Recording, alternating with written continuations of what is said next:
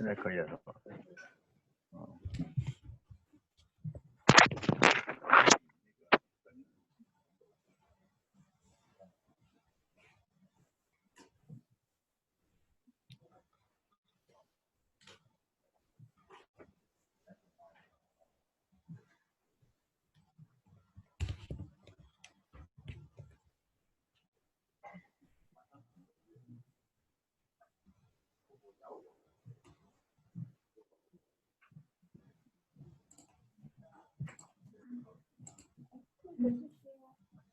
外部的人来要上我们的那个 guest WiFi 的话是怎么弄来着？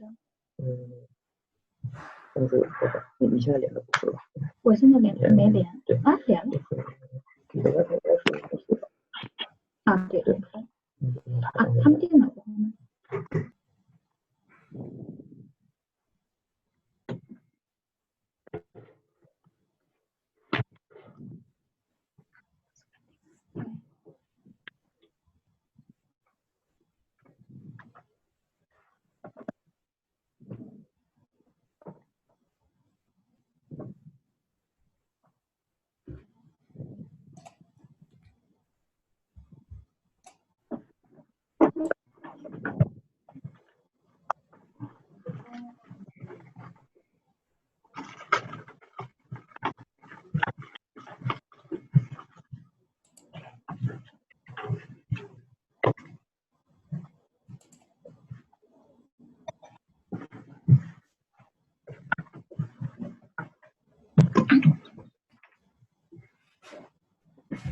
啊，对对对，用点点意思。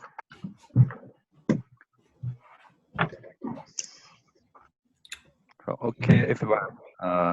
This training will start immediately, and Mr. Stream will be the trainer for this career certification training. So let's Mr. Stream to introduce this training.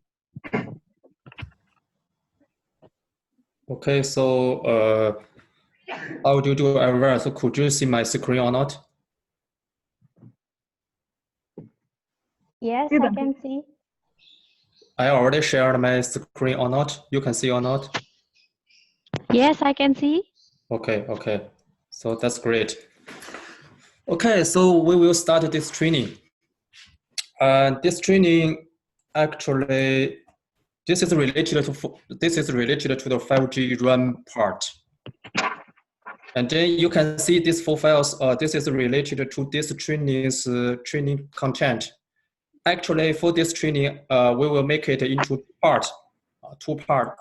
The first part, I will introduce for the 5G motivation and then 5G RAN network architecture and the key technology. So this two. Sorry. Did you share your training material?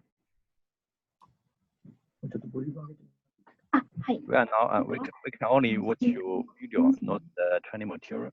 Can you share your desktop? Oh, so not sharing the screen, right? Yeah. Yes. This one, you can see or not? Yeah, we can see now. Okay.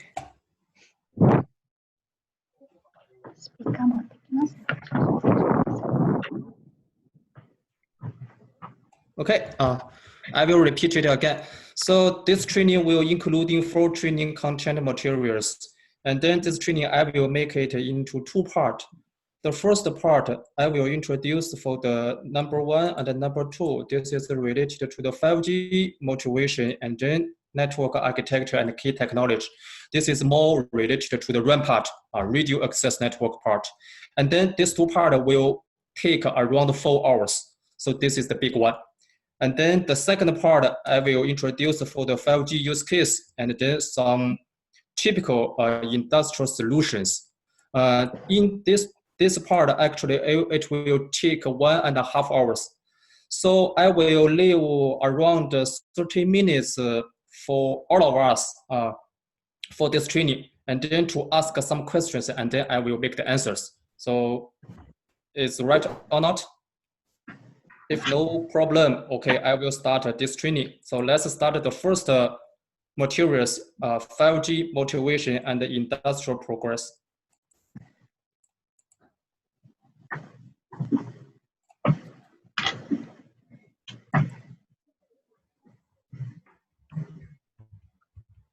Okay. Okay, so everything is okay or not? The screen. The screen is green. The screen is right or not? You can see my screen or not? Okay, right? Okay. Okay. Okay, so this is the first materials, 5G motivation and industrial program. Okay, let's start one by one. In these materials, including these several contents. The first one, so what's the 5G? Wait a moment. Okay. What's the 5G and why is 5G required and what can 5G do? So this is the typical three questions when we're facing the 5G, this new technology. So let's starting one by one. So what's the 5G? Okay, and then this one, IMT2020.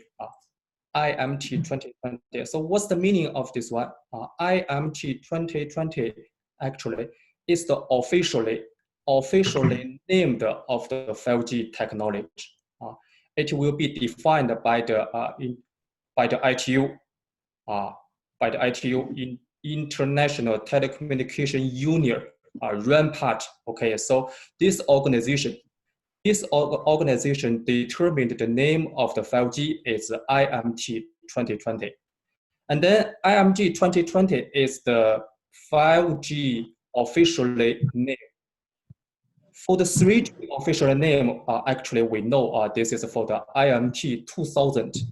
This is for the 3G official name. And then for the 4G official name, we call it IMT Advanced.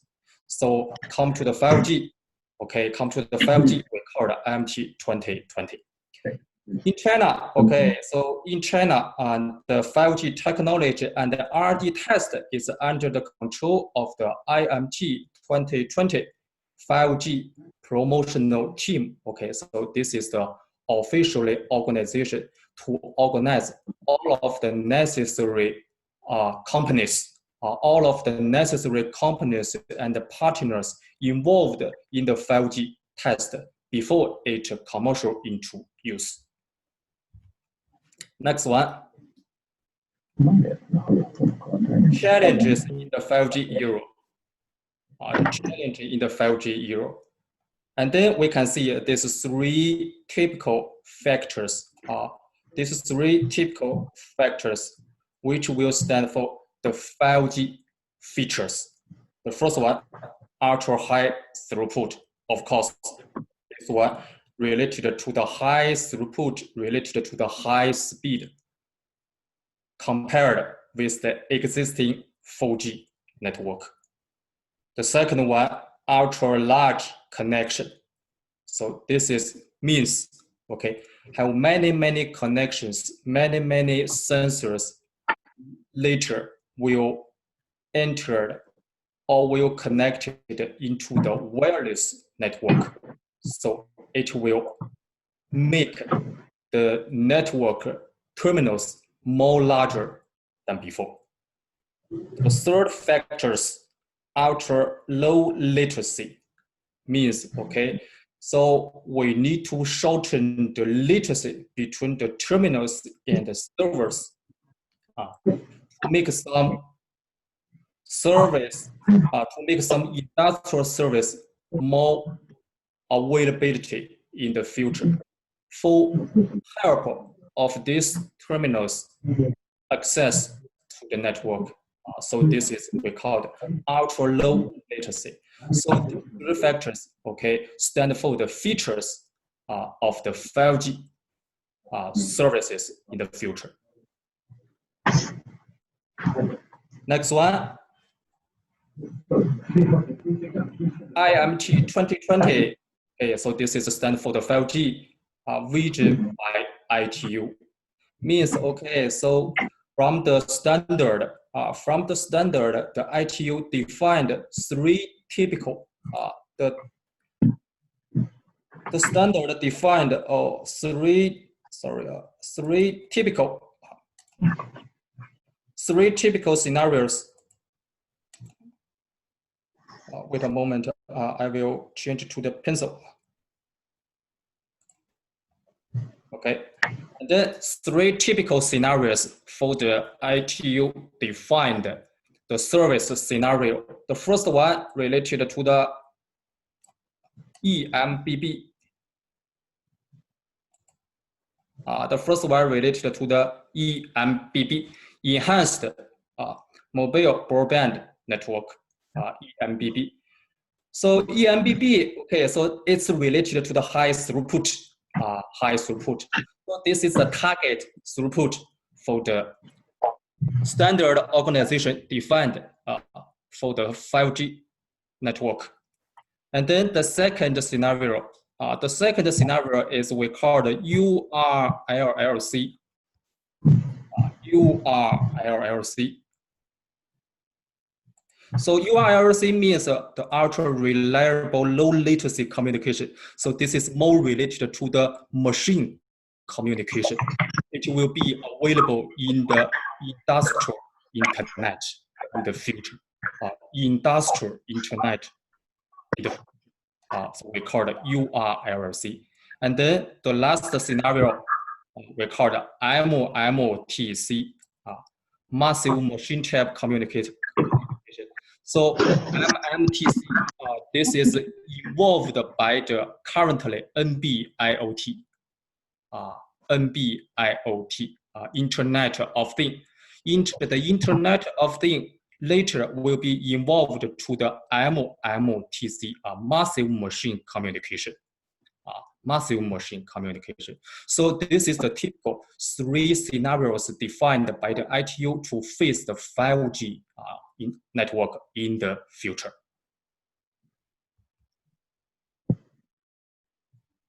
Okay, this one. So this slide will introduce the new service format VR, AR, or MR, to reliable, augmented reliable, mixed reliable, have the highest requirement on which one? Which indicator? Speed. Speed means throughput. Speed means throughput. Okay, so this one, Oculus Rift and Touch or some AR, the Magic Leap. The AR representative companies all over the world. It will create some services. Which will using the AR terminals to realize this service. So let's take a look the typical requirement for the VR service. And then we will focus on the throughput. Okay, for the VR evolution, we'll encounter pre-VR, entry-level VR, and advanced VR. For different phase, okay, so the VR service content, okay, and then we'll define different KPI, different key indicators. So this indicator related to the resolution, related to the color depth, related to the frame rate, like the video, like the HD video. Okay, the resolution is become higher and higher. Means okay, so the content, the screen, okay, and then we need more throughput to transmit, and then for different factors, we can see the typical bandwidth requirement. The pre-VR currently the typical throughput is 50 mega, and then entry-level VR 200 mega bps. Advanced we are 1.4 giga bps.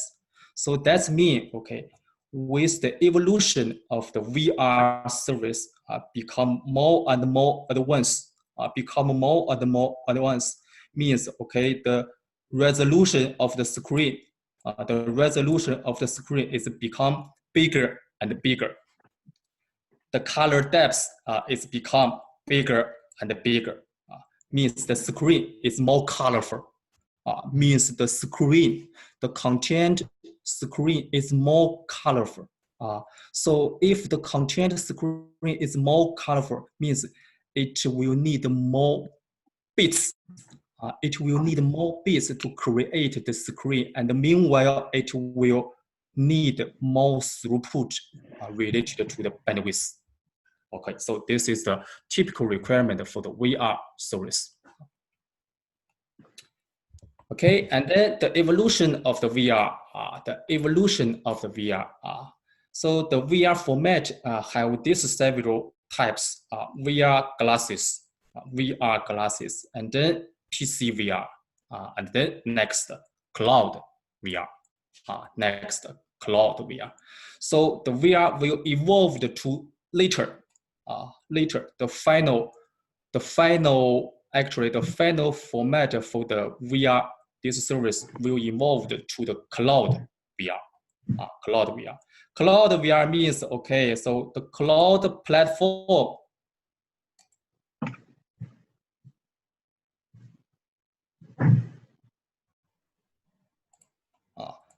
cloud VR means, okay, so the cloud based on the cloud platform plus the thin terminal. So if evolved to this shape, so the business prospect is the cheaper cost, easy access, and good ecosystem.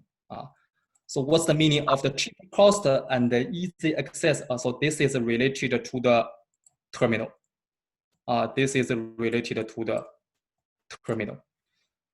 So if the services want to become more suitable, more good, more popular in the market, so the terminal must be cheaper cost and easy access. So this is the final shape for the VR ecosystem evolution. Later, will evolve to cloud platform basis plus the thin terminals, and then it's more popular to the peoples. It's more popular to the peoples in the future.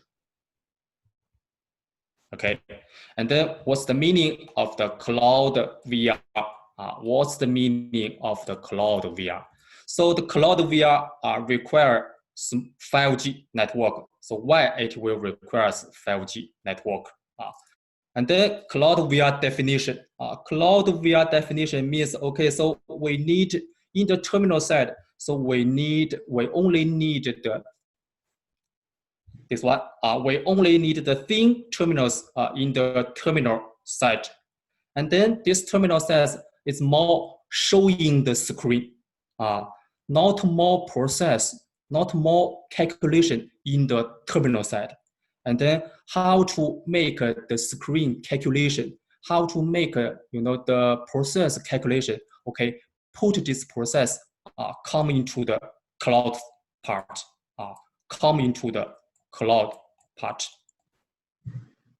Means, okay, so we need to establish the cloud-based platform, and then to process the VR services, to process the calculation of the VR screen, and then by using the network to transmit this screen to the terminal, And then based on the previously introduction with the bandwidth of the VR actually, so in the wireless part, it will need maybe around 200 megabps for the entry level VR services. So that's why if we want to realize the cloud VR, this service shape, use case shape, so we need to build the 5G network to supporting for this high throughput bandwidth transmission. Okay, next one. This one related to the IoT connections. The massive connections later. this is for the Internet of Things, and later will involved in the network. So this is in China. This is we call the shared bicycles. We'll install some sensor, and then we'll install some sensor in this locker. This is a locker. This is the intelligent locker. We'll install some sensor, and then this sensor will using 4G or 5G technology to exchange the information. Between the bicycle, and then to the remote platform. And the next scenario, this is for the smart city. Like the smart meter, smart parking. So these scenarios also for some related terminals will install some intelligent sensors. For example, if the meters install some intelligent sensors, so this intelligent sensors can read the meter, and then transmit this data from this meter to the platform. So it will realize that the automatic. It will realize the automatic report. Automatic report this format. So this is we call it the large-scale IoT connections. Next one, this related to the URLLC. The third scenarios, low latency requirement of the automated driving. We also know automated driving. This is also we can using the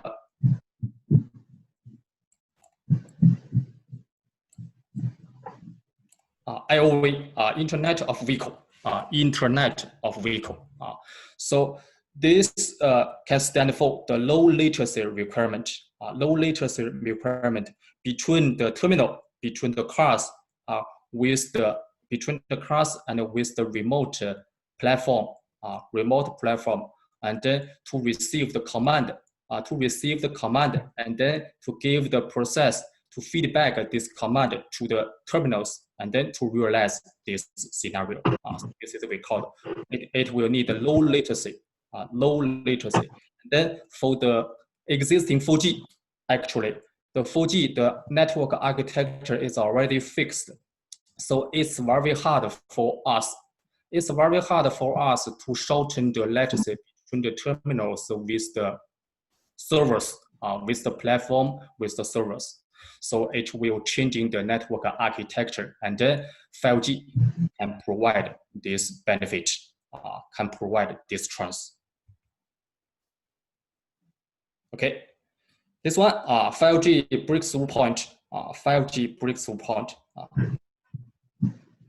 So the key control point, the reliable of the automatic driving is greatly improved. The IOV Internet of the Vehicle. So this is what we call Internet of the Vehicle.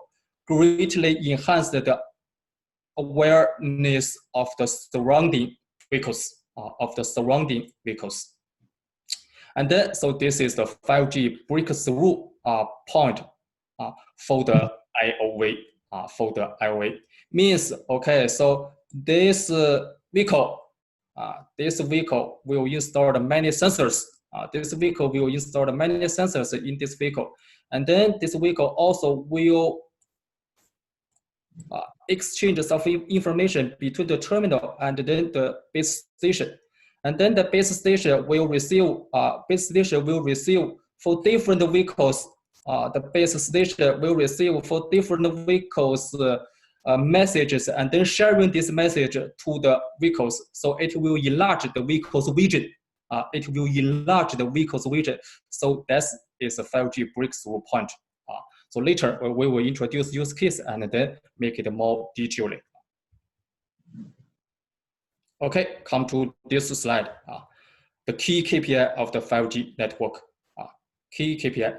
Okay, so this is a comparable. This is a comparison between the 5G with the 4G LTE. So from the latency, from the latency, 5G can reach end-to-end delay 1 millisecond. This is the final objective. This is the final objective. 1 millisecond between terminal to the server, between terminal to the platform, between terminal to the server. And then currently for the 4G only supported 20 or 50 milliseconds. And then for the throughput, throughput means the speed. The 5G, the final target is 10 gigabps. But currently, actually, it cannot realize. So this is the final vision for the 5G evolution network. And then currently for the LTE, okay, so one carrier, just maybe the typical throughput is around 100 mega. So this is very ideal. This is very ideal. Actually, for the realistic network, it cannot realize for this high speed. So actually, we know. And then the next factor, okay, so numbers of connection. For the 5G network, so maybe in the future, many terminals, many sensors will involved into network. So the 5G network will support more large scale connection. It's around 1,000 kilo numbers of the connection every square kilometer. 1,000 kilo. And currently for the 4G is only 10,000. It's only 10,000. The next one, network architecture. 5G can supporting the slice. 5G can supporting the slice network. So this is 5G special capabilities. But 4G cannot. 4G, the network architecture is fixed from the wireless part, from the transport part, and then from the core network part. The network element is fixed. Location is almost fixed. So we cannot change the structure of the network. But in the 5G, it's more flexible based on the slicing this solution. So this is the key KPI of the 5G network. Okay, and then some requirement for the 5G network capability. So this is more like this page. This page is more like the radar drawings. Okay, so this axis means the speed. This axis means the latency. So this is the third dimension. By different services have different requirement. So this is more important. Actually, what we need to pay attention, what we need to focus on, means in the 5G network, the network will bear many different requirement services. Some services will focus on the speed. Some services will focus on the latency. So that's why. So we need this network, this wireless network. It's more flexible. It's more flexible to adjust to matching different services requirement. So this is what we call 5G network capabilities. 5G network capabilities. Okay, next. This is for 5G equal to the platform. This is compared with the traditional commercial mode. Traditional commercial mode means, okay, so the wireless network means the 4G equal to the 4G equal to the connection. So for the operators, we're selling the SIM card. We're selling the throughput packet to the users. But in the 5G, actually, the commercial mode also will be upgrading to the platform basis, to the platform basis. Then this platform will benefit to the consumers, and then will benefit to the vehicle industrial, and also benefit to the operators, That means, okay, for the operators, just because due to the 5G network is coming, some network element, this architecture also will be changing to the platform basis. So that's why, okay, in this slides, the platform will benefit to these three, the platform will be benefited to these three different level: consumer level, vertical industrial, and then carriers. Okay, so this is the first part. First part will just introduce some typical scenarios for the 5G network. So let's come to next, development of the 5G protocol standardization.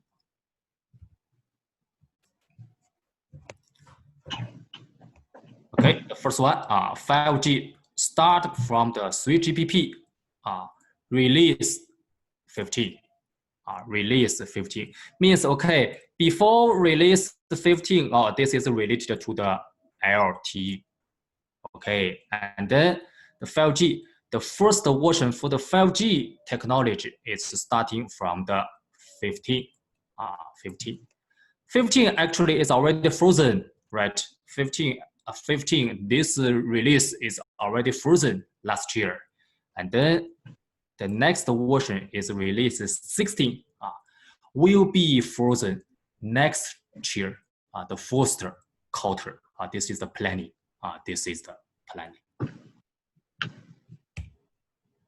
Okay, so this one. This is so this slide will introduce the OTSA, the 5G Open Trail Special Alignment. It's different with the 3GPP. It's different with the 3GPP. So it will launched by the by the Japan, Korea, and American Verizon. So also will accelerate the 5G technology progress. So this is the OTSA. It's not the officially standard. It's not the officially standard organization like the 3GPP. So also we need to focus on the 3GPP defined the standard of the 5G technology. Okay, so this one, 3GPP accelerated the 5G protocol standardization. In this slide, we need to know. The progress of the 5G protocol standard. The first one, release 15. Actually, what I introduced before. This is the first version of the 5G. Okay, and then in this version, we call the 5G phase 1. 5G phase 1. In the 5G phase 1 also will include 2 steps. 5G phase 1 will include 2 steps. One step is we called non-standard NR eMTC. So this one we can using the simple word to describe NSA.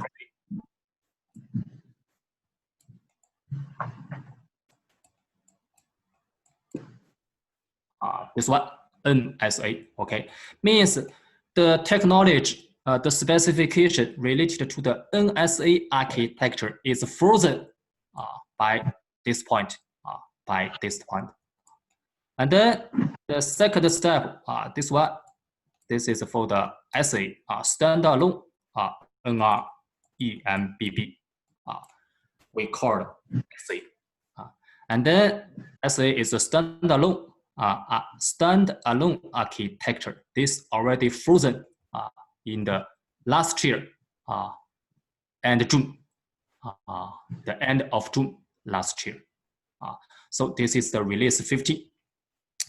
And release 16, actually, release 16, the original planning will be frozen. Okay, so will be frozen end of this year, 2019. But due to some reasons, it will delayed. Maybe delayed to the next year, 2020, the first quarter. The first quarter.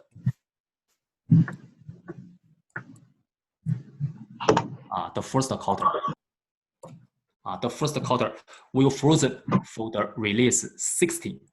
And then for the release 16, will enhancement the URLLC scenario. mMTC still not mentioned in the release 16. In the release 16. In the release 15, here, only mentioned the basic URLLC services. And the enhanced URLLC technology will be frozen in the release 16. So this is we need to know. This is we need to distinguish. Okay, so this is the reading. This is the reading of the 3GPP. 3GPP's progress. Okay, so this is some detail. This is for some detailed information related to the 3GPP standard frozen some event. Release 15 basic version. Release 16 complete competitiveness, especially for the URLLC enhancement. mMTC cannot. mMTC cannot.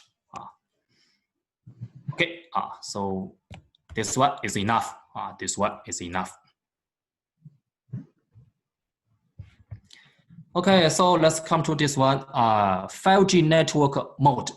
5G network mode. 5G network mode is related to the 5G standard, different phases. Okay, the first mode, NSA. Excuse me, one question, please. So, any questions? Yeah, actually, this motivation in release 16 not to include this massive machine type communication. Yes. The reason behind this one is a business reason or the technical reason? I think for the technical reason, just because many powers actually is focused on the eMBB and the URLLC, and then for the mMTC still need to waiting. Still need to waiting for the technical reason or for the business reason, all. I think both. Okay. Both.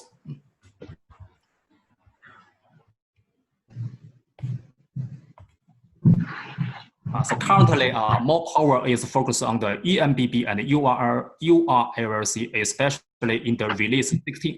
Release 16 will focus on the enhanced eMBB and enhanced URLLC. And then these two scenarios actually is more clear.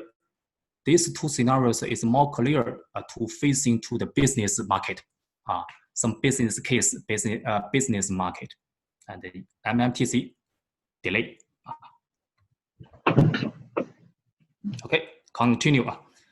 5G network mode. 5G network mode. Okay, so and then based on the phase of the standard. And then the first phase of the standard for 5G, okay, is related to the NSA non-standalone architecture. Non-standalone architecture, and then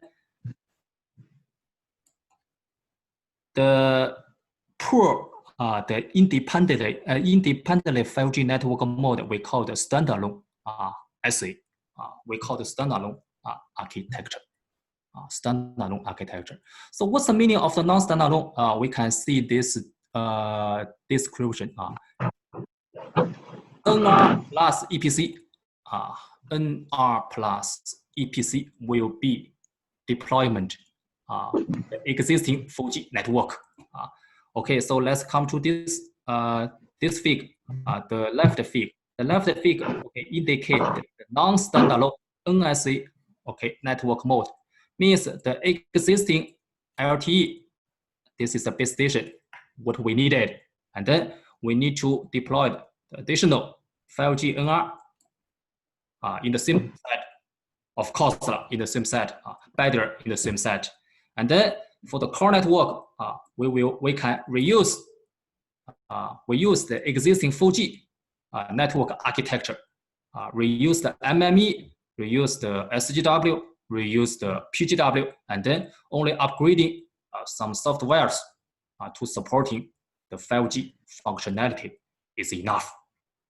So this is more easy and more quickly for the commercial use. So this is for the NSA. And then for the SA, standalone architecture. Standalone architecture means, okay, 4G is 4G, 5G is 5G. It's the separate, independent network. Means, okay, the 5G in the same set, we just install the 5G NR, and then the 5G NR means the new radio, means the base station. The 5G base station, okay, will connect it to the 5G core network. It's different, it's the 4G core network, especially for architecture is changing. The network element, the hardware architecture is changing. Okay, so this is some key point. This is some key point for the 5G network mode. 5G network mode, supporting the new services such as the URLLC. Okay, so decouple from the existing 4G network. The protocol is frozen by the end of the 2017. The agreement is frozen in the 2018. Okay, continuous coverage request for the 5G base station. The less investment at the early stage of the 5G deployment. And then, okay, so this is some key point to make the summarize.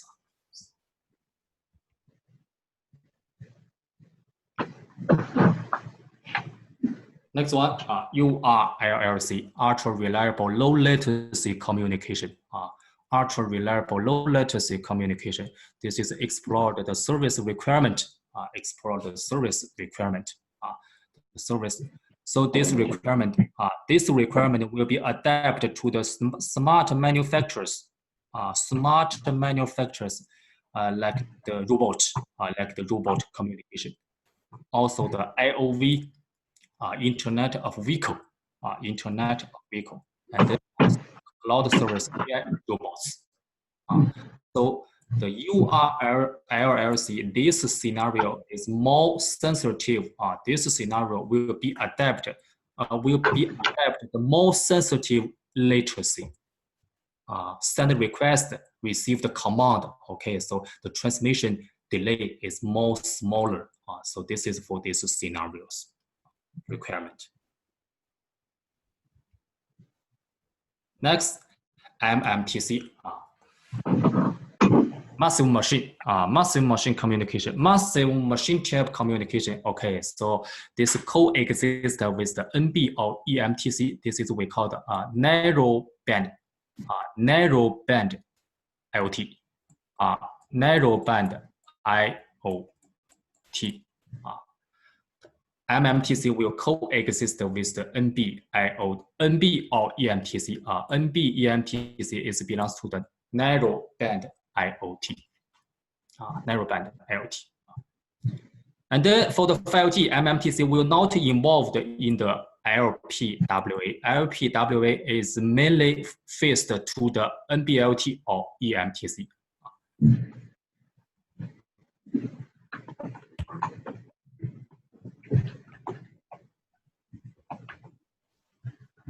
Next, 5G industrial chain and ecosystem.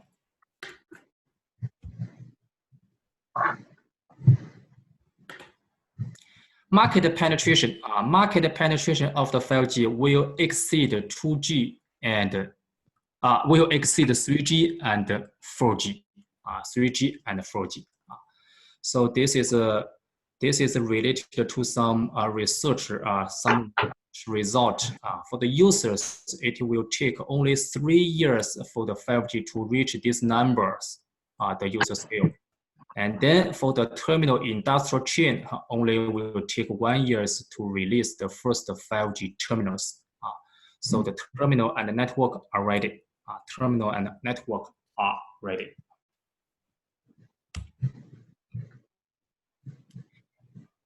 Okay, and then 5G, the large scale commercial environment is ready. The large scale commercial environment is ready. And then the environment, okay, it will relate to the end-to-end the industrial chain. End-to-end industrial chain. Okay, the first one is for the chip. First one is for the chip. And then the second one, this is for the terminal. This is for the terminal. So currently the terminal is related to the mobile phone and CPE. Mobile phone and CPE. And then this is for the network. So this is for the network. This is for the wireless network. This is for the bears network. And then this is for the core network. We all can put these three. We just say the network is ready. Network is ready. And then the rest of them is for the ecosystem. Services, use case, all will become more and more mature in the future.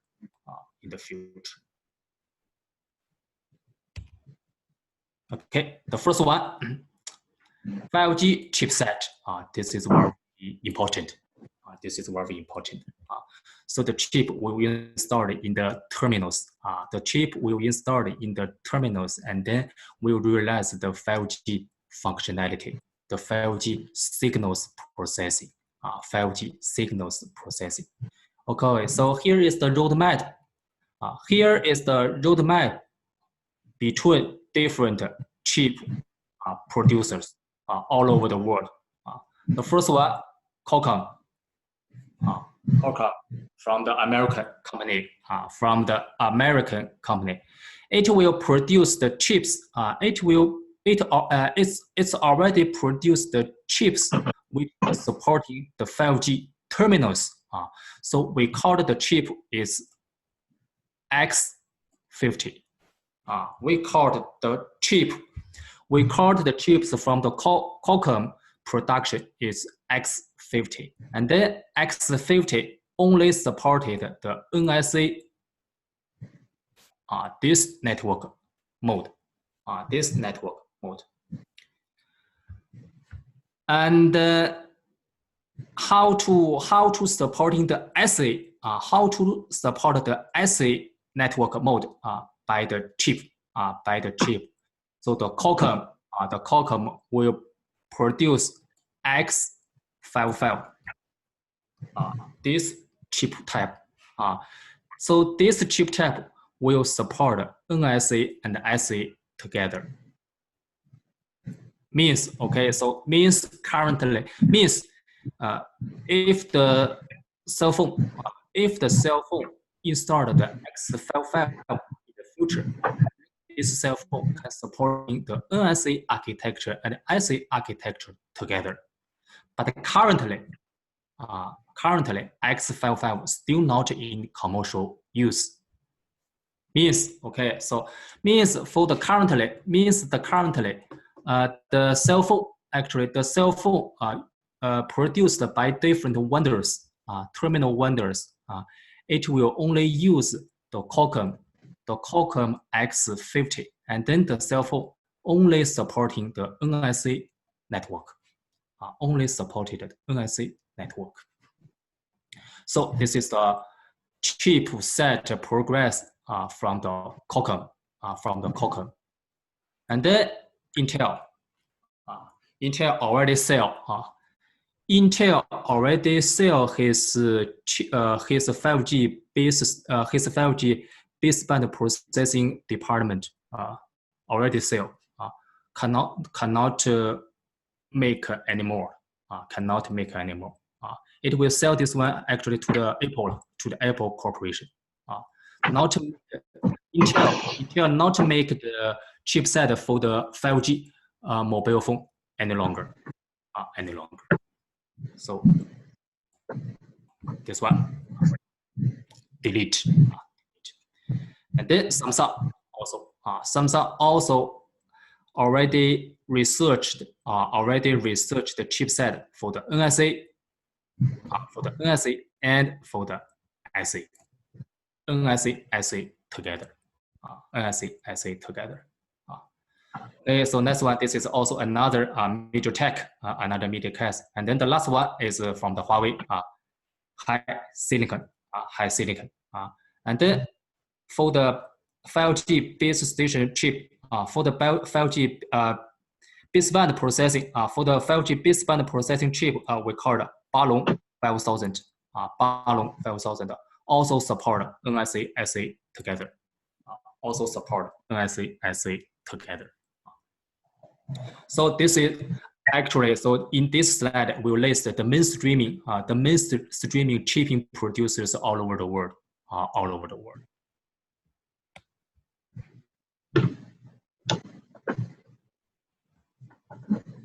Okay, so this one, this is related to the Balong 5000.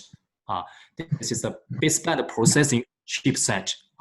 Baseband processing chipset, supporting the 2G, 5G, 4G, 2, 3, 5, multi-mode single chip model, single chip model, and then supporting the both NSA and SA architecture.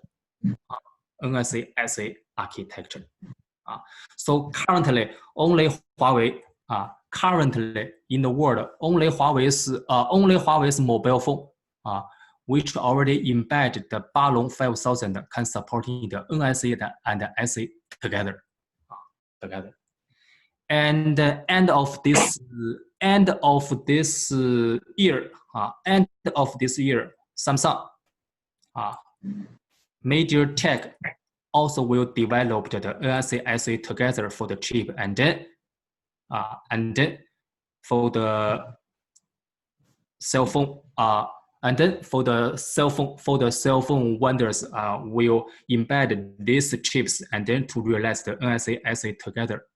NSA SA together, but currently cannot.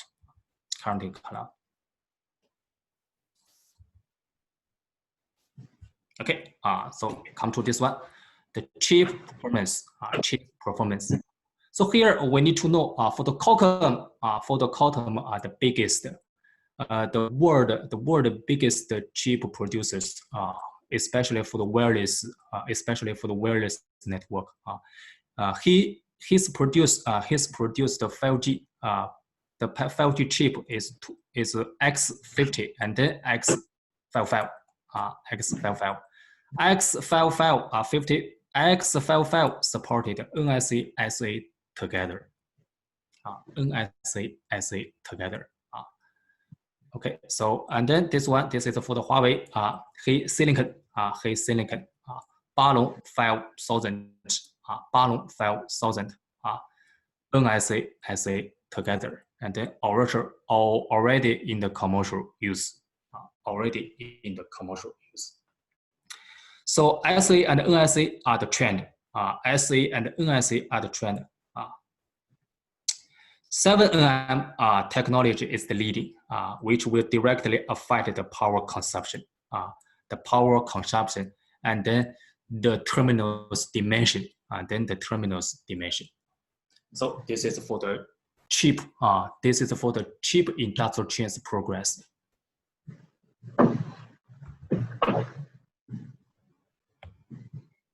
Okay, next. For the 5G terminals, okay, one is for the CPE, like the wireless router, and another type is for the cell phone, that we use maybe in the future, and then the cell phone is the maybe later in the 5G. Later in the 5G's cell phone, actually will adopt the foldable. Screen. Okay, so this chip to meet the different maybe later the services, meet different services, and then to enhance the experiences of the users. So this is the trend for the cell phone. This is the trend for the cell phone in the future, which the screen will become the larger screen, and then foldable screen to meet the flexible, colorful experiences for the services and the users. Okay, so here is the 5G terminals release. 5G terminals release at the MWC in this year. MWC. The manufacturers are related to the Huawei, Lenovo, Moto, and then Samsung. Currently for the Apple, yes, currently for the Apple companies still not launched his first 5G terminals in the world.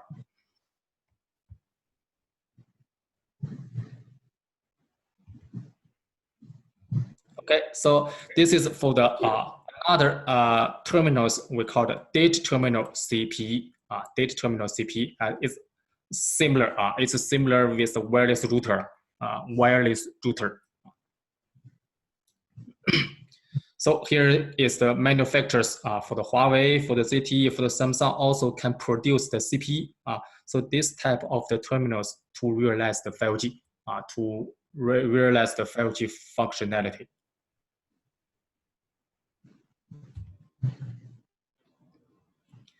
Okay, next, 5G will aggregate all frequency band. 5G will aggregate all frequency band, means all the existing licensed spectrum in the future can refarming to the 5G. But currently just split into two sides. The first one we called sub 6 giga. The first one we called first part we called sub 6 giga. And then the second one we called millimeter. Is around maybe here. This part. It's we called millimeter spectrum. Millimeter wave spectrum. 28 giga. 28 giga. And then in the sub 6 giga, so this one cellular band, we also can call is the C band. C band means cellular band. 3.4 to 3.6. 3.6. Okay, so this is the mainstreaming frequency band all over the world. Mainstreaming frequency band in the low frequency band all over the world for deployment 5G.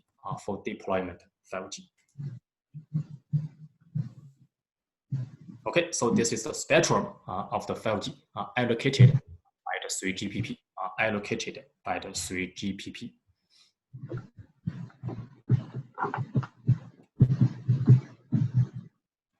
Next, C-band, cellular band. C means cellular. C-band and high frequency G30 or G40 spectrum will be available for 5G. For the 5G. So this part, this is for the C-band. This part, this is for the C-band. 3.4 here. 3.4 until 3.6. Until 3.6. So C-band is the first mainstreaming frequency band for the 5G deployment all over the world. So this is the status. This is the status of the spectrum available all over the world. all over the world.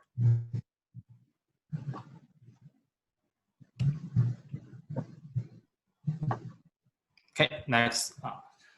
Global process 5G spectrum will be ready before 2020. So currently, many countries actually already launched the 12th 5G spectrum, and then the 12 5G network, and then many countries also have the planning. Many countries also have the planning for launching the 5G spectrum license auction.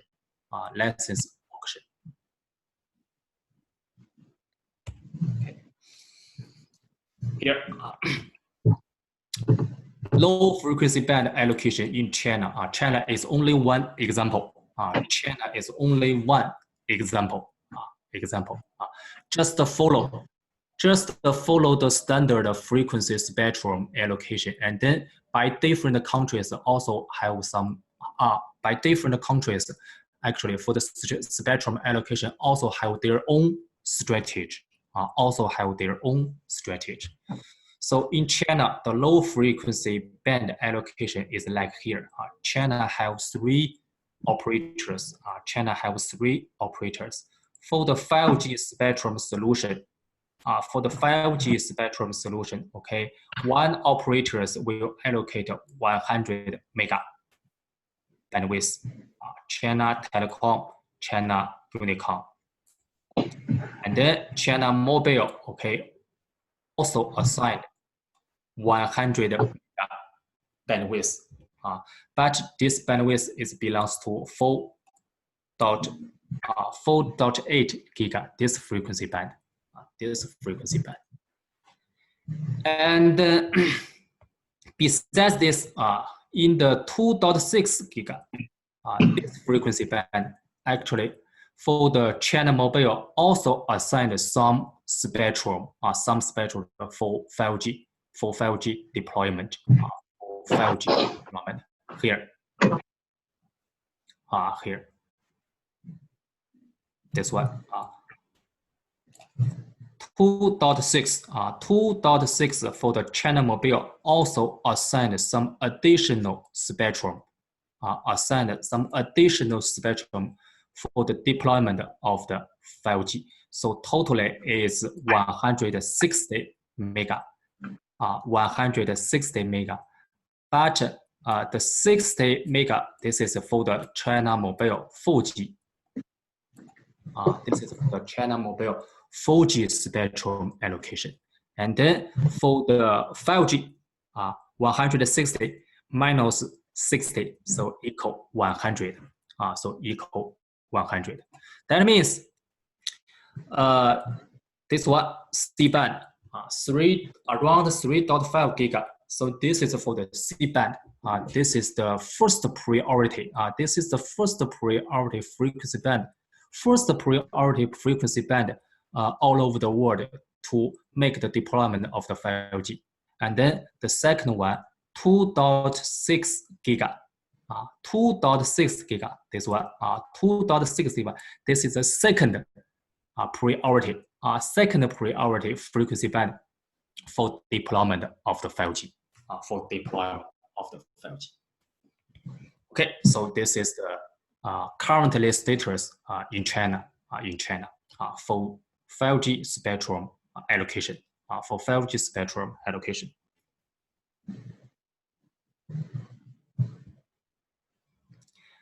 Next, E2E end-to-end solution requirement by 5G is ready.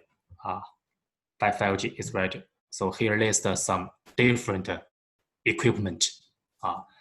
The AAU, the wireless part, the base station include AAU, include RRU, include baseband, BBU, and also for the access network, and then for the call network, So actually, the equipment side, the end-to-end equipment side is already ready.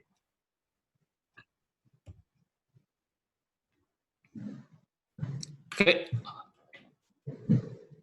The last one for this part, this is for the global commercial display.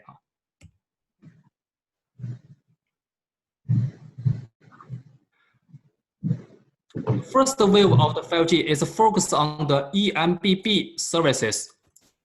So this is actually we shall be focused on. So the first actually the first service, the first scenario, or the first services which will be deployment in the business in the business side is focused on the eMBB services. So this is related to the progress of the 3GPP standard. Progress of the 3GPP standard. So currently only eMBB. The standard is frozen, and then the standard is frozen. The technique, the technology, the specification is already fixed. And then for the URLLC, which will adapt to the industrial scenario, will adapt to the Internet of Vehicle or industrial robot, still not frozen. So it still need to waiting for the technology mature in the next several years. So that's why in the first wave of the 5G deployment, will be focused on the eMBB services. We'll focus on the eMBB services. And then focus on the eMBB services in the early stage. We will list these several typical services. These several typical services like the AR, VR, high density video, and then UAR application. This one, UAR application. So these services, so the key point is it will get the large bandwidth to transmit the services, to transmit the data,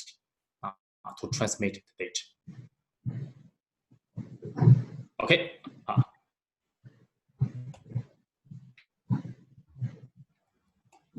Next one. Explore the more application in the emerging vertical industries. So this is the key point of the 5G network.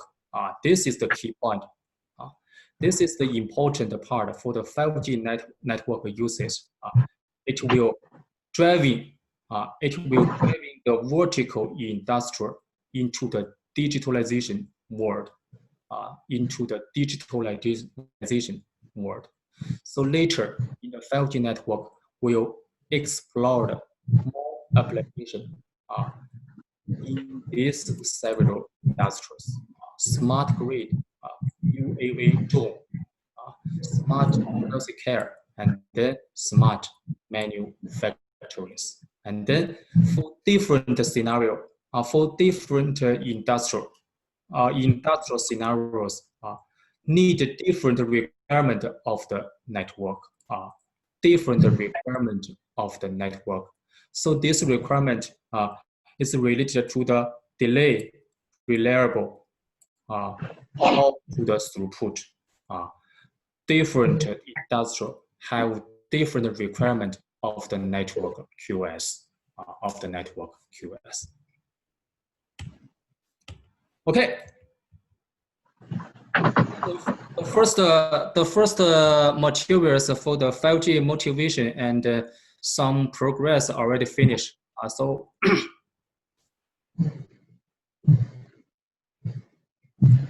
any questions for this part? Yes, sir. Hello. Hello. What is UAV video back on? You mean here, right? UAV, right? Yeah, UAV. UAV is the drone. UAV radio is maybe the drone will carry the camera. The drone will carry the cameras, and then the cameras will catch in the video, and then will send in the video back to the platform. This is the UAV video. Okay, thank you. UAV is the drone. It's the drone, and then this drone will carry the HD camera. This HD cameras will catch in the screen, will catch in the vision, and then we'll store this screen, we'll store this video, and then through 5G network, transmit transmit this image, this video back to the platform,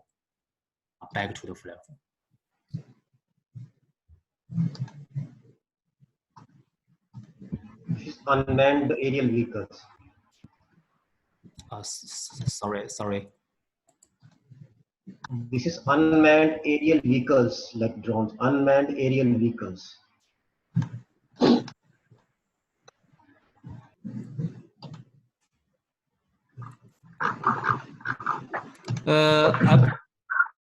I cannot hear you clearly, so I beg your pardon. What's you mean? No, sorry. Actually, I was just telling to one of my friend like UAV. It's unmanned aerial vehicles. Yes, it's unmanned. Unmanned, of course. Yeah, unmanned aerial vehicles. Yes, it's unmanned. There's no person. Okay on this drone. But can remote control for this drone UAV.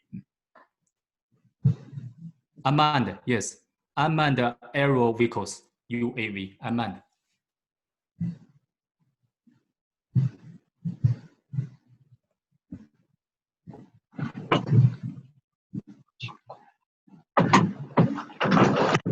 Okay, so if there's no question for this part, so let's take 15 minutes for the break, okay?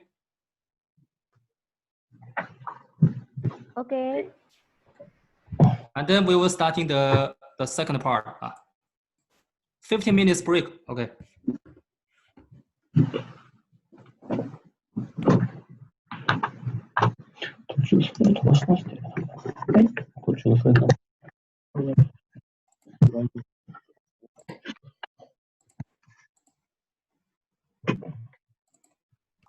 This is the base station LTE.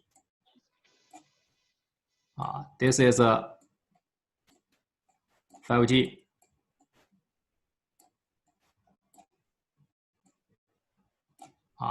So we need to using some cable to connect it LTE and 5G together. LTE and 5G together, and then connected to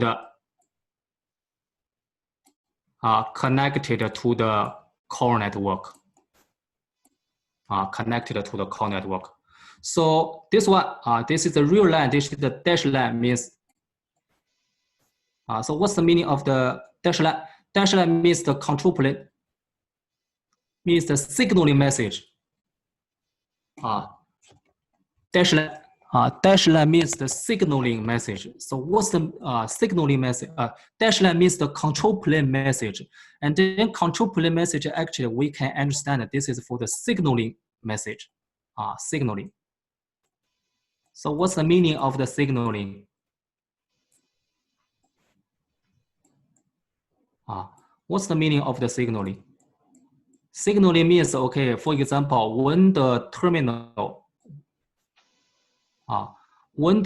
power on, so when the terminal power on, you cannot make the services at once. So you need to waiting for some times. And then during this sometimes, the terminal will make the attach process, finish the attach process with the core network. And then this attach process contains several signaling message. So this signaling message is what we call the control plane message. So that's it. And then this signaling message will using LTE. This signaling message will using LTE to the EPC, to the LTE EPC to finish. The signaling message will using LTE base station to finish the exchange, message between LTE and LTE EPC. So this is the control plane. And then for the user plane, this is the real lane. The blue color, this one, the blue color, this is means the user plane, the pathway, user plane pathway. And then the user plane pathway can from the EPC user plane, okay, transmit the data, not a signaling message, transmit the data from the core network wire network to the 5G NR, to the 5G NR, and then from the 5G NR, okay, and then sending by the air interface to the terminal, Meanwhile, in the 5G NR, okay, we can see this is the anchor mode, anchor.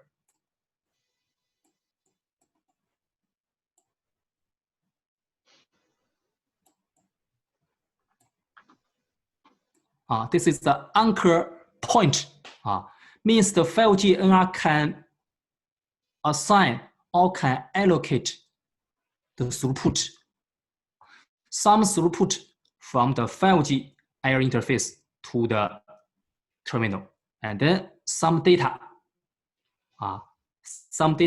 can allocate to the LTE, and then using LTE air interface to the terminal. So this is for the 5G NR's anchor solution. Anchor solution. So this is what we call NSA network. NSA network means, okay, 5G NR shall be bundled with LTE together, and then can reuse LTE core network. For the control plane. Will sending by the LTE base station to the LTE core network. For the user plane, also can sending from the ePC, okay, which upgrading for the 5G, softwares, and then from the ePC to the 5G NR base station, and then 5G NR base station can be configured as the anchor point, and then to assign the data to the LTE or directly to the air interface to the terminal. Okay, so this is what we call the NSA network mode. Excuse me, small doubt. Please. Yeah, can this anchoring happen from LTE to 5G side as well? The way 5G is sending the user plane data directly to the handset and then yes, to of LTE. course. Yes, can of it course. happen it can happen other way around. Yes, of course. So that's why, okay, for the NSA have different option, right? You maybe you hear this different option.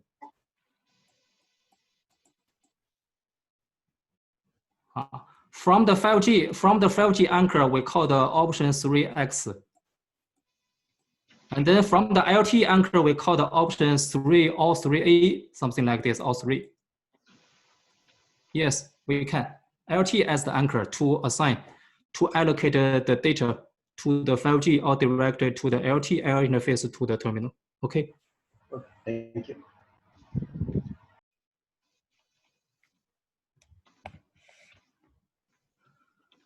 Okay, so any question? Okay, so if there's no question, we continue. So this is the NSA, means, okay, the NSA, the EPC, we can reuse the full EPC, and meanwhile just upgrading the softwares to supporting the 5G path. This is more easy. This is more simple. And then in the wireless part, we only installed the 5G base station, but we need to bundle with the LTE. Means, okay, if the existing is the Huawei LTE, so if the existing LTE equipment is from Huawei vendor, if you want to active 5G, so you need to purchase Huawei 5G together, bundle with Huawei LTE. So this we call the bundle vendors equipment 4G. So this is the limitation. This is the limitation. But from the network deployment saying, it's still more easy. It's still more easy to deploy the 5G functionality as quickly as possible. Okay, and then let's come to the next other architecture, SA standalone architecture. Standalone architecture, okay, so in this page, in this figure, it's more easier. You seeing it is more, you seeing it more simple. Only deploy the 5G base station and then connected to the 5G core network. Okay, the dash line, the real line, the dash line is for the control plane, it's for the signaling message directly from the 5G NR to the 5G core network, not to the EPC, not to the EPC. Meanwhile, the data plane, the user plane, this is the real line directly from the 5G NR to the 5G core network, to the 5G core network. Okay, so this is the standalone architecture. So you see this one is more simple from this one. It's more simple than the NSA. NSA, we need to bundle the LTE, but please know, please remember, I say, what I say, why I say is still not, why I say current until now, is still not launching the commercial use all over the world. No country, right? No country currently announced the SA commercial use all over the world. Only the NSA is right. Yes, you can watching some news. You can watching or you can listening some news for this market. Yes, currently, no one country can announce the SA in the commercial use. So what's the question? What's the limitation? Is it in where? Where is the limitation to cause this status? To cause this status. Okay, so the limitation is in the 5G core network. 5G core network is very different with the EPC. 5G core network, the hardware architecture is changing. Hardware architecture is changing. Okay, so it's changed to which architecture?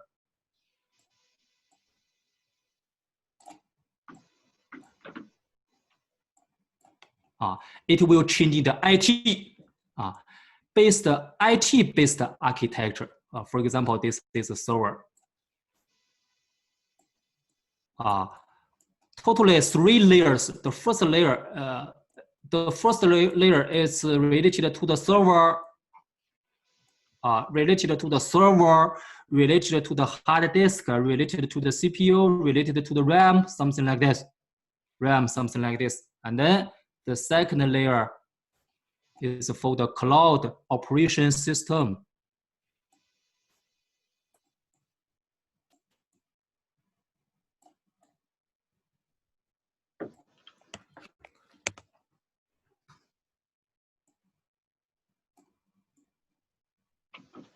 Okay, this is the layer 2.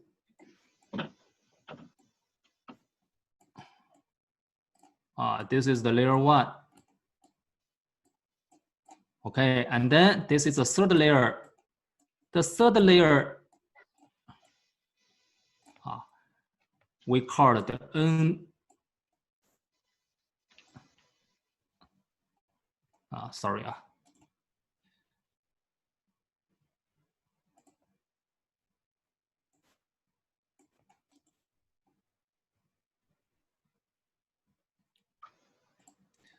the third layer we call the NFV. The full name is Network Function Virtualization. Network Function Virtualization. So what's the meaning? Okay, so the third layer is just install the softwares to realize the core network like the MME,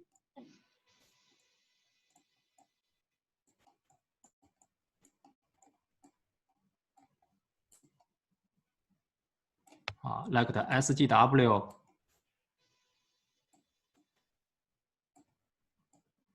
and so on, PGW and IMS.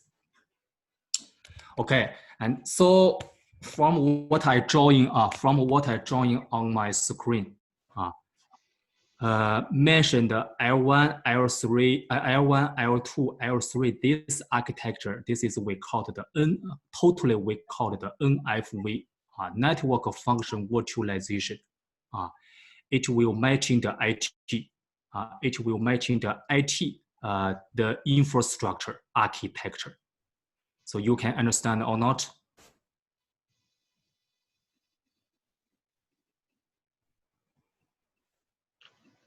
Okay, so EPC is the traditional hardware architecture. So what's the meaning of the traditional hardware architecture? Okay, so this is the ME hardware, software together installed in one rack. This is SGW.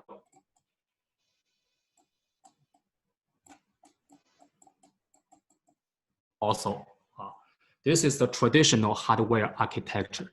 MME, okay, different vendors have different hardware board and then load the software function. MME, okay, using the MME board. SGW using the SGW board, and then we'll load the related software function. But in the 5G core network, the hardware architecture will change into the IT basis infrastructure. IT basis infrastructure. Okay, so IT basis infrastructure is like here. It's like this. Okay, it will divide it into 3 layers. One layer we call is the basic hardware infrastructure. So this will including the equipment is like the server, is like the hard disk, is like the switcher, is like the router, is like the CPU, is like the RAM, something like this. And then L2, okay, will install the cloud operation system. And L3 is the top layer, will install the NFV network function virtualization for the software's functionality.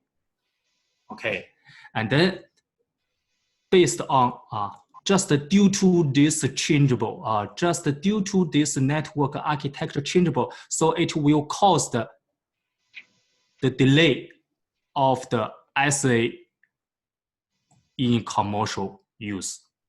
This one is more complicated, for the equipment in commercial use. Okay. And for the NR means the base station, actually there's no limitation. The NR in the SA and NR in the NSA is more similar. So the real limitation, is coming from the 5G core. Okay, so this is the explanation of the NSA and the SA.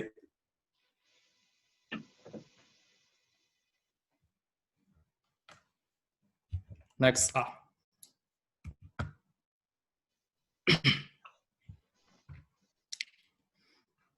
Here lists the SA network architecture. Where this part we call the NG-RAN. Core network we call the NGC. And then NGC, of course, have the AMF, UPF, and some other functionalities. And then this shape is like here. AMF,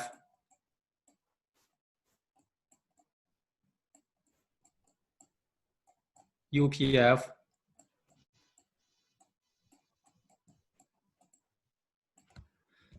just the installation, the software for this functionality installation into this basic hardware infrastructure.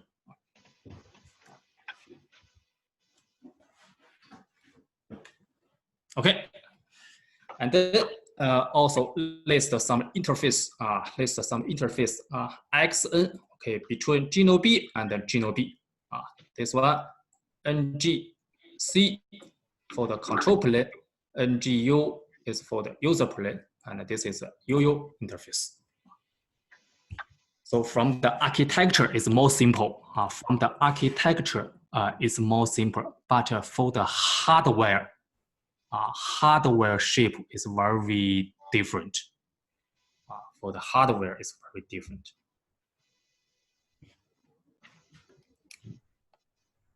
Okay, so here is the words between NGC and EPC. EPC is for the 4G, NGC is for 5G.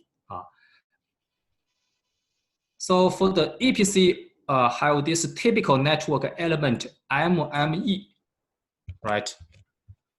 MME, EPC, this is the EPC core network typical network element. MME can realize the mobile management, mobility management is for the handover. It's for the handover. And then for the user's authentication, is during the attach process to finish the user's authentication. And then for the session management, to establish the session, to finish the user plans path establishment. Okay, and then this is related to the NGC 5G. So which network element is matching to the MME? Here, mobility management, okay, so it will mapping to the AMF. AMF means the access mobility function. Access mobility function, okay. AMF only realize this access and mobility function. And then user authentication is matching AUSF, this network function, And the session management, okay, is matching. It's matching SMF, session management function. And in the NGC also have some other network function. It's the UPF, a user player function. User player function. This is for handle the user player data forward. User player data forward. And then PCF, policy charging function. So this is related to the traditional 4G PCRF. UDM, user data management. This is related to the traditional HSS.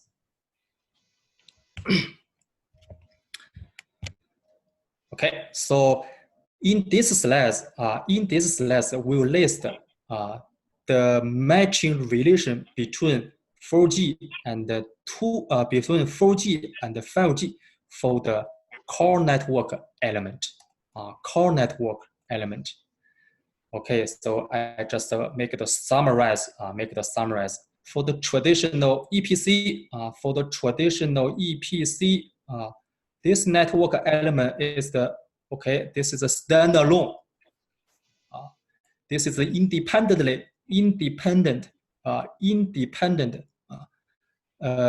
equipment, MME, PGW, SGW, PCRF, HSS, means each equipment have their own rack, have their own board, will install their own softwares. But when we evolved to the 5G NGC, okay, we can see the AMF, AUSF, SMF, UPF, PCF, UDM. This one we called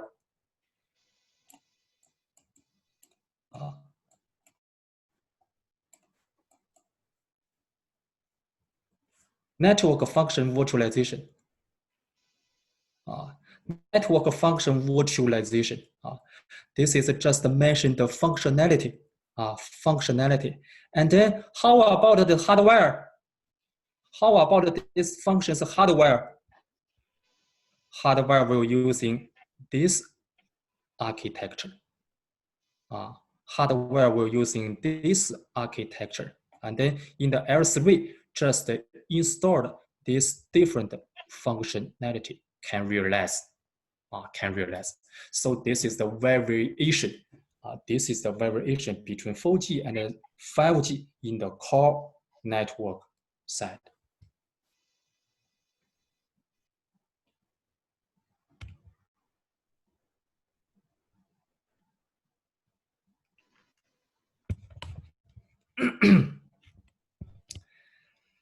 Okay.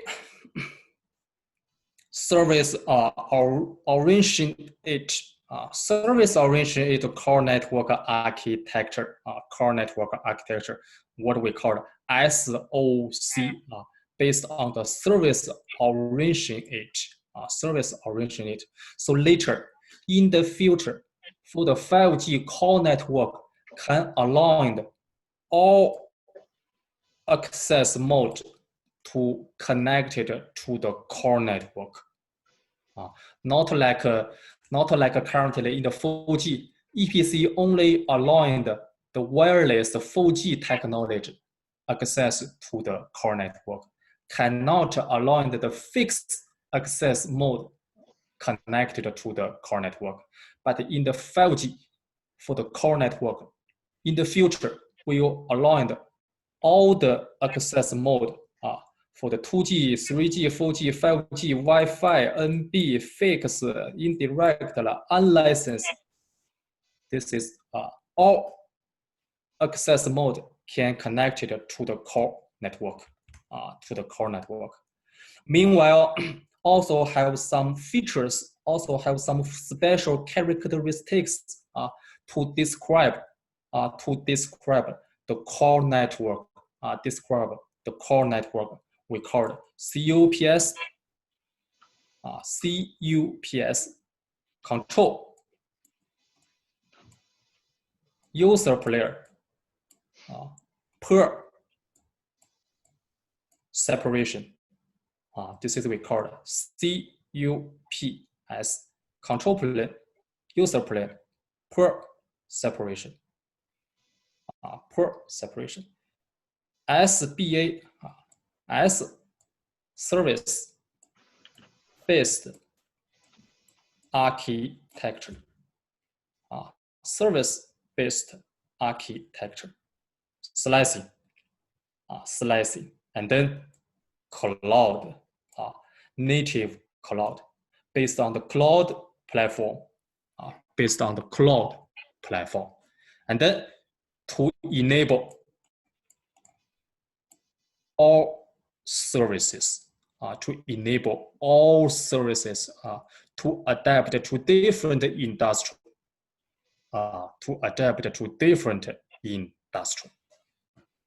So this is the future. This is the future vision. This is the future vision for the 5G core network.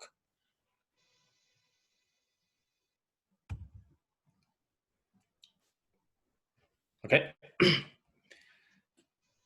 So why network slicing is required in the 5G? Okay, why network slicing is required in the 5G? Okay, so before introducing for this one, let's back to this. I just supplement some message. NSA cannot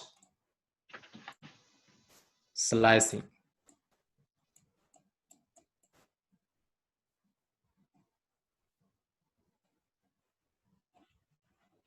NSA, this architecture, this network architecture cannot supporting the slicing. SA can. Okay, that's it.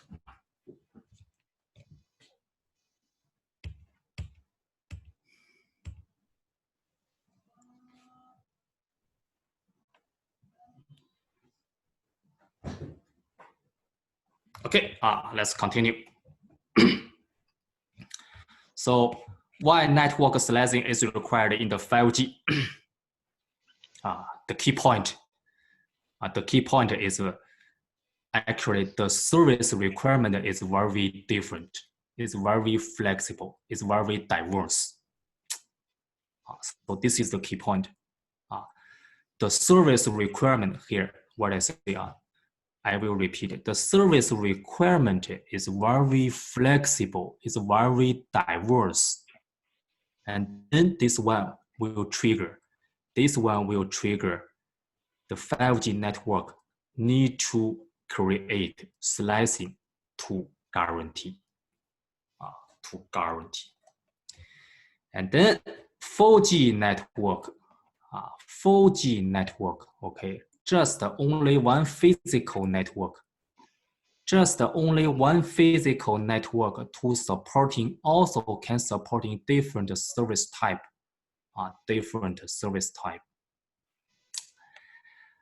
For example, voice and data.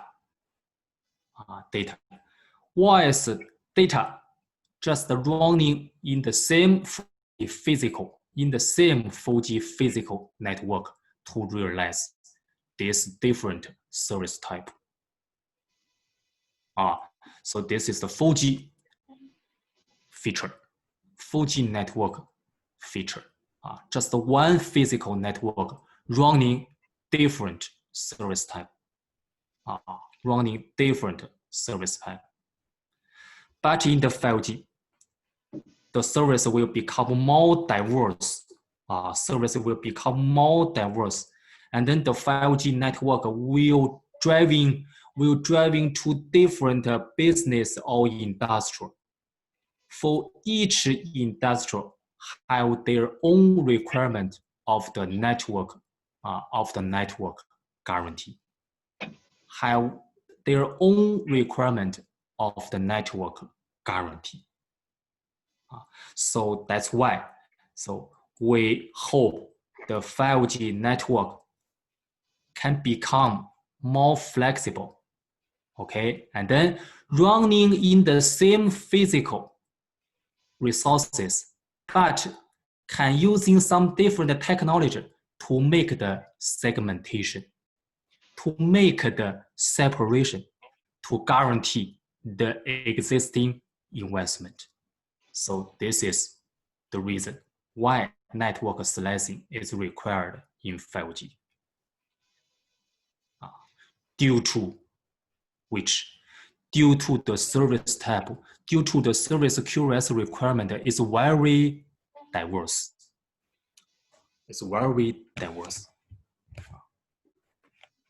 Not like 4G. 4G, the service requirement is almost the same. It's almost the same. Okay, next. Through slicing to meet diverse business requirement.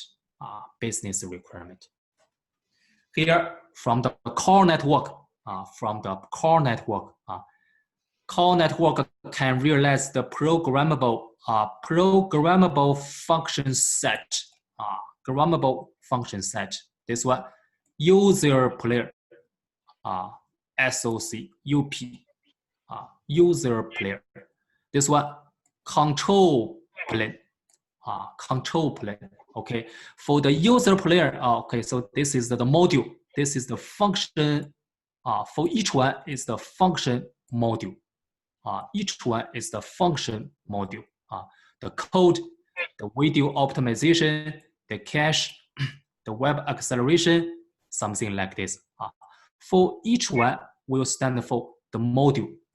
Okay, and then for the UP user plane, can select several necessary modules, okay, to realize the whole service. That means different service type, you can select a different module to realize. So this is the difference.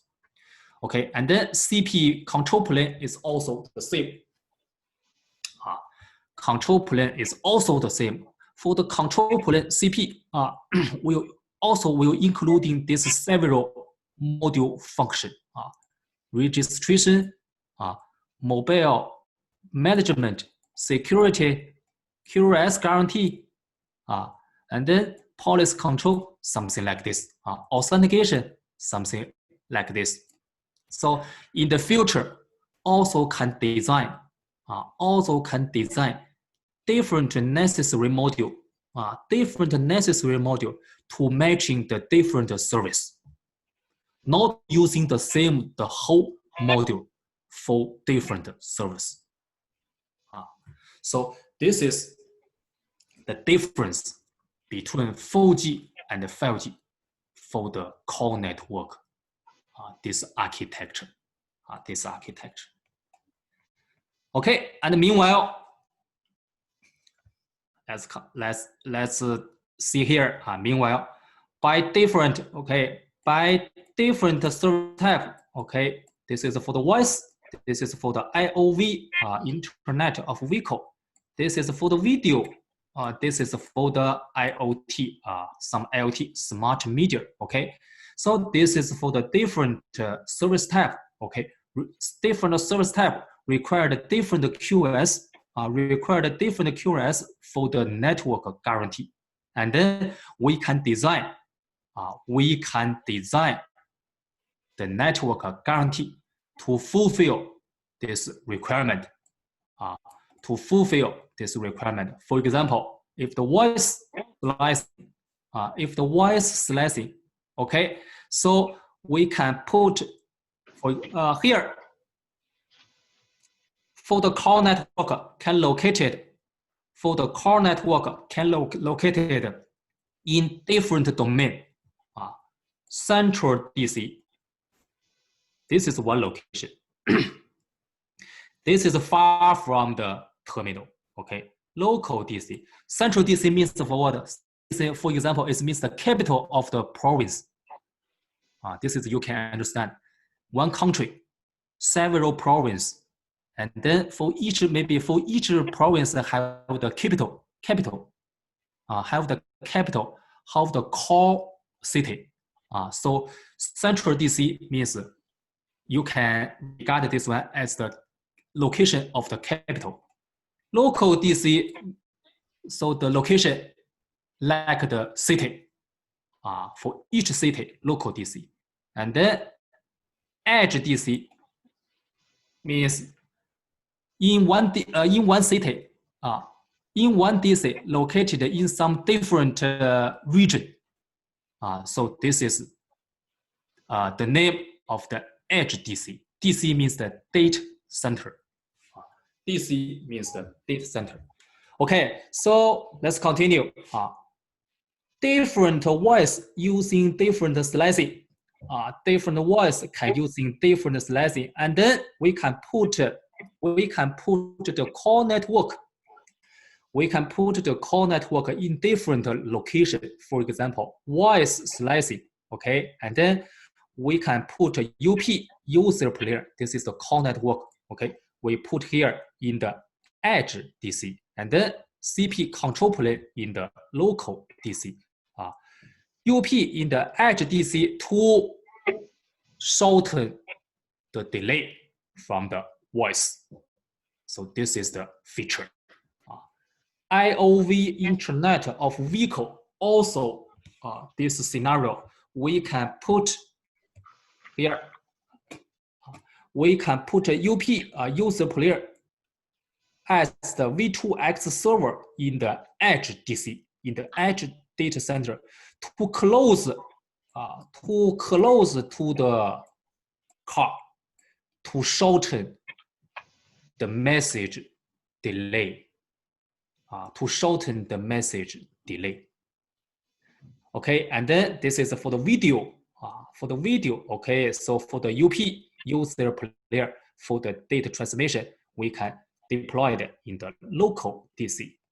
For the next, for the smart media reading, this is very simple. This is a very simple scenario. Okay, so we just keep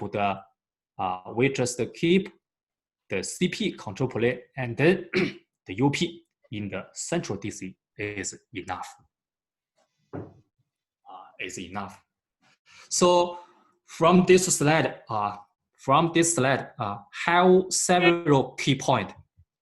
The first key point, UP CP separation. Yes.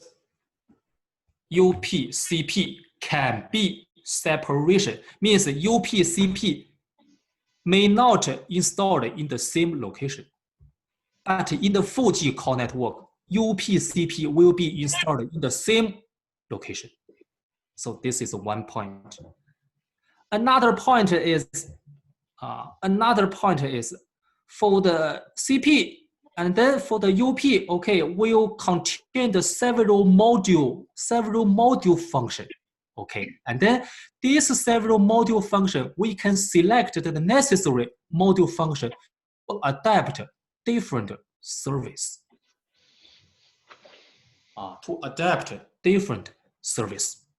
Means, okay, so not like the 4G, So all of the module functionality will be selected for each type of the service. This is the 4G. 4G is very cannot flexible. 4G's architecture is just it's not very flexible. It's dead. Cannot move. So this is a 4G. But in the 5G, it's different. So this slide will showing the description. Excuse me. Yeah. A question. Please. I'm curious about what kind of technology you are using to implement slicing. It's more than the QoS type of the services, right? Yes, the QoS type of the slice. Slice itself is not QoS, right? Slice is the slice is the service capability. It's not simply equal to the QoS. QoS is the target. QoS is the target, and then to reach the target, so we need to make the slice. Okay, but I'm curious about what kind of another technology than the QoS you are using when you still we have same equipment to for the packet. Here. Just because. Yes. So service type of the quality, right? For example, just what I said before. For example, the QoS is the target. So what technology of the slicing will reach this target? For example, in the core network, we will using the NFV. For the core network, we're using the NFV, this architecture. That means, okay, so for different service, we can split the different hardware resources to realize here. Yes, NFV, the basic infrastructure is the server, it's the hard disk. So we can split the separator hardware resources to fulfill different service. This is what we can do. So as far as I understand, you are saying that the virtualization of the functionality means that we have several equipment to serve the specific services. Yes. Right. Just because we're changing the hardware architecture in the core network to become the IT infrastructure. So that means the hardware is the common, the hardware resource is the common, and then we can using some software technology to separate the separate resources to fulfill these services. So this is for the core network. And then for the wireless network, we also can split separate wireless resources, wireless spectrum to matching different service. Okay, thank you. Yes. And another trivial question: what SA stands for? What SA stands for? Which one stands for? Which one? SA. SA. SA, right? SA. What SA stands for? SA here? Yeah. Yeah. Stand alone. Stand alone. Stand alone. Okay. Hmm. Thank you. Stand alone.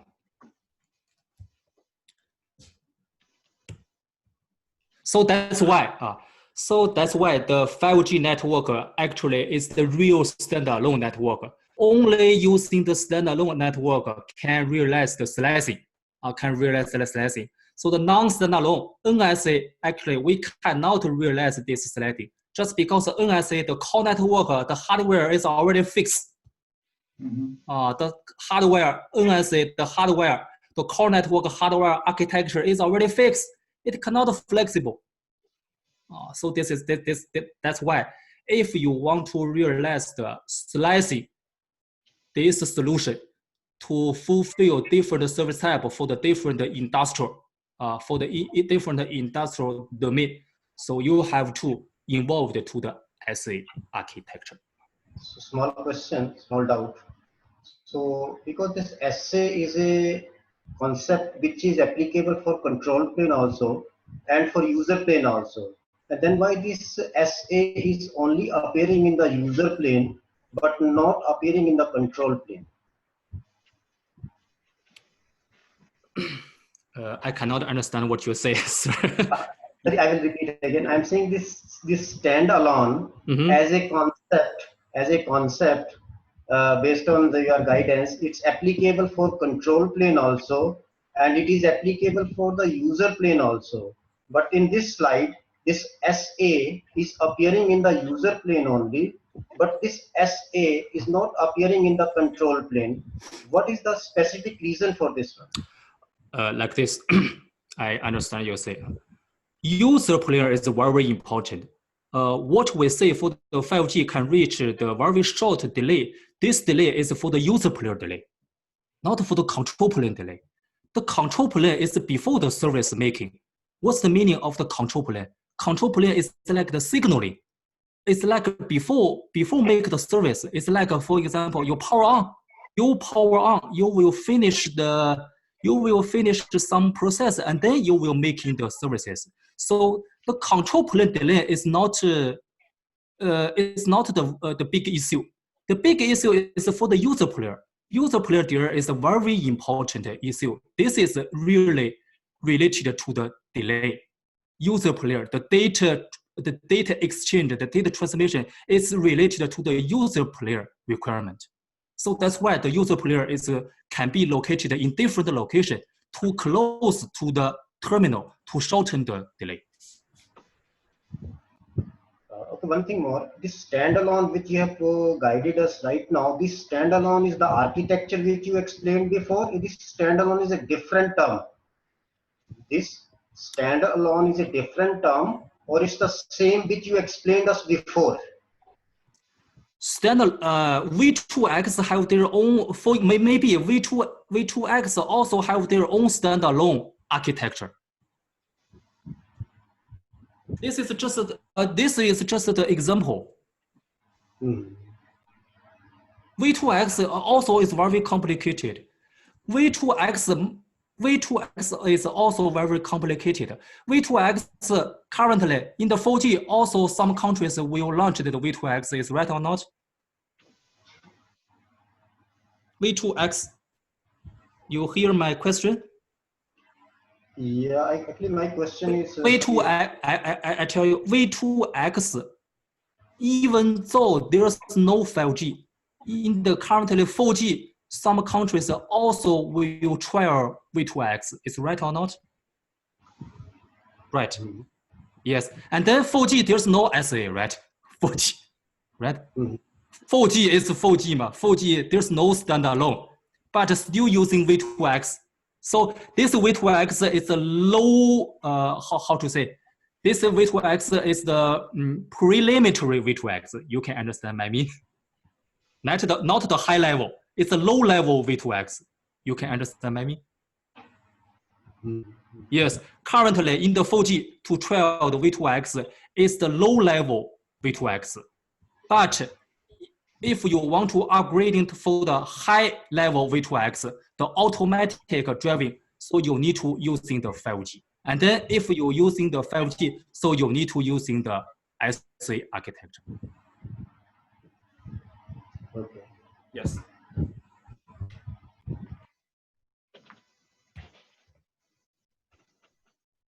Okay, come to the next. Yes, this one. So CUPS, control plane, user plane, per separation. Improve the user's experience and the network efficiency. So how to improve the user's experience? How to improve the user's experience means the UP user player more close to the terminal. And then CP also located in the corner, for example, in the central DC here. CP location is the same, but the UP, okay, can down to the cell edge. If down to the cell edge means, okay, it's more close to the terminal. It's more close to the terminal. So if it's more close to the terminal, so it will give the shortened delay between the terminal and the server.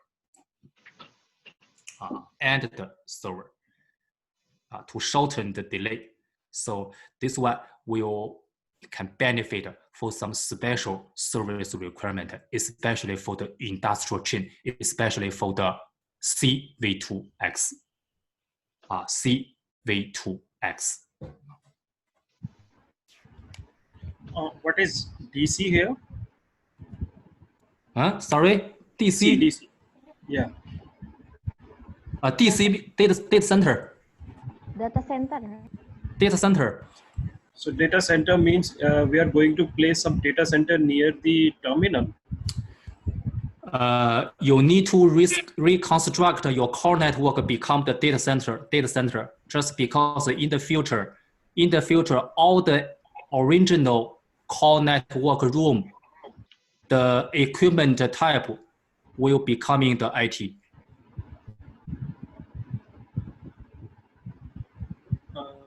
In this HDC would be placed at which location? I mean, is it on the new radio site or somewhere else? Yes, the HDC will be located in some new radio site. Yes, you need to reconstruct. Yes. And then what is the location for local DC and central DC?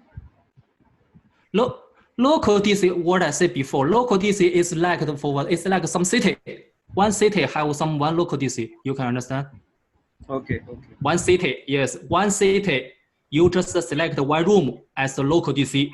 Mm-hmm. And then in this city have several regions. Maybe for some regions, you also will select some site to build the edge DC. Understand? Okay, thank you. What do you mean by service anchor? Sorry? What do you mean by service anchor? You said the seamless mobile service anchor, right? Anchor? Yeah, anchor. In a local DC, the second bullet, you see the seamless mobile service anchor, right? What do you mean by service anchor? Yeah. Local DC traffic localization. Local DC traffic无缝mobile业务。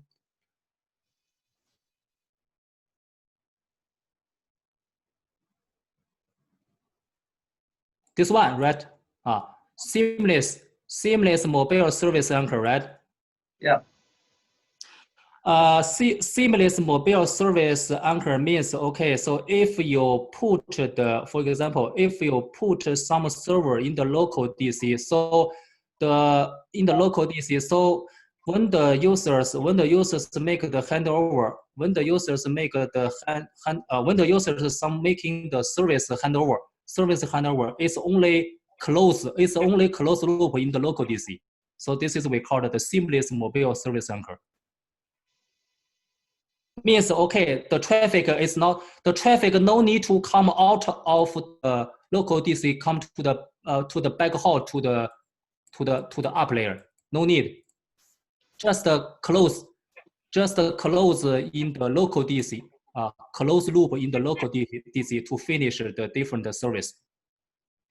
So you are saying that the service is terminated at the point of the local DC.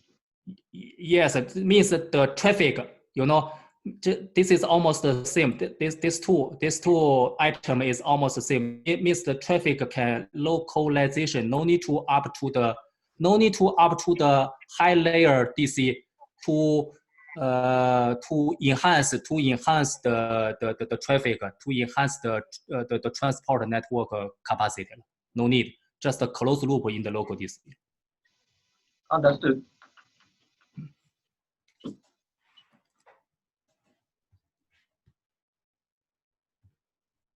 Means can saving this part or saving this part the bandwidth of the transport network, the backbone network transport. So the traffic just a closed loop in the local DC. The traffic just a closed loop in the local DC.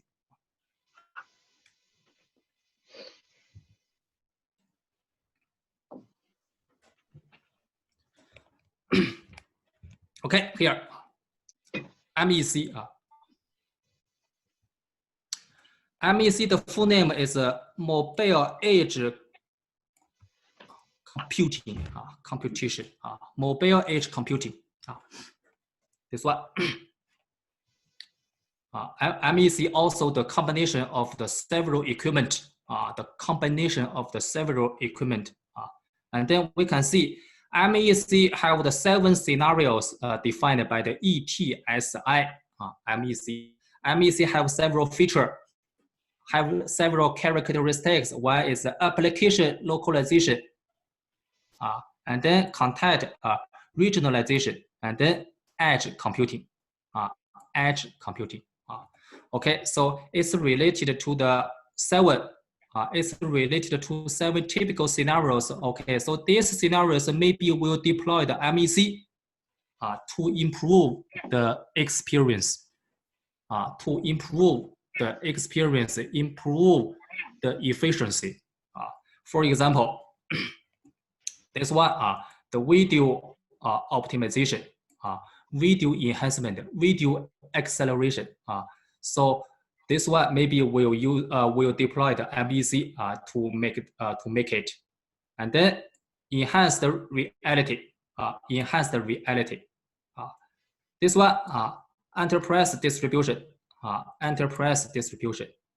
This one, IoT, video stream, and something like this. So from this one, what we can see, MEC normally will be deployed in the edge DC.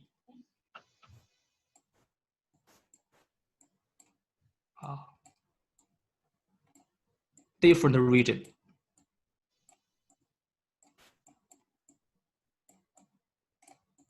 Like this.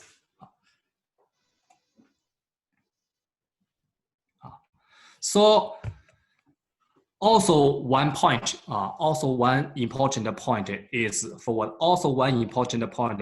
closely to the terminal. It's closely to the terminal. So let's take a look at this MEC network architecture. MEC network architecture.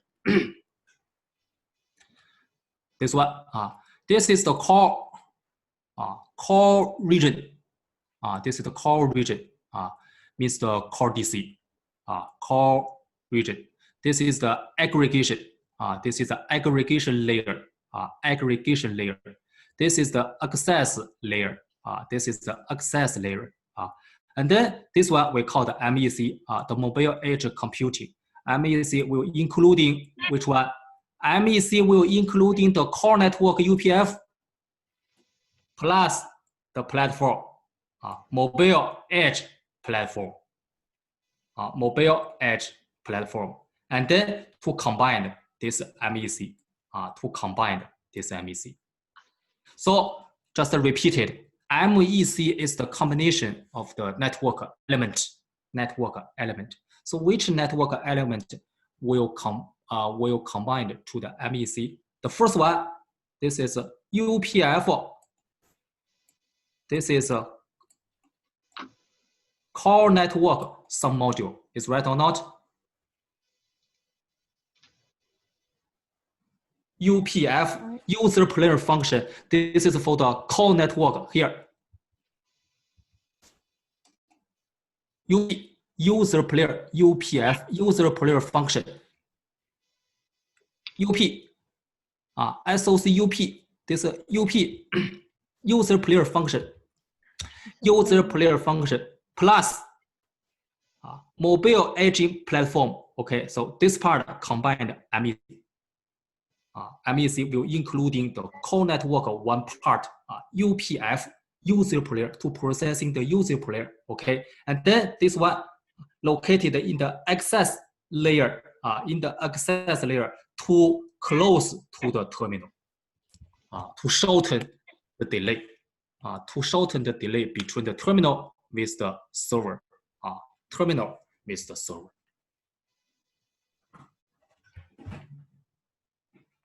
Okay, so this is for the MEC. This is for the MEC.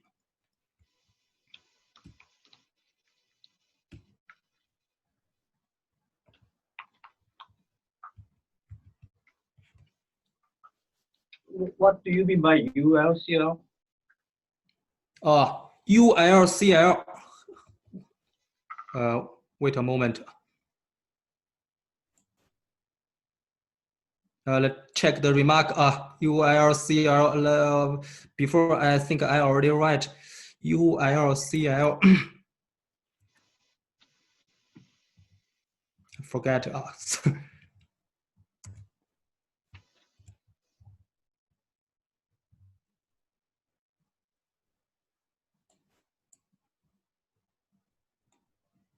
Here.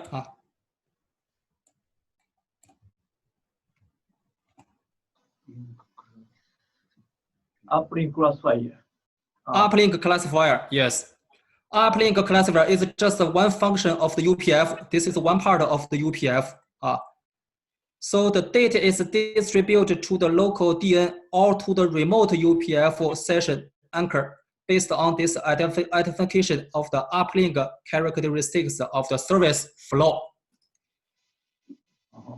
Yes, the service flow, the service here, the service flow, okay. So the service flow will come to the UPF or come to the higher UPF is based on the URLLC, this uplink classified to identification.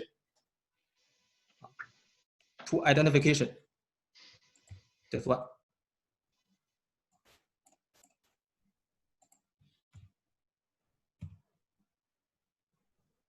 UPF, URLLC, uplink classifier, yes. Uplink classifier to identify the uplink data flow. It's come to the local DN or come to the remote DN to make the service loop.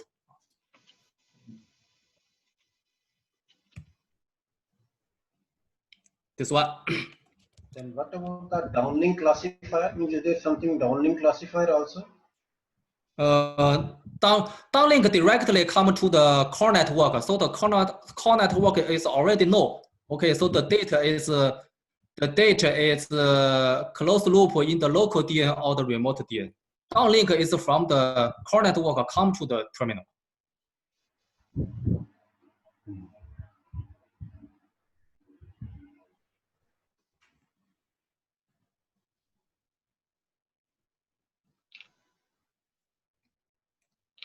Next, bare network architecture.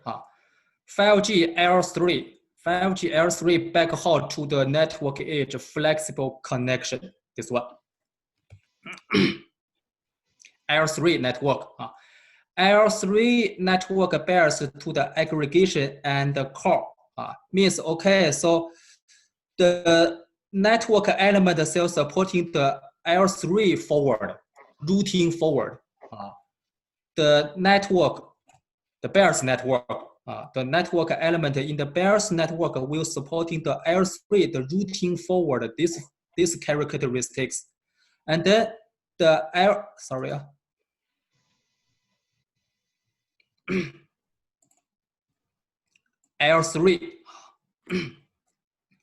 So L3 network will down to the L2. This network element means, okay, so this network element will supporting the L3 routing forward, this functionality. That means NR LTE, NR LTE, this is NR, this is NR2 NR, the data changing from the NR to NR will by XN interface, is right? And then this data from the NR, if come to this, so the downlink here, come here. So the data can forward from this NR and then from the to this pairs network element and then come to this NR if the terminal moving from this NR to this NR. But currently, if the L3 only in this, if the supporting L3 capability is only in this network element, means, okay, for example, NR LTE, if you want to exchange your data,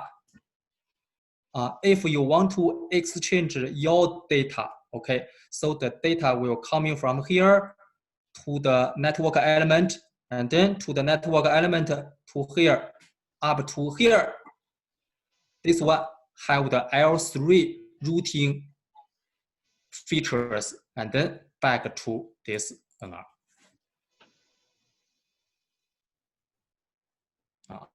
So this is we call for the L3 shall be down to the edge to shorten this path, the data path forward,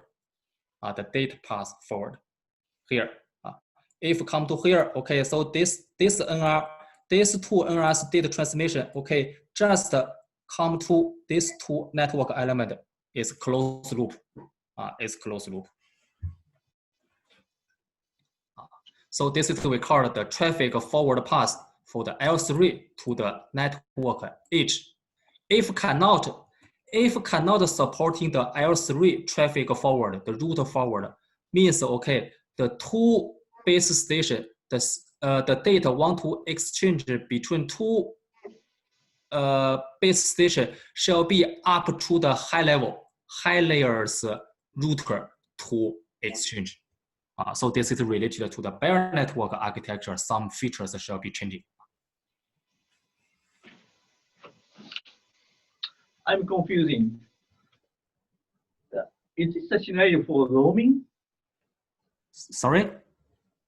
Is this a scenario? What this slide explained that the scenario for roaming?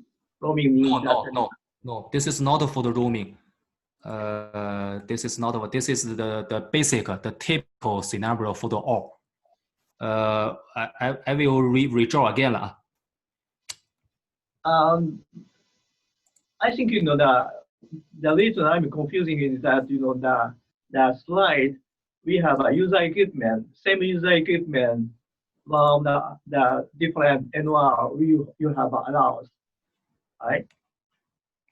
Like this, sir. This is related to the bare network. This is not related to the 5G technology. This is related to the bare network, transport network. It's not related to the 5G technology. But to fulfill 5G's some requirement, so the bare network also shall be supporting some additional features to help the 5G network to accelerate some, some experiences like this. So this is this feature we call the L3 here. L3 to the network edge. So this is the feature. And then this L3, this is related to the transport, the bears network. I just showing some logical relation. This L3 we say this is for the bear network. And then the bear network, okay, the bear network have the, aggregation, access, right? Access, aggregation, and core, right? This layer. And then the bear network, for example, this is the bear network element. This is some router. And then this router will supporting the L3. This router will supporting the L3 forward here, L3 forward.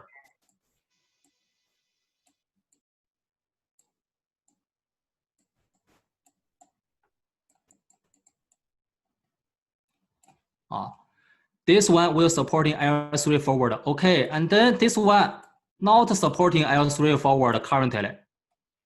This network element in the access layer or aggregation layer not supporting L3. Not supporting L3 means, okay, if not supporting L3, okay, this one, we just focus on this terminal. This terminal will hand over from this NR to this NR. This terminal will hand over from this NR to this NR, okay, and then the original date flow, for example, here.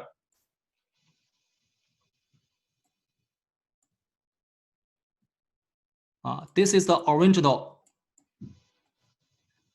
This is the original, and then during the handover, this NR and then this NR, the data forward, you cannot using this routes. You will up to this L3 supporting the router and then come to again here, like this. If this network element supporting the L3, okay, and then this NR and then this NR to exchange the data directly using here.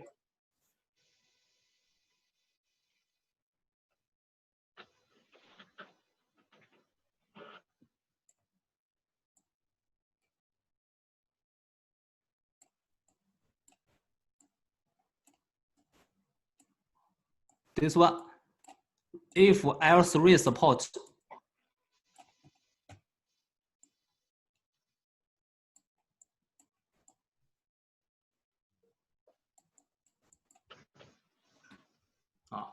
if L3 support, so the data flow can directly to the L3 equipment, and then to the NR to the terminal. You can understand? Maybe that kind of the handover scenario where the original place is we have equipment or the packet from the core, but when we moved another radio network, the anchor point equipment will forward to the another equipment to lead to the final equipment. This is related to the transmission equipment, the bears equipment, not related to the radio network.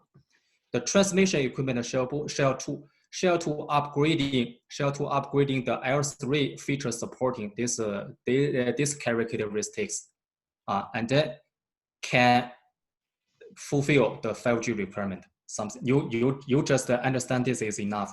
This is related to the transport equipment feature. Oh. Not radio network, not related to this. This is related to the transport, the transmission equipment. The transmission equipment deployed in different layer, access layer, aggregation layer, core network layer. Actually, the feature is not the same. some feature is not the same. So currently the L3 supporting only this feature only deployed in the core network. But sorry, in the this is L1, L2 only in the L3 pairs network equipment.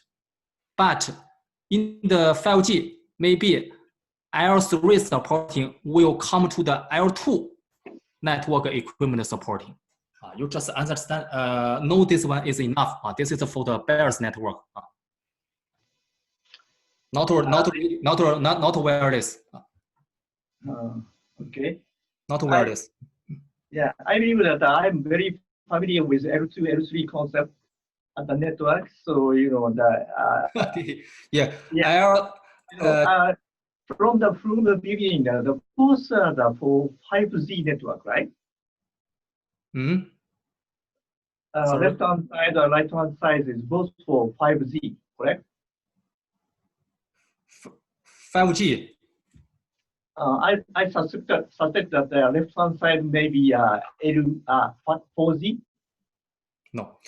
No, both are 5G. This is you still focus on this one or not? You still focus on this or not? No, I want to understand what these slides need to for. Which one? V2. I want to understand what slides mean for. I mean, you know, what you are explaining. I believe that both network is for 5G. So 5G have two options, correct? Yes, 5G have two options. Yes, and then preferable might be the right hand side, right? I confuse your question. I think I think both are 5G, right? The left side is network bearer to aggregation, and the left side, left side is the aggregation. Firstly, and the right side is to the edge, right? This is my understanding. No. This is focused on backhaul. This is the backhaul. Okay. Backhaul. Yes, firstly, this is not for each one. For each one, is not related to the 5G site. You can see this one. This is like the router, right? This is like the router. Yes. Can I add something? Okay. Sorry, Mr. Lin. I try to let me make it simple if I have understood it correctly. Basically, this concept has nothing to do with the 5G. It can be 4G also, it can be 3G also. Yes, right, yes. So basically, it's a layer 2 and layer 3 concept. Yes. To give you the context in terms of 4G, so that we can make it simple. Suppose if there is a handover happening between two eNode Bs. Okay. So the X2 traffic between these two eNode Bs can go directly via L2 interface also and via L3 interface also during handover, for example. Let's forget about 5G. So what I think our coach is saying, he's saying that if we are having a layered architecture with layer 2 and layer 3, because layer 2 cannot do the layer 3 switching, IP switching it cannot do, it is bound to go to the layer 3, where I am giving you one example, like two eNode Bs are having different layer 2 switches, but they are connected to single router. So then it's bound to go to that router. But the other side is saying that the lower level also there is a layer 3. So because this already IP switching can happen at the edge itself, the switching will happen locally. It need not to go to the you can say upper layer. So that is I think that's what the difference I have understood. And it is agnostic to 2G, 3G or 5G. It can be any IP connectivity basically. That's what I have understood. Please correct me if I'm wrong. Yes, your understanding is right. Your explanation is right. This is not directly to the 5G or 4G. This is just like the data. You know, the data go directly from the L3 transport network all to the L2 transport network element, all to the L3 transport network element. That's it.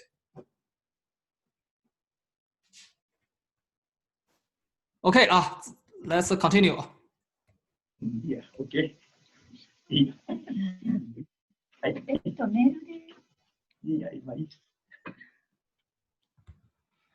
Okay, next. So this is related to the bare network slicing. Also the bare network slicing using the flexible SNet. Using the flexible SNet. So flexible SNet, the concept is like this. This is like the hard pipe fragmentation. Also split. Also split the data plane. Data plane. The concept is the hard pipe fragmentation implements the isolation of the different test case. For example, EMBB, URLLC, and then mMTC. We're using the Flex SNet, Flexi SNet, this one, to make the isolation of the different case. Make the isolation of the different case, and then in each case, in each different pipe, we also can using the soft pipe VPN.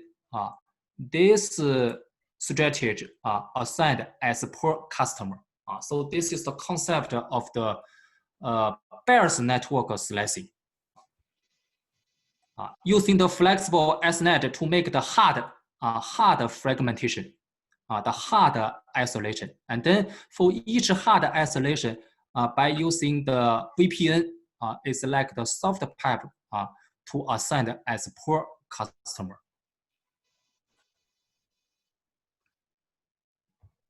Okay, so this is the flexible, the Flex SNet realized the network slice.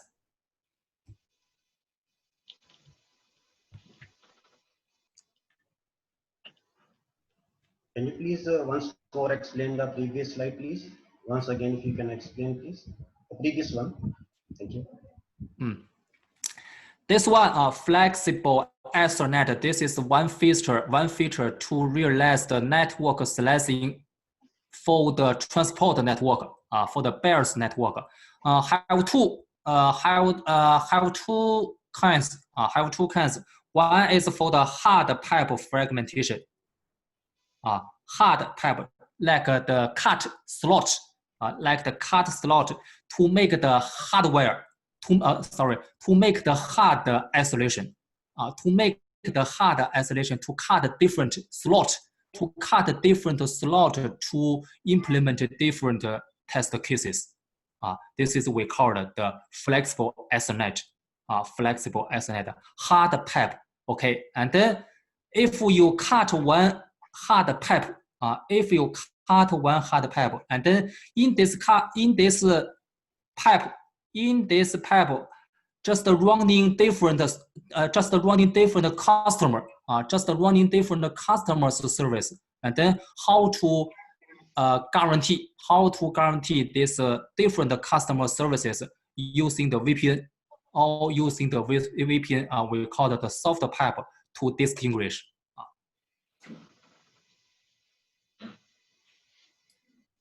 And this is something like this one in 4G. In 4G, when we make a GTP like default bearer or any dedicated bearer, something bearer we are creating. So this hard pipe, just for the understanding point of view, can I think it like this one? Hard pipe is a kind of bearer. Under that bearer, then I can put in different kind of flows. Different kind of flows can go through that one. Something similar is happening here as well. Similar exactly in what you said. Yes, can deploy the different slot. Yes, slot is the hard isolation.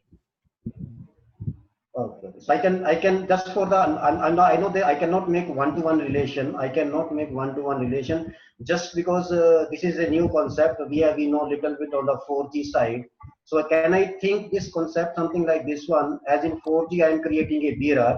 Under that bearer, then I can pass through different kind of traffic, maybe Facebook, YouTube, XYZ. So much traffic can go within the same bearer. Something similar when I say hard pipe, it's a bearer.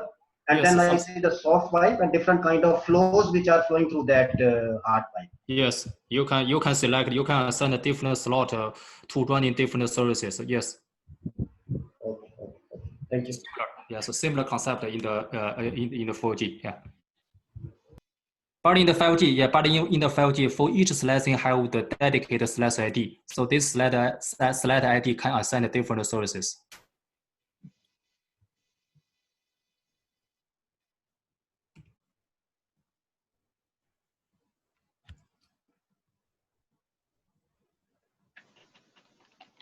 Okay, so let's take a 10 minutes break. It's okay?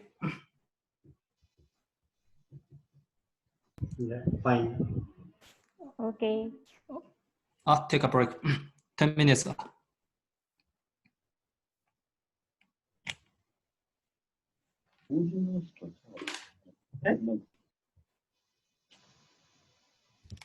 Okay. Okay. Okay. Okay.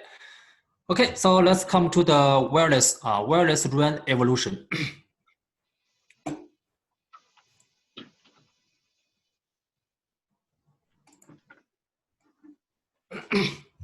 Okay, so here list the wireless equipment, the wireless equipment shape evolution. Actually, the first generation of the wireless equipment shape is what we call the D-RAN, distribution RAN. So distribution RAN is the typical product shape is the BBO, RU, BBO, RU, and then antenna, and then antenna. So this is we call it the distribution RAN. And C-RAN, C is the centralized. C is the centralized. So what's the concept of the centralized? BBU. BBU will be installation in the centralization, BBU. And then using the CPRO or eCPRO, means the fiber, to connect to the RU or AU. And then RU, AU connected to the antenna. So this is the centralized RAN shape. And the final equipment, final product shape will become the cloud RAN.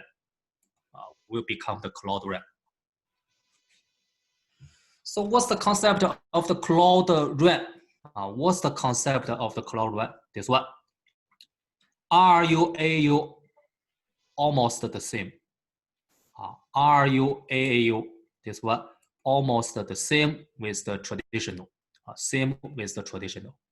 And then for the BBO side, this one, for the BBO, sorry, here, BBO, for example, this one.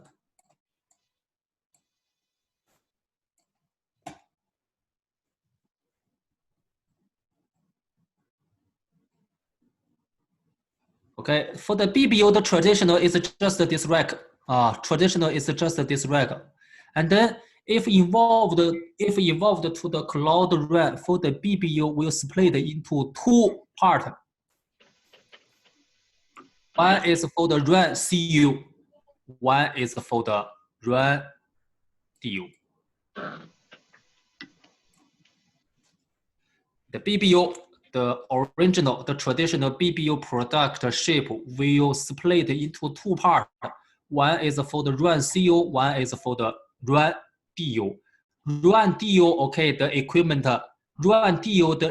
shape is almost the same with the traditional BBO, but RAN CU is based on the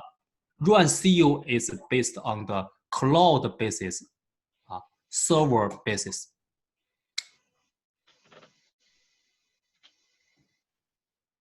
This one, IT. The product shape, it will become the ITization, this shape. So this is the wireless cloud RAN evolution.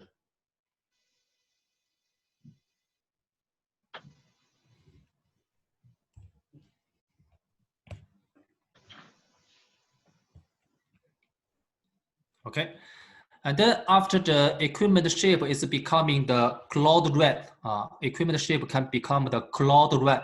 So the cloud RAN split into two parts: CU, central unit, DU, distribution unit, and then we can put CO. We can put CO. CO is the central unit. This equipment we can put in different location. In different location, we also can see at the same location, local DC or the edge DC, we can put CO in here. We can put CO in here. We also can put CO in here, central equipment room. Central equipment room. This is a set. This is the existing. This is the traditional set. The DU also will be deployed. Also will be installed in the traditional set room. This is for the DU. But the CO can be installed in different place. In different place, will up to different place. To control several means one CO you can control several number of the set. Several number of the set. To make the cloud. To make the cloud basis. And then the advantage. The cloud basis advantage is the can realize the resource sharing. Resource sharing, especially for the license sharing. License sharing.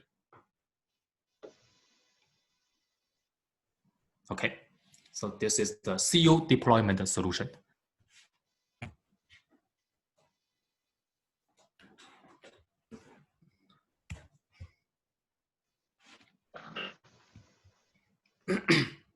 Okay, next one, we come to the new air interface.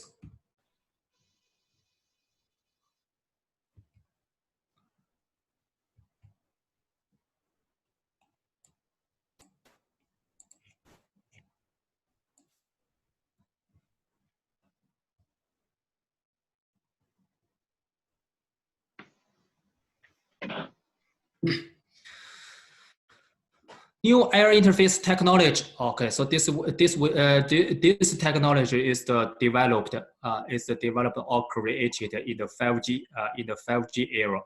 In the 5G era, so it will contain in the several technology. So later we will introduce one by one. The first one, 5G spectrum. 5G spectrum in the first materials actually already introduced 5G spectrum. Here, sub 6 giga and then millimeter wave. Sub 6 giga and then millimeter wave. Sub 6 giga, okay, FR1, the frequency range 1. Frequency range 1. Millimeter wave, okay, FR2, frequency range 2. That's it. Next one, large bandwidth. Okay, in the 5G technologies, so the 3GPP is defined different bandwidth of the 5G. In the FR1 is a sub 6 giga. In the FR1, the maximum bandwidth is 100 mega. In the FR2, okay, so the maximum is 400 mega. So currently, this is the currently definition in the release 15. Meanwhile, okay, so the FR1 sub 6 giga also will define other several bandwidths. So these several bandwidths, okay, so is the same. Some bandwidth is the same with the LT. It's the same with the LT as well.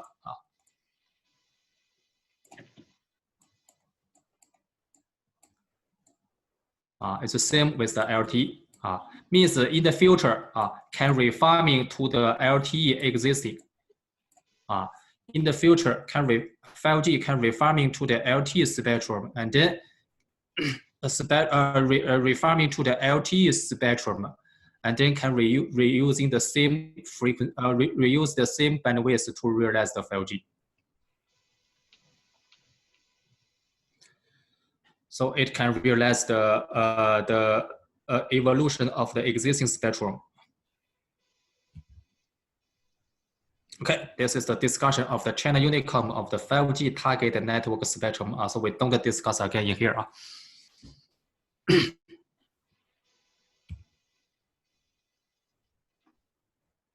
Let's come to this.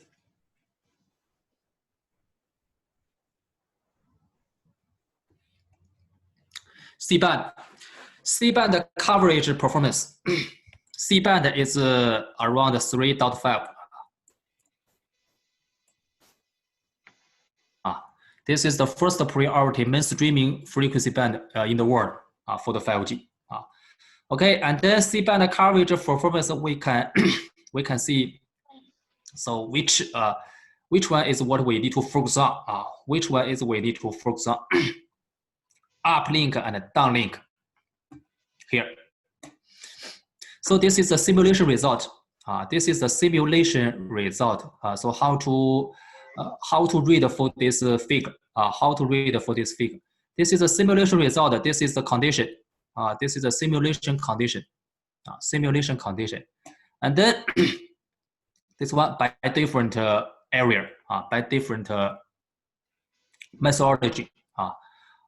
Urban area and then dense urban. Urban area and then dense urban. This is the target. This is the simulation target. Downlink or uplink throughput. Downlink or uplink throughput. So this is the simulation. This is the simulation result. For example, if urban area, if we want to reach the 10 mega bps for the edge, for the cell edge, so this one, this is the distance, 750. 750 coverage distance, and then for the downlink, for the uplink, it's only 300 meter. It's only 300 meter. So can matching the 1 mega uplink bandwidth. 1 mega uplink bandwidth. And then for the rest of them is almost the same understanding.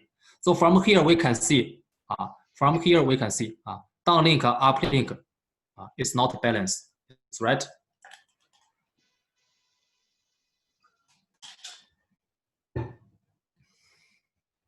Downlink, uplink is not balanced. So this is the realistic, this is the real status for the 5G network, especially in the 3.5 giga. The frequency band mainly decide the imbalance coverage distance between downlink and uplink.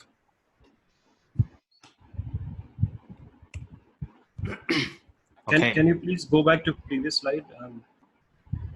Yeah. Can you explain what is this 750 meter and 300 meter used for? Sorry. What is this 750 meter and 300 meter are used for? Can you a little bit explain more? Okay, this one.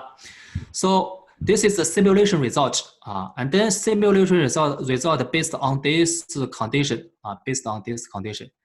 and the 750. What's the meaning? So for the simulation result, if we want to reach the target 10 mega bps for the cell edge region, edge throughput, for example, in order to achieve the edge throughput 10 mega for the downlink cell distance is around 750. Means okay, you come to this point. You can get 10 mega for the downlink.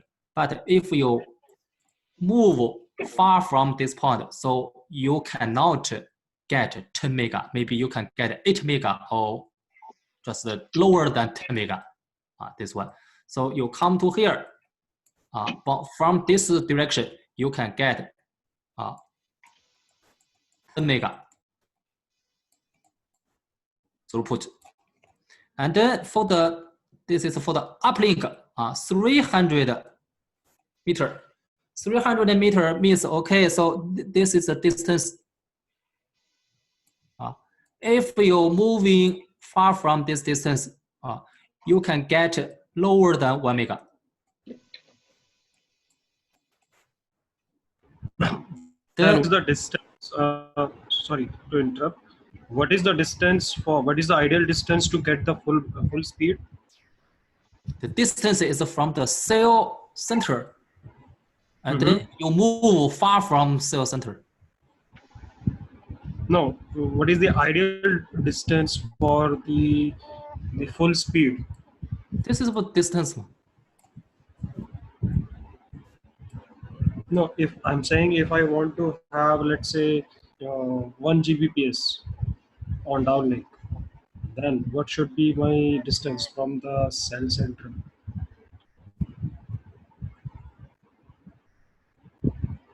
You don't understand the distance or not? I'm saying if one particular user, one mobile wants to receive 1 Gbps downlink as on 5G. Yes. So at what distance from the cell it should be placed? What distance? Like one. If you want to, if you want to realize 1 giga, so the distance is lower than 700 here. If you want to realize 1 giga, right? So maybe the distance is around here. Okay. Maybe it's only around for example. So there's no formula to calculate or something? Yes, not a formula to calculate. This is a simulation. Yes. Okay. This is a simulation result. Yes, you can see same target here, same target. This is a urban, this is a dense urban. If you want to realize the same target, means the throughput, downlink throughput, uplink throughput, actually the required distance is different. Dense urban, for example, for the simulation result is 300 distance, 300 meter, 300 meter. You throughput is drop to the 10 mega, like this. This is the simulation result. This is the simulation result. Simulation result is different with the test result. Test results are normally just maybe several users, also just one user. It's very different.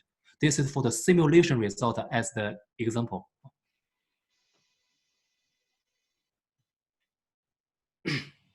Is the simulation based on the many buildings or many users or any other factors you are? Yes, the simulation. Yes, simulation has several conditions should be input. Yes, and also will input some several users as the interferences factor. Of course. Yes. This is a simulation. Simulation means it's not one user's simulation. It's a several users' simulation, the average result.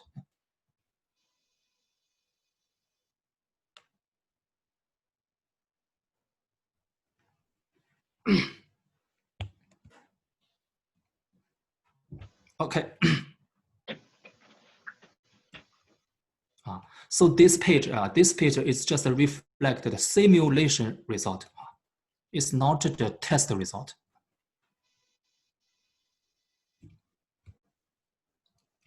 So this one, and then also I just want to supplement. So this figure, just as the just the reference. This figure, this is just the reference. The reference is to reflect what meaning is to reflect that downlink, uplink is imbalance. We just introduce this concept is enough. Reflect the imbalance between uplink and downlink. And then based on this background imbalance, so how to solve this imbalance, have some solution.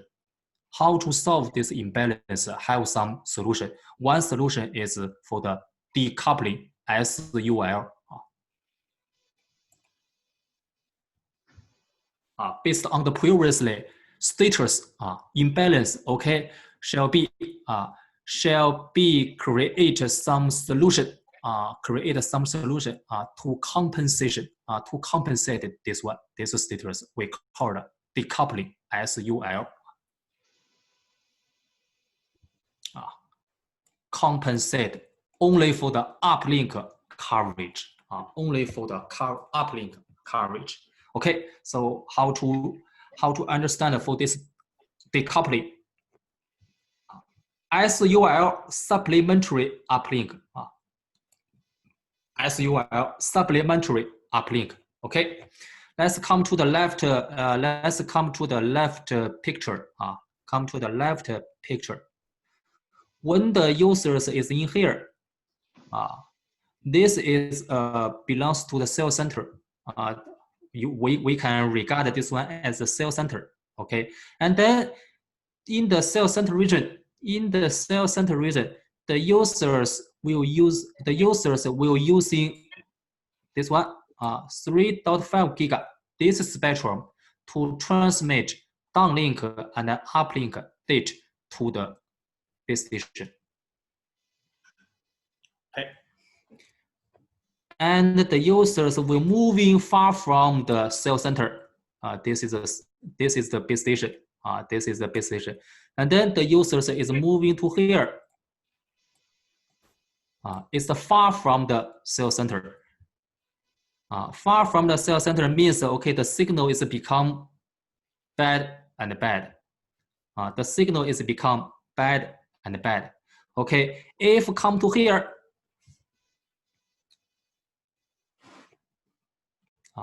if come to here, sorry, here, just repeat again, repeat the last sentence again. Okay, so in these users, if the users is coming here, is stayed here. Okay, so this is belongs to a cell center, and then if coming to this one, if moving to this edge, so this point stand for what? This point stand for, okay, the uplink throughput only can reach 1 megabps here. So this location. And then downlink is okay. Downlink is okay. And then if the users is moving far from the cell center, okay, moving here or moving here, this one. If the users is moving here, this one is the location. This one is the location for the downlink 3.5 giga downlink 10 mega here. This one is for the 10 megabps cell age rate. Cell age rate. But the downlink will become very bad. The downlink throughput will become very bad. Means only just several K BPS.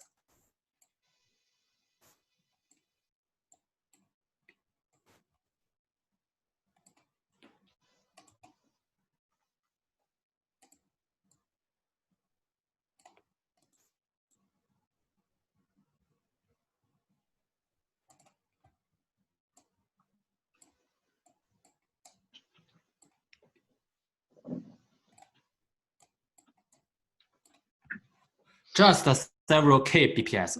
So when the users is moving to this region, so the uplink throughput is very hard to guarantee.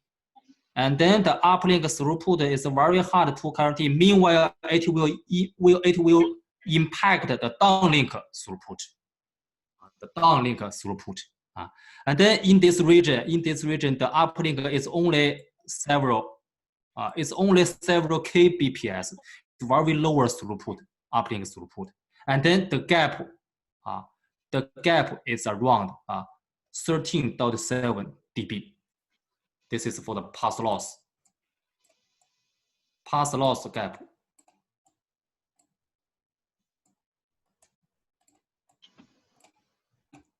The path loss gap means if the users want to realize the uplink 1 Mbps, okay, so the location is here. And then if the users want to realize the 10 mega cell edge throughput, and then the location is here. Okay, so this gap we can using some formula to calculation the path loss. The gap is 13.7 dB. So this is the existing status. This is the existing status for the downlink uplink imbalance. And how about to using the down uplink enhancement? For example, if the users in the cell center region, okay, downlink uplink all using the 3.5 using the 5G spectrum C-band 3.5, no problem. Okay, and then the users are coming to the cell edge. The users are coming to this point, and then it will reach the maximum uplink 1 Mbps, and continue to move to this cell edge region.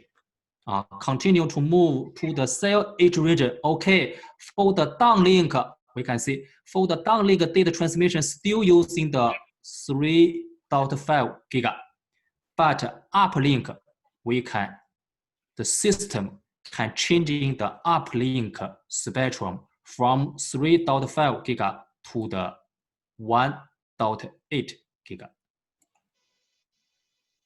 Okay, and then if changing to the 1.8 giga means the low frequency band. The low frequency band will enhance the path loss. Will compensate the path loss, so it can enhance the uplink throughput. This one. If we can see, for example, it can compensate 7.6 dB if the equipment, if the antenna receive TRX is 2 RX, so it can compensate 7.6 dB. But if 4 for the equipment, F4 to the requirement, so it can enhance 10.6 dB. So it's similar with the 13.7 dB. So that means, okay, if we change into the SUL, this uplink enhancement technology, so we can improve the uplink throughput, especially for the terminal in the cell edge region. So this is the concept of the SUL.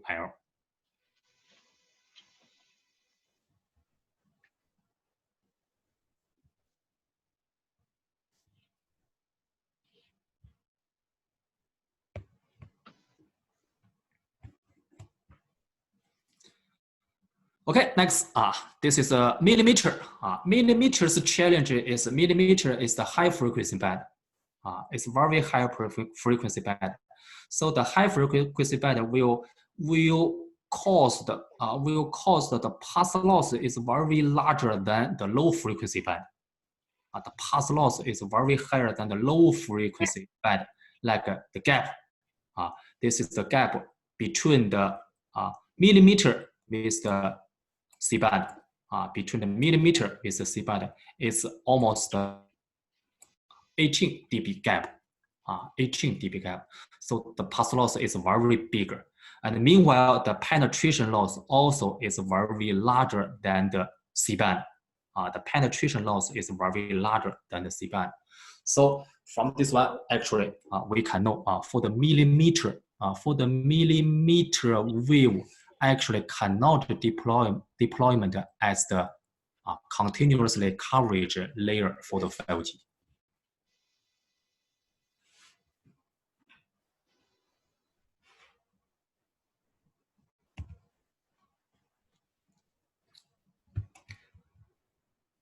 Next one, modulation technology, COM. In the 5G, the difference between the different COM modulation between 2G and 5G is 5G uplink add additional 256 COM. Unlink actually currently in the currently standard release 15 5G and LTE have the same modulation scheme. Of course, the higher modulation, for example, 256 COM, the higher modulation scheme means the higher throughput, per service, like this. The cell center region, okay, the cell center region, the system can adjust, the system can assign the higher modulation scheme. And then when the users are coming far from the cell center, okay, and then the modulation scheme, the orders of the modulation scheme will become lower and lower. And then in the cell edge, for example, maybe the system will adjust the QPSK as the modulation scheme.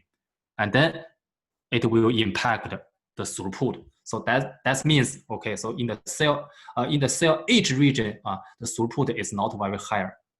It's limited to the modulation scheme. This is one factor.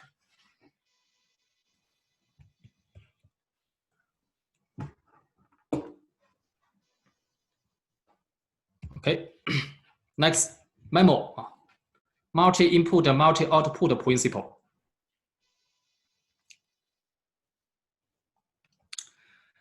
By using the MIMO currently in the 5G, the antenna shape already changing to the AAU. Antenna embedded in the RU and then become the AAU, and then AAU. Okay, so the AAU type is 64 TRX.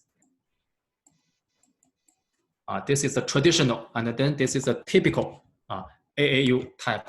64 TRX means 64 input, 64 output, 64 output. And also in the internal processing, by using the weight method to control the antenna array, and then to improve the wireless coverage, weighting method to calculation to control.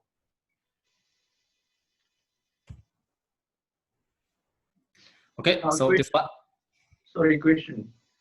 You mean the weighting? What do you mean by weighting? Is it for the power, or is it mean for the timing to send, or something like that? What weight you apply to? This one. If the AU is 64 TRX, so means for each TRX is a channel. This channel, the data will multiply the weight values. We call the W. So I want to know that what weight you are meaning. Weight is a digital. Physical weight. Digital value. Digital value. If the original date, multiply the digital value, so it will changing the signal. It will changing the signal's direction, and then changing the signal's phase. Oh. Weight is a digital value, digital calculation. Physical power? Not power, digital value. Sorry? Digital value. Digital value. Value. Digital data. Digital data. Weight. Digital value. Yes. Okay. Yes. For example, the weight 64 TRX totally have 64 weight.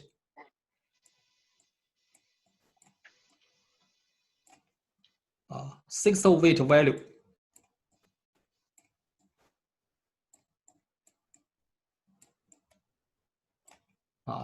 Totally have 64 value. Value is the digital value, like the number, for example, the number. And then this number multiply different TRX data can adjust, can adjust this antenna wave's phase.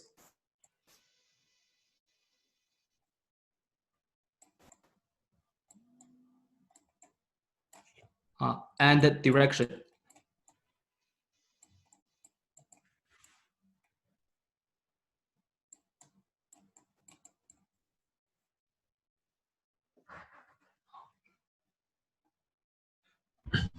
Yes, can adjust. One question. Can you give one more example for this weighting method? Not clear actually. Like this. So I have to find some picture. Here.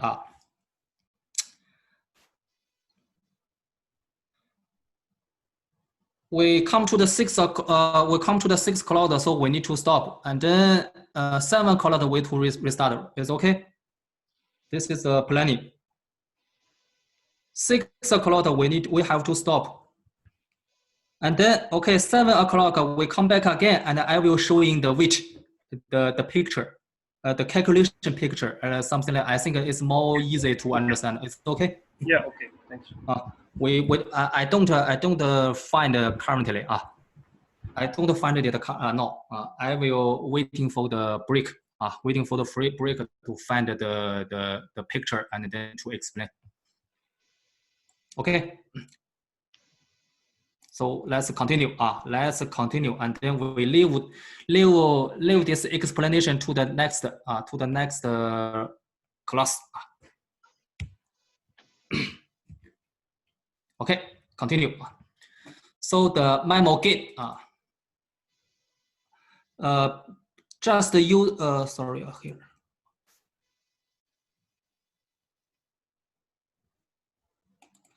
Just using this MIMO, 64 TRX, 64 TRX, and then this 64 TRX can make the composite antenna wave.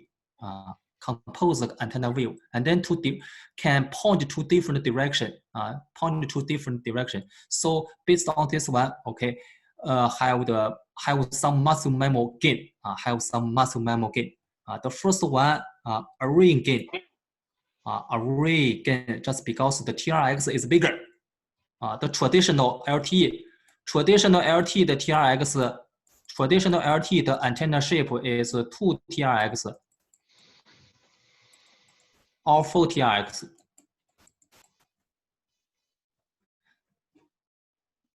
But in the muscle MIMO 5G, so the standard AU is 64 TRX. Okay, so it can realize the array gain. The next one is the beamforming. Okay, and then beamforming, what's the meaning? Beamforming, it's directly depend on the number of the TRX. Beamforming. Beamforming is directly depend on the number of the TRX. Means the more TRX, the beamforming gain is more higher. Okay, and then traditional LTE FDD, right? Traditional LTE, so the TRX is 2 TRX and 4 TRX. That means this TRX is too smaller. It cannot realize the beamforming. And then beamforming, if we're using the 64 TRX, we can realize the beam is narrow and direction. So this is the beamforming gain. Beamforming can realize the wave is narrow.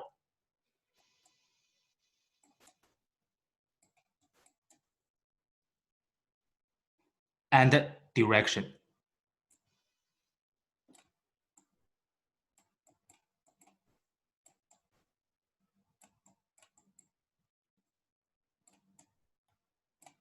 This is beamforming.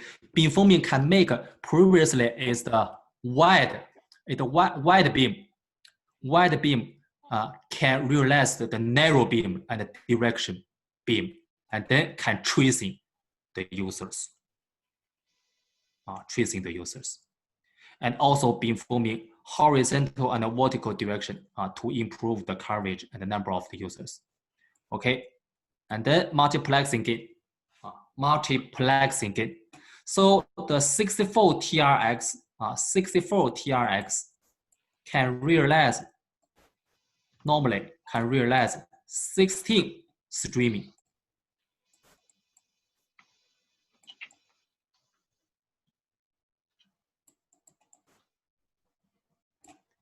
This is the streaming concept.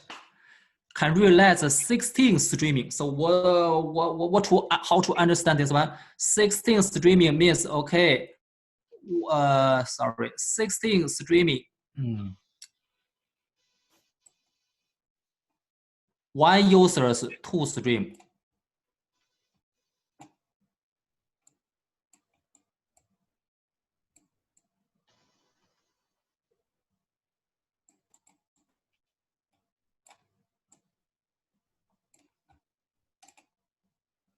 One user's 2 stream means, okay, totally 8 users.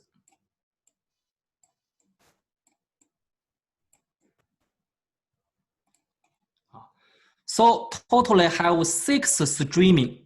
6 streaming means, okay, 6 streaming can using the same physical resources in the various part. And then one user's 2 streaming.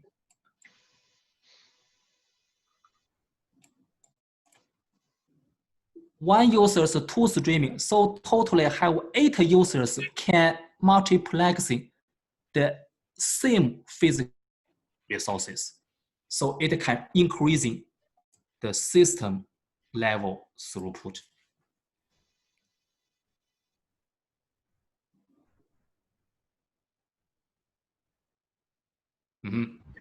Okay, one question, please. Please. So how do we achieve all three at the same time, like beamforming, multiplexing, and diversity at the same time? Because in LTE, generally we do either beamforming or multiplexing or diversity, like MIMO modes. So, are we doing all three? LTE also have the memo, right? Yes, yes. Yes. LTE's memo only can realize maybe here 2 TRX can realize 2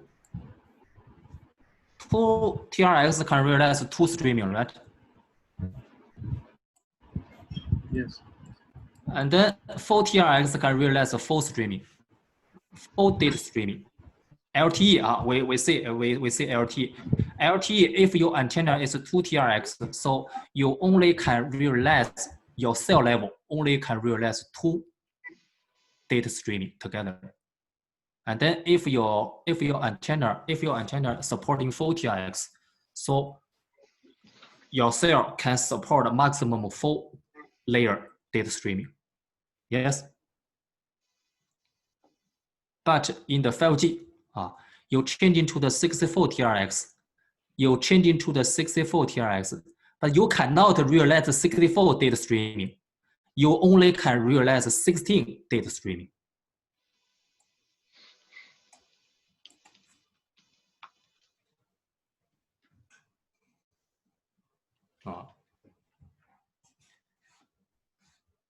And then this 64 data streaming, can multiplexing together with 8 users.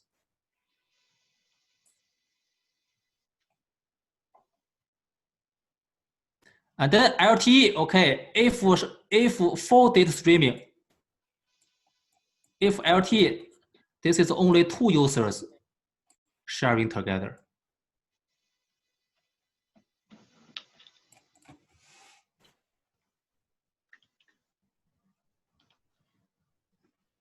But in the 5G, totally 8 users can using the same physical resources to transmit their own data. So this is what we call the multiplexing gain. I have a small doubt here because here we are having a 64 TRX Okay, and we are saying that we can do 16 streaming.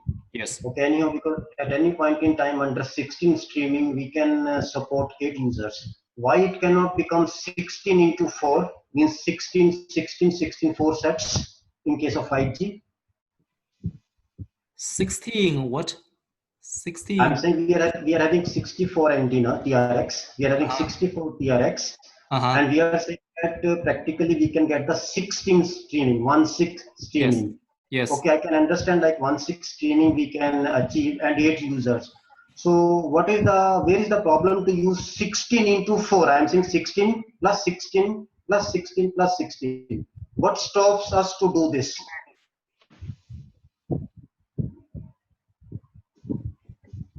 The system only designed for the 16 streaming, data streaming. Okay, it's only for 16. Yeah, Okay, this is related to the product. Product currently for the commercial use recommend 16 streaming, but for some trial cases can configure 24 streaming. Okay. But 24 normally is only for the trial cases, not for the commercial. Okay, and what is the technical binding reason like we can go for 16 streams only? What is the technical bindings? What are the technical problems appearing that we can make only 16 streams? Yes. Not more than that. For example, yeah, 16 absolutely. It's we can see here. If we configure 16 streaming, that means we need to select 8 users, right? And then each users will come into 2 streaming, and then we can fulfill the 16. Is right? But we need to select 8 users. So these 8 users must there's no some interferences. There's have the complete isolation, the wireless condition. So it's very hard. It's too difficult. That means okay. So if some product can realize 62 stream.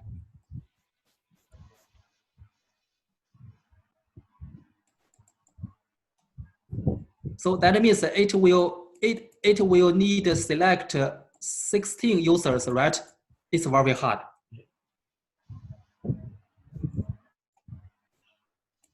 Select 16 users, and then for each users don't have some interferences. So need to make pairs, and then need to keep the isolation of the wireless condition. So it's very hard.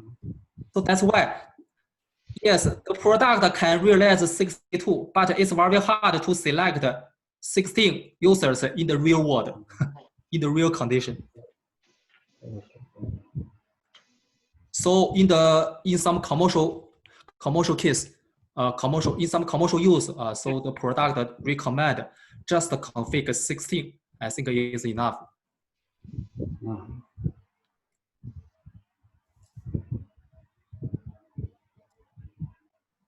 Okay, thank you.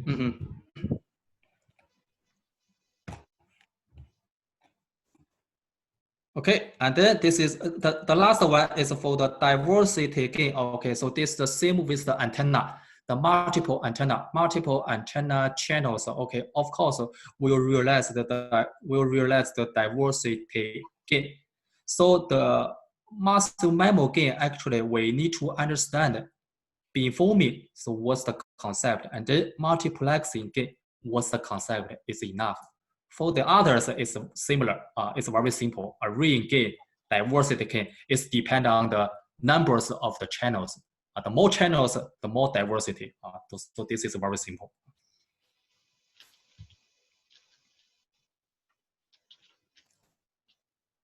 Next one, broadcast beamforming.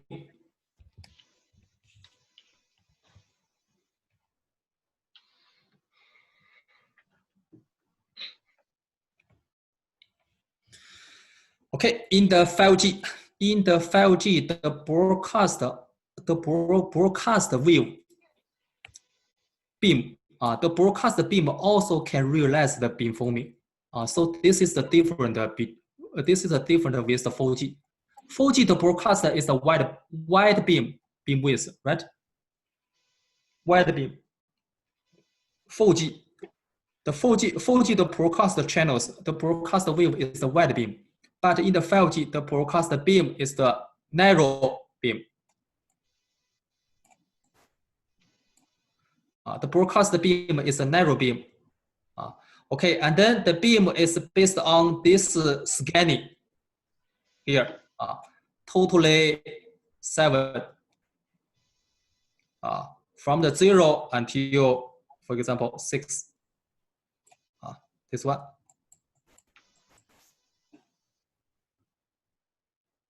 And then the beam, this is the broadcast beam. Broadcast totally have 7 beam, 7 narrow beam. 7 narrow beam, and then for each moment, just sending 1 beam. Each moment just sending 1 beam. Each moment, okay, number 0 finish. Okay, so come to the number 1, number 2, and then number 6. It's just a scanning step by step. Scanning step by step to reduce the interferences. Can you please guide on what is the meaning of scenario-based beam scanning? What is the scenario-based? What kind of scenario is this one? Can you please guide on this? This what? Scenario, meaning of scenario here, yeah.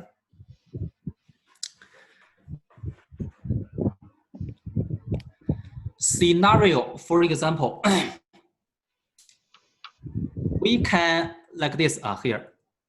So in the select picture, okay, we can configure the first beam starting from number 0. Is okay?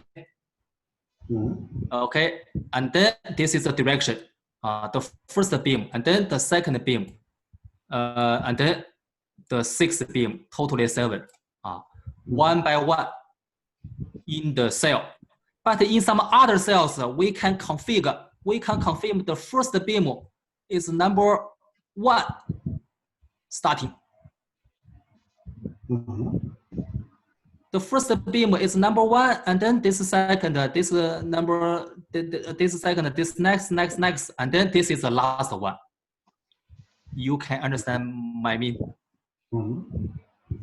Okay. It means the different cell, we can configure different starting beam direction. But what is the scenario means when I say scenario, for example, okay. So this is the user's location in the cell, right? This is the user's location in the cell. Okay, for each cell, the users will select the best beam. The users will select the best beam, and then will feed back the beam ID. This is the number 0 until number 6. This is the beam ID. So the users will select the best beam ID and then send to the GNOB. You can understand my meaning. And then the GNOB will know. GNOB will make the data analysis. Will know. Okay, so which beam direction will locate many users. This is GNOB can know. You can understand my meaning. So can I make it something like this one? Scenario means it's a which beam is giving me the more quality. Which beam is giving the more quality to the user from the broadcasting point of view. Yes. It will select that. Yeah. Yes, and then the GNOB can adjust the first. For example, if this is the beam, this is the UE, this is the UE. Okay. If in this direction, okay, so we'll state many UE, and then the GNOB can, based on this scenario, to adjust. Okay, number 2 is the first beam sending. So okay. This is a scenario basis.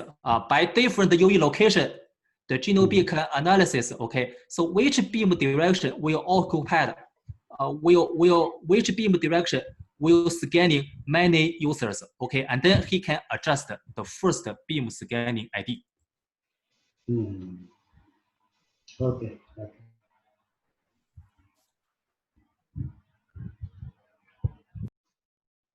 Okay, so this is the broadcast beam forming for the muscle memo, and then for the channel, for the traffic channel in the 5G, all is become the narrow beam, and then can tracing the terminal.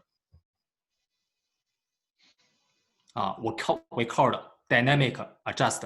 This is we call it static. Just this direction. One by one. You only can adjust the first. You only can adjust the first sending moment, but you cannot adjust. You cannot adjust the how to say the direction. You only can adjust the first sending moment like this. But the traffic channels can dynamic adjust the direction to tracing the terminal.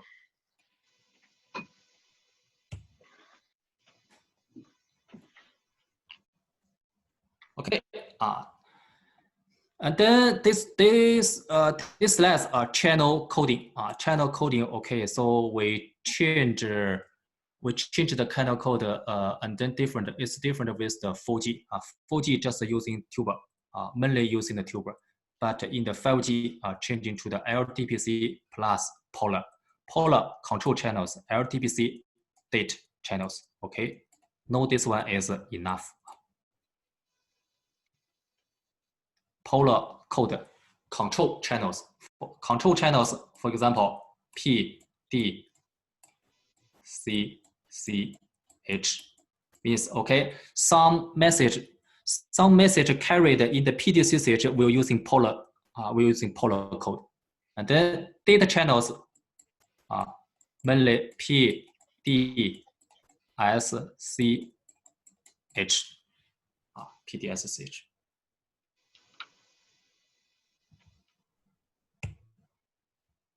Next, FOFDM improved spatial efficiency. Filter OFDM. Okay, so to create the batch filter technology to reduce the guard bandwidth. This is important. Reduce the guard bandwidth to improve the frequency utilization. Okay. 4G, we can see 4G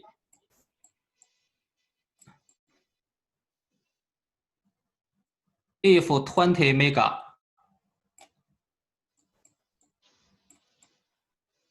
bandwidth, so totally have what 100 RB, right? And then this 100 RB totally occupied 18 mega bandwidth. This is the effective. Means 2 mega as the guarantee. 2 mega as the guarantee means 10%.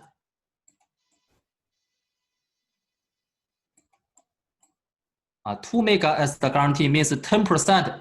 10% as the guarantee. 10% means the 10% as the guarantee spectrum utilization means 90% as the totally effective utilization.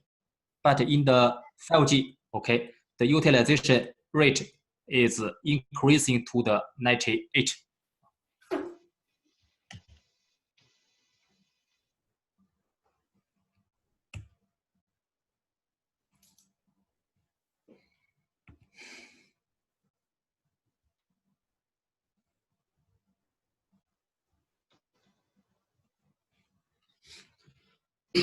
Okay, next one.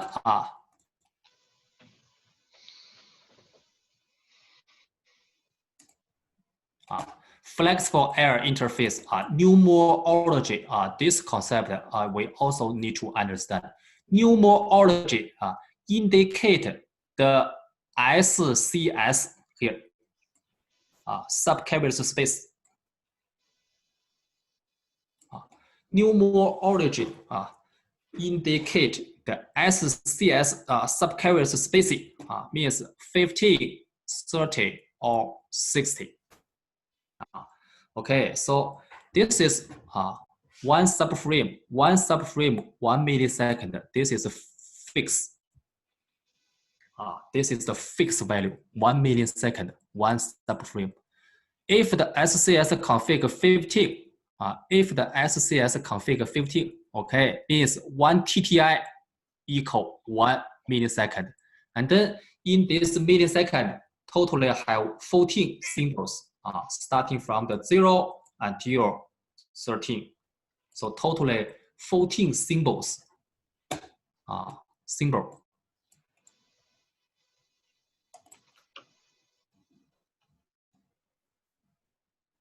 Totally 14 symbols. Okay, so this one is what we configure in the live network recommend for the 5G. SCS 30K. 30K. So SCS 30K means, okay, the TTI, the schedule, TTI, the schedule interval is short to the half millisecond. Means half millisecond will contain totally 14, totally 14 symbols. Totally 14 symbols. And then the schedule is based on the TTI, the GNOB, the base station schedule period is based on the TTI, means, okay, half a millisecond, the GNOB will schedule the date once. Half a millisecond, the GNOB will schedule the date once. Okay, so this one, if we come to the 60K, the TTI is smaller, will become smaller. Means the date, okay, only one fourth millisecond. Only 1/4 millisecond, the data can be scheduled by the system. So it will accelerate the schedule date time. Will accelerate the schedule date time. So this is the numerology.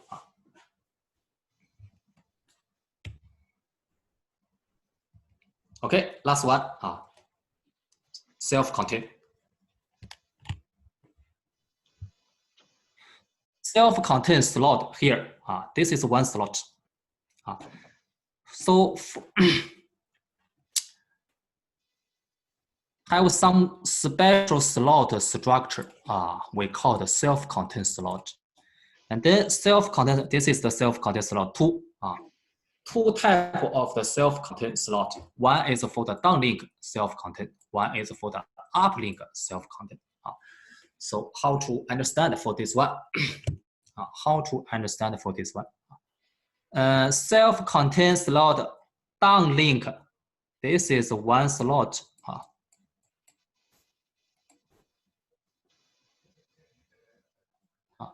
This is one slot. Totally 14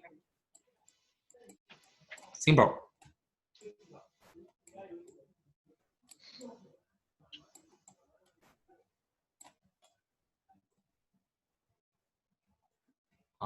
This is one slot, totally 14 symbol. Okay, the front symbol. Okay, we can using the downlink. We can transmit the downlink date, and then the down. This is only one slot. This is the GP guard period. Maybe just several symbols, 2 or 3 symbols. Okay, the rest of them. This is the uplink symbols. This is the downlink symbols. This is a guard period symbols, the uplink symbols. And then in the uplink symbols, we can transmit the HARQ feedback, ARC, or NAC.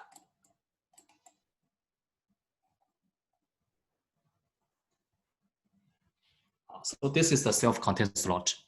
So it's very quickly, in one slot, can feedback the downlink date. The downlink date receiving result is the ARC or NAC. So this is self-contained downlink. And then uplink self-contained slot. Uplink self-contained slot. This is one slot time.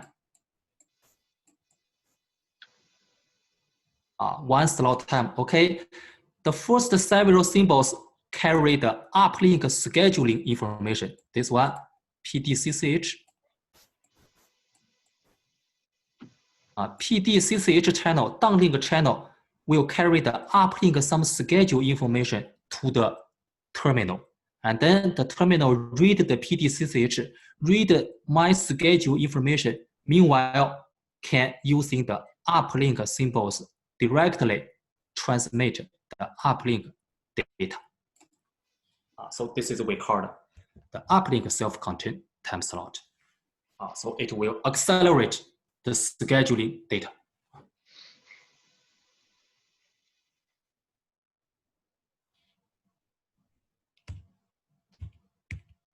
Okay. So we leave one homework. So I will find some necessary picture to understanding the massive MIMO weight calculation, and then in the 7 o'clock I will showing to you. Is it okay or not? Okay. Okay. Okay. So let's break 1 hour and then 7. Let's come back. It's okay. Okay. The massive MIMO weight. The concept of the weight value. Okay, so you can see the first. You can see this is the first picture. Sorry, this is the first picture. Okay, and then TB is the okay. Let's explain starting from the left to the right side. From the left to the right side. The first one, TB. TB is the transport block. TB1, TB2. This is you can understand or not. So in the physical layer processing, totally have 2 TB. Totally have 2 transport block. Can process in parallel. TB1, TB2. Okay, and then this is for the TB1 for each different TB. This is TB2 related to each different TB. And then this is the date. You just regard this one as a date block. This date block, okay, just line here. This is TB1. This is TB1 related to the transport block. This is TB2 related to the transport block. Okay, come to the layer mapping. Come to the layer mapping. Layer mapping means okay. So to mapping different TB to different layer. Different TB to different layer. So here is an example. 8 layer. 8 layer. For example, if using our Huawei TOE, TOE is also the test terminal. This TOE, the test terminal can support 8 layer.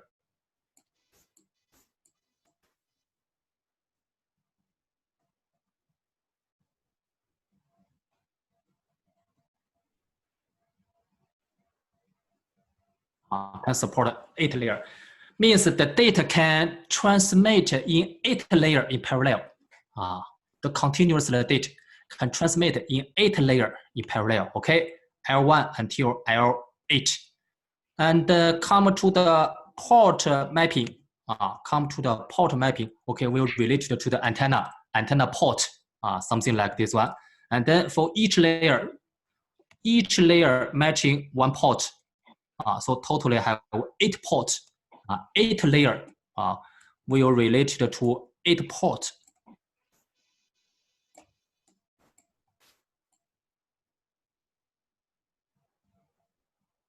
Okay, and then after finish this mapping, relation, come to the beamforming. Come to the beamforming. We can see here. Coming to the beamforming, this one. This is just like for example, the TB 11. Okay, and then this TB11 here, here. This is the error, right? This is the error here. TB11, okay, connected to this one, 64 TRX. If the AU supporting 64 TRX, okay. So for every TB will connect to each TRX. Each TRX, 64 TRX, okay, related to the 64 antenna channel, 64 antenna channel, okay, and then this one, actually, this is we called for each, for each arrow line we called one weight. This is weight. This is weight. This one. So totally, you see, totally for each layer have 64 weight.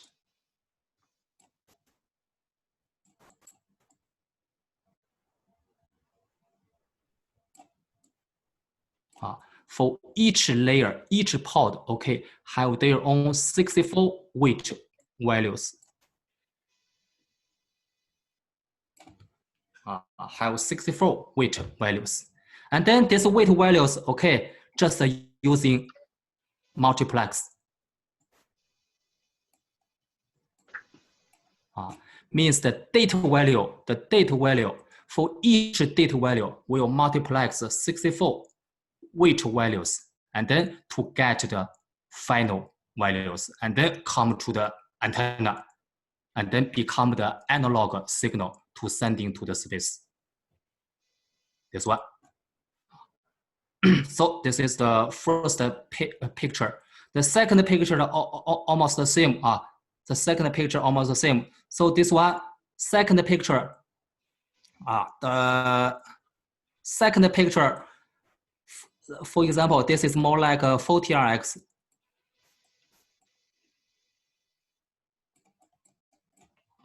This one, S1, S2, two date value, two date value.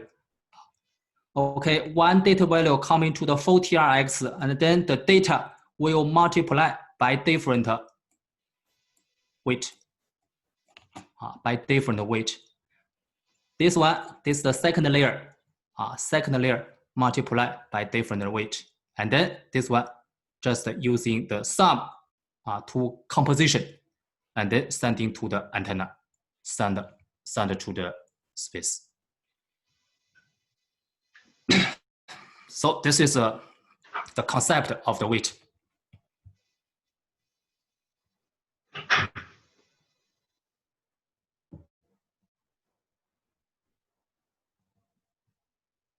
Understand? Okay, what is TB here? TB, right? Transport block. Transport block. So what is this transport block? I mean, it's like the date block. It's what? like the date block. Date. Date, yes. How it is related to resource block in LTE? To the resource block. To the resource block is from the front layer to matching. Resource block is related to the physical layer. This is now this TB is the TB.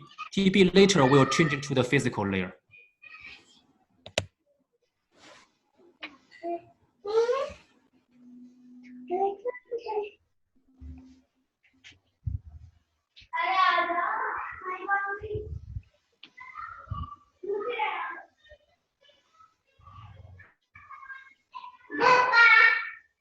This TB is generated at which layer? I mean, which layer generates this TB?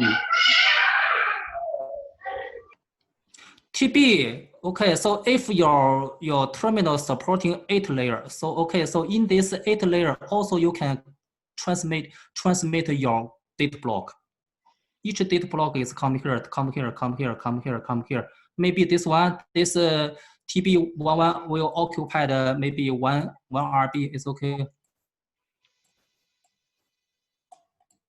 And then this 8 layer will occupy the same 1 RB. Multiplex is okay. Oh, you mean data block means the packet? Yes, data packet. It's okay. Okay.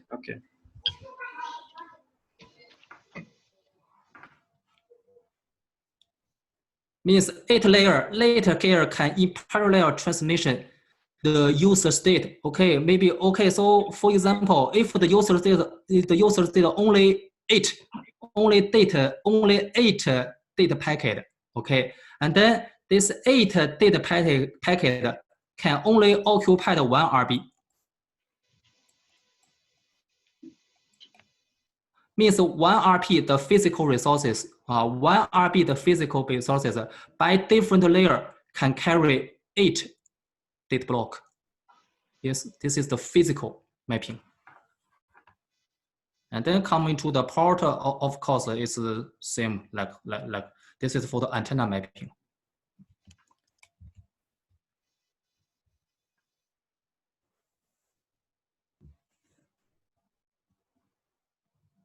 So this is what we call multiplexing.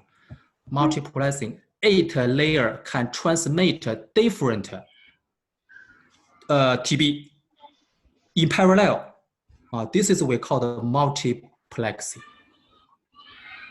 So I mean, we are transmitting 8 data blocks simultaneously. So we can say like it is not truly 64 TRX, but only 8 TRX. No. Right? No. For each transport block will transmit by 64 TRX, not 8 TRX. But see, one data block which is transmitted by P1 port 1, the same data block is being transmitted by 8 antennas simultaneously, right? No, 64 antennas. 64, only one data, only one data, you still need to transmit by 64 antenna. Means, okay, this one, we delete.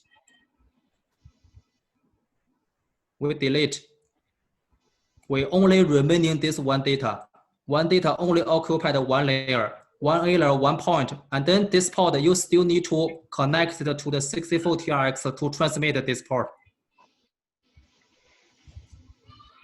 No, I mean to say we are transmitting same data TB11, TB11 to 64 antennas or 8 antennas simultaneously. Yes, like, 264 antennas. Yes. But we are achieving diversity here. We will not increase the throughput. This is not a diversity. Yes, this is a diversity. Yes. Diversity transmitted, yes. So for throughput, we can only count it to 8 TRX, right? Because 8 data blocks are transmitted. You cannot connect 8 TRX. You still need to connect it to the 64 TRX. You still need to connect it to the 64 TRX.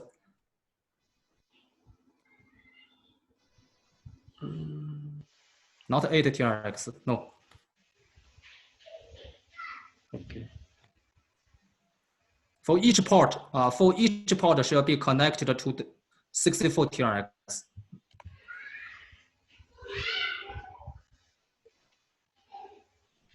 Okay. Yes.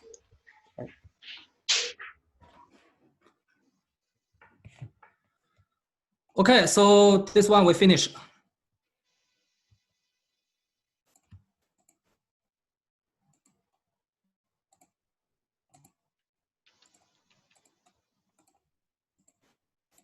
So let's come to the third one, 5G use case introduction.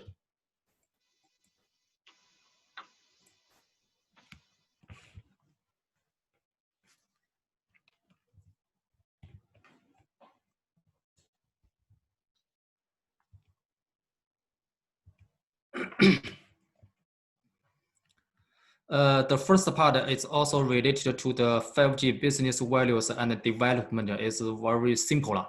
It's very simple. Just briefly look through.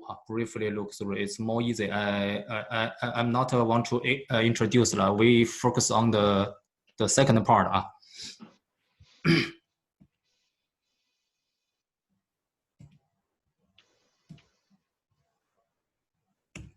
Okay, let's come to the second part. 5G business application and cases. So in this slide just lists some typical use case, which will be deployed in the live 5G network in the future. Okay.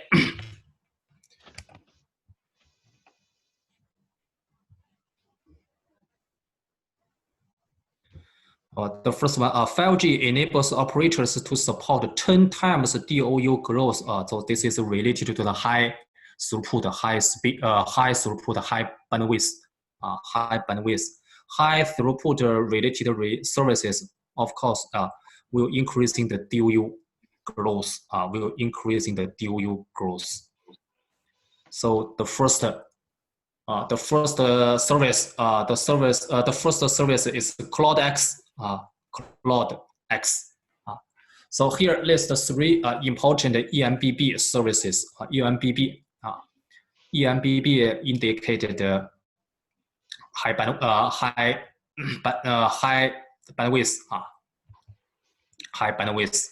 First one, CloudX, Cloud PC, and then Cloud Gaming, Cloud VR, AR. All this one will up to the cloud basis.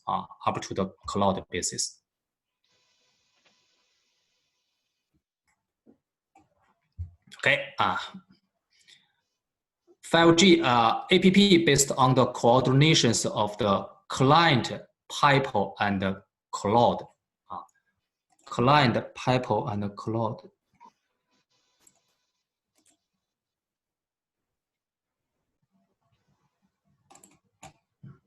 So for the cloud PC, okay, so the terminal is the PC.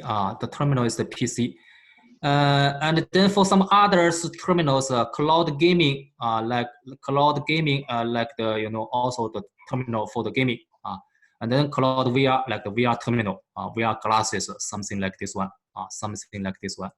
Okay, so this is for the client side, and then coming to pipe, so related to the 5G.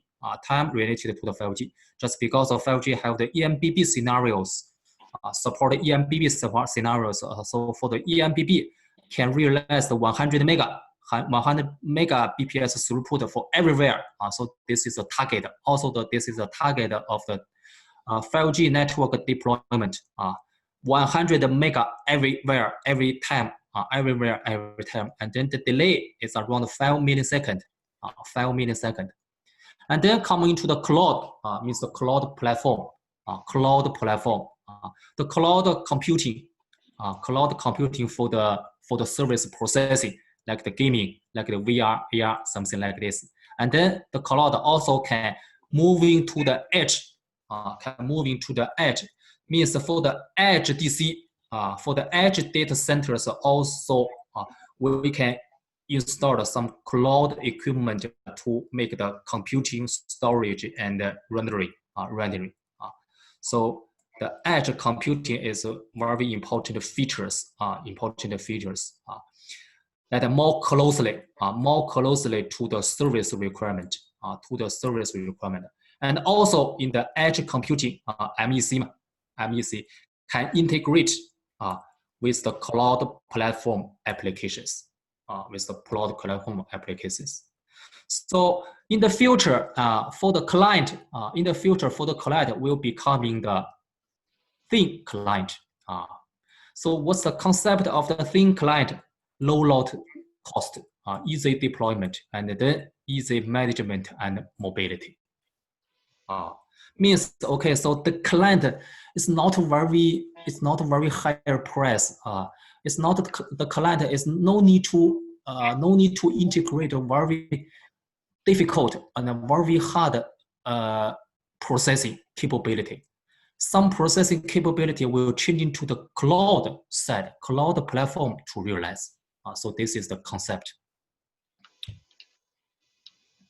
Okay, and then VR services have two types, 360 videos and then CG VR. CG means the computer graphic, virtual world, CG computer graphic. For the VR type, 360 videos, panoramic VR, like the home theater, the live broadcast. So the typical scenario is like the concert. It's like the sports events, Olympic events. So in this one, also we can use in the VR terminals to enhance the experience of the interactive. And then the next term is for the CG, computer graphic, like the gaming, This one. And also for some other applications, like the design, industrial design, vehicle design, and then the media, furniture, something like this. So this is some application scene for the VR services. Okay, and then cloud resolved VR key bottleneck. So 5G boosting the VR industrial, So actually, we need the VR terminal will become the cable free. Also can reduce the threshold, low price, reduce the threshold, and then lower hardware requirement, and also anytime, anywheres. And for the virtual VR, VR is the real 100 mega eMBB services. So from this showing, so we can know for the VR need a very bigger bandwidth, But the delay actually is normal critic. The delay is normal critic. So for the VR, actually more focus on the bandwidth. So build a 5G brand also can based on the VR experiences, and also build the VR content aggregation platform for the future man-machine interaction.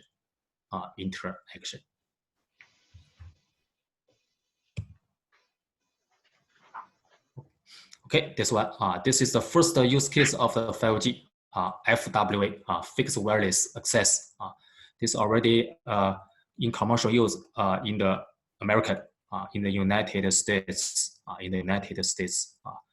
So using the 5G to realize the FWA, launched by the Verizon,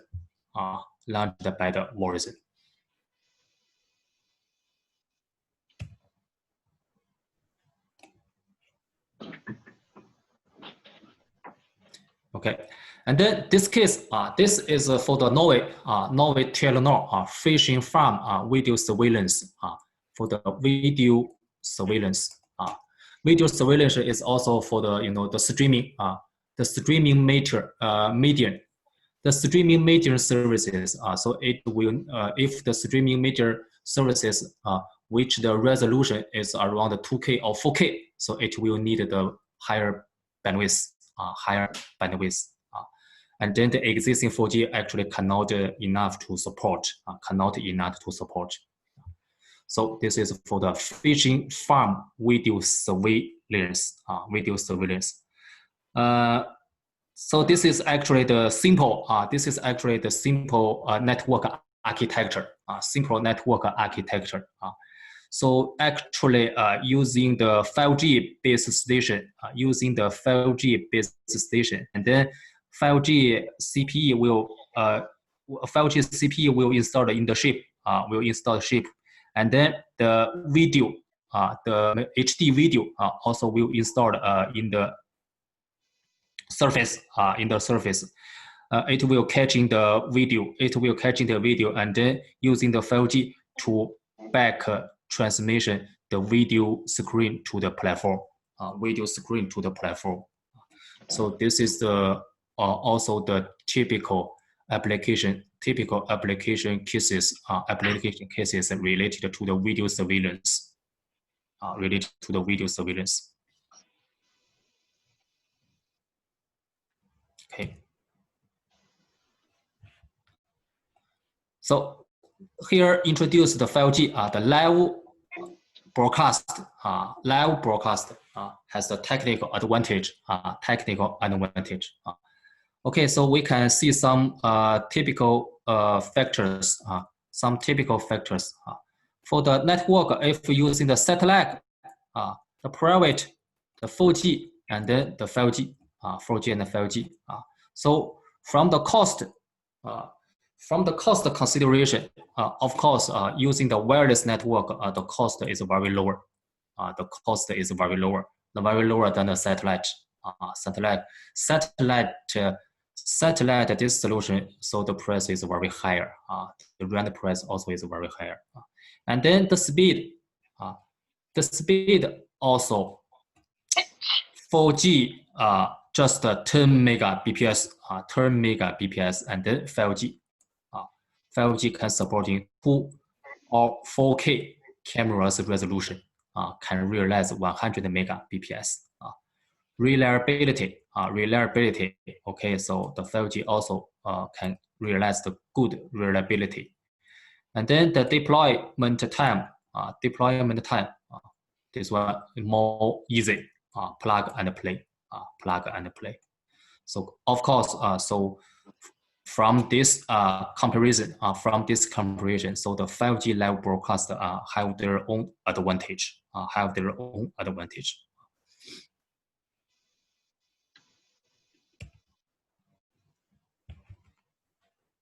Okay, next one.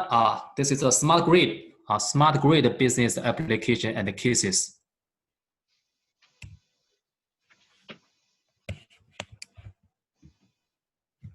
This one.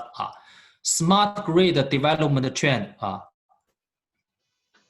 One direction to the multi-direction, and then from the centralized to the distribute the grid network, and then from the digitalized to the automation. So this is the smart grid trend, and also for the new energy, like the wind, new energy like the wind, like the solar, new energy. And then the network challenge, fiber. So currently for the smart grid, so its communication network is installed by the fiber. Installed by the fiber, especially for the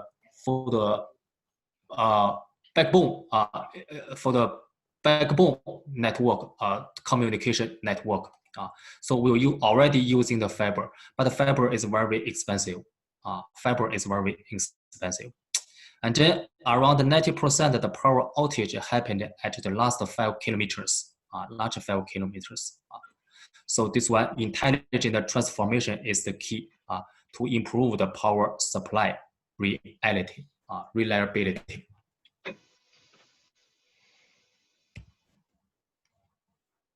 Okay, so what's the technical requirement for the 5G for this industrial application grid? The first one, there's no effective low-cost wide area network communication solution. So currently, some bone network for the grid industrial is use fiber, but the fiber just not used very widely. And then for the grid industrial, of course, we'll find some good solutions to using some network access to widely applied his digital solution. digital solution. The second one is 5G slicing technology is expected to meet the high security requirement of the network. Just because the grid network is, is more focused on the security, it will separate with the public network. The grid network for the, for the corporation, which will be built the separate, independently, and private. Of course, is private network for their own communication, and of course, it will separate or isolate from the public network. So from the traditional 4G don't have this capability, but in 5G, can using the slide technology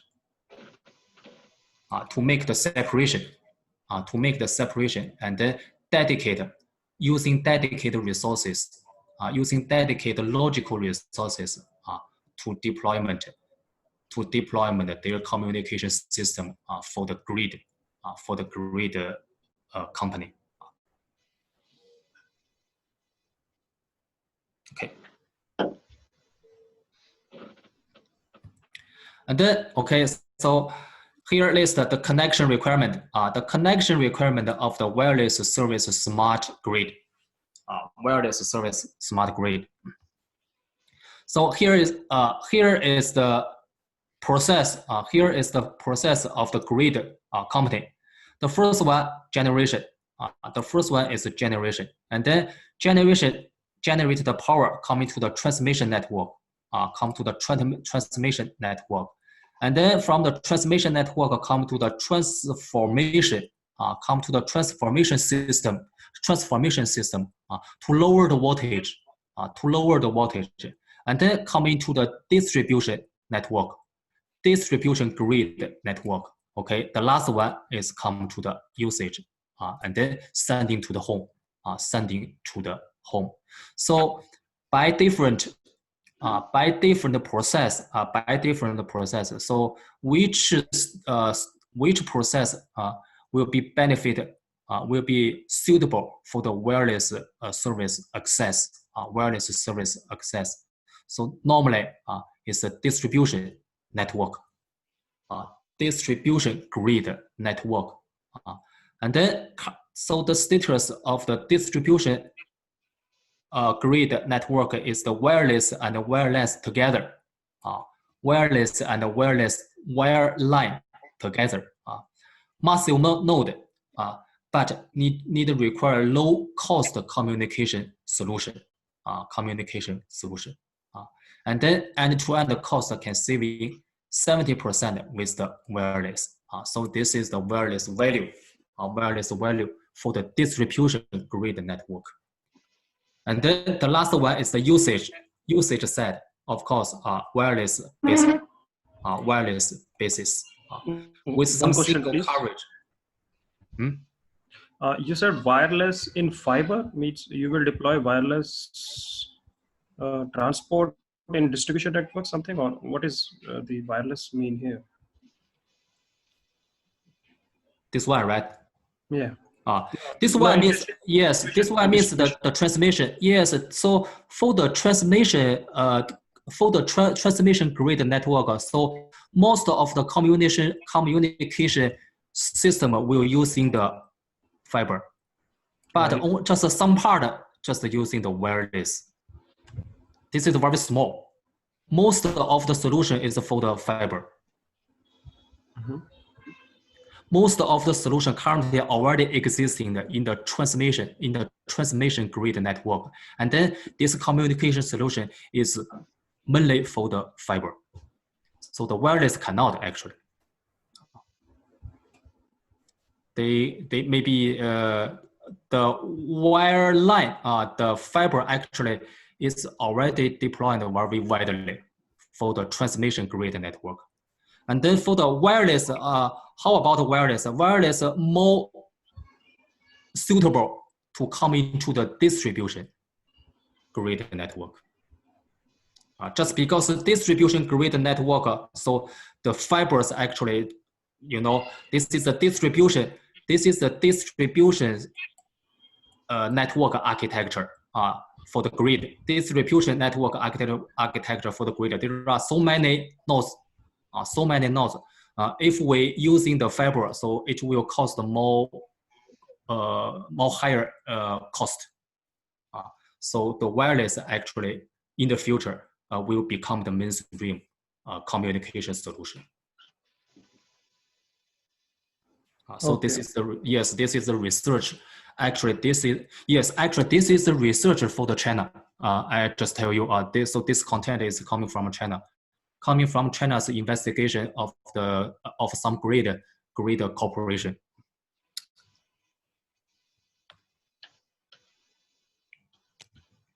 Okay. And then in the this content or this story is coming from China actually. And then in the China, so from the investigation of the grid company, so the wireless most possibly will coming into the distribution grid network. This have the chance.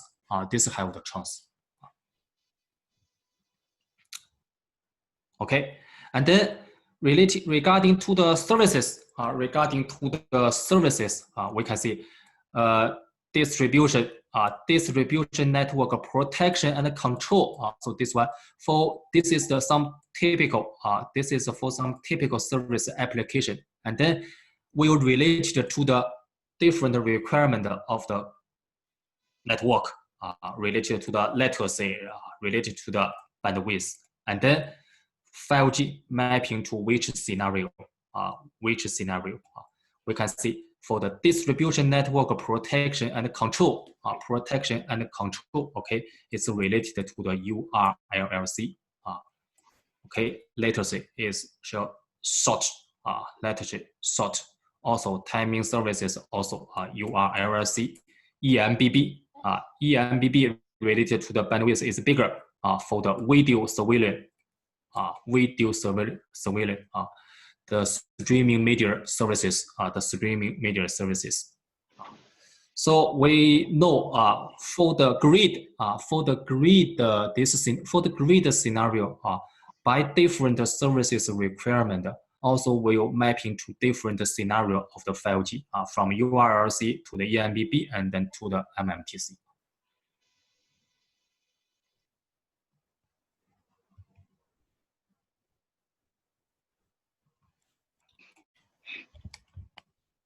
Okay, so this is potential application scenarios of the power grid system and 5G, and then using the slicing. The slicing one, automate power distribution. In the distribution network, in the distribution grid network. This is the transmission grid network. So this is the usage. So normally we need to focus on in the channel for the distribution and the usage. Distribution currently, okay, just several nodes using the fiber. And then for the wireless network have enough space. So we can make the slice for the distribution, this scenario, and also make some other slice for the usage, this scenario. This is just a simple. This is just a simple concept. So currently, there's also under the research and the trial. So in the China, there's not a very fixed solution for this one.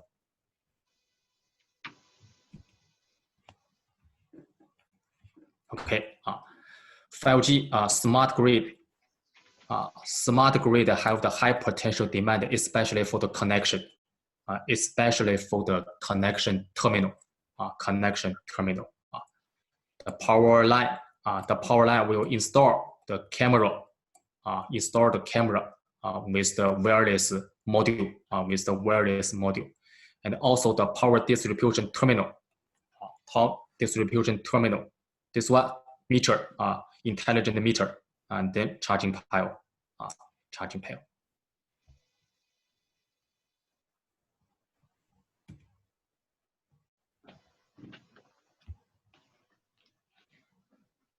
Okay, the next one, IOV.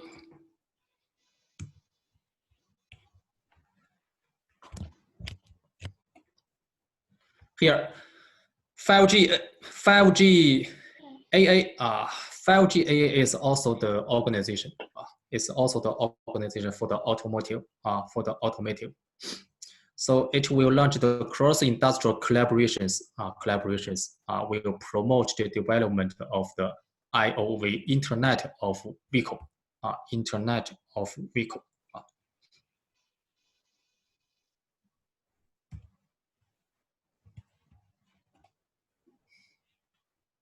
This one, 5G smart driving, 5G smart driving. So the concept is, or the target is connection. Connection between the vehicles will make the vehicle more intelligent. Will make the vehicle more intelligent. And also in China, the authorized frequency band 5.9 giga of China just released for the V2X, vehicle to everything, vehicle to everything. All the PCU personal communicate file is officially released. This is also one technology. This is also one technology. Compare with the UU interface. Compare with the UU interface. We call the PC file.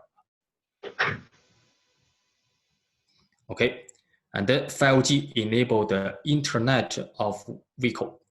Internet of Vehicle. So the V2X will the V2X will involve several aspects. One is V2V, vehicle to vehicle communication. Vehicle to vehicle communication. So, and then vehicle to network, vehicle to road vehicle to network, like a vehicle to base station. This one V2N, we call it V2N. And then vehicle to infrastructure, like the roadside RSU, roadside unit, vehicle to infrastructure along the road. So this it will involve in this several scenario. V2X.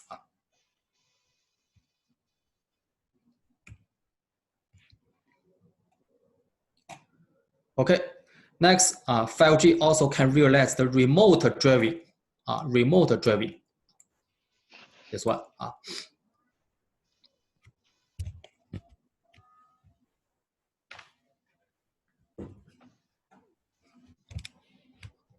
Okay, so the remote driving will need the uplink video transmission. So this is the high requirement. Uplink video transmission.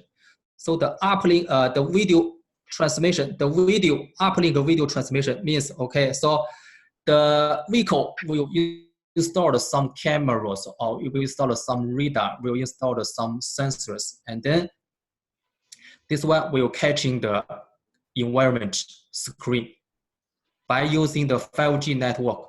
By using 5G network to upload this screen, this video to the remote platform, and then let the person see what's the vehicle seeing in the front. Okay, and then the person, the remote person, will control some command and then directly to the vehicle to operate the vehicle. So this is we call it the remote driving. So need to upload the video transmission. Meanwhile, downlink will transmit the command, the control command. So the downlink need the delay.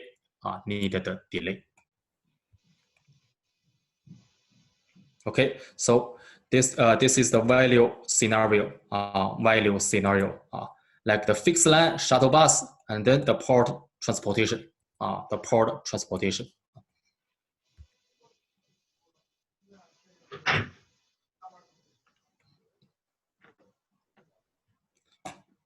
Next one, smarter manufacture, smarter manufacturing.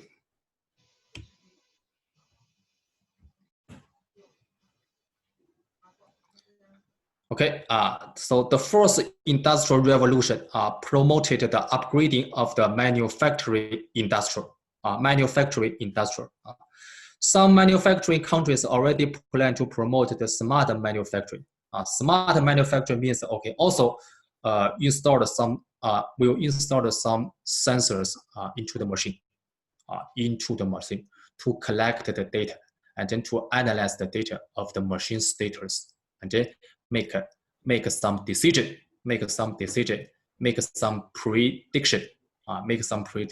and then make the industry become intelligent.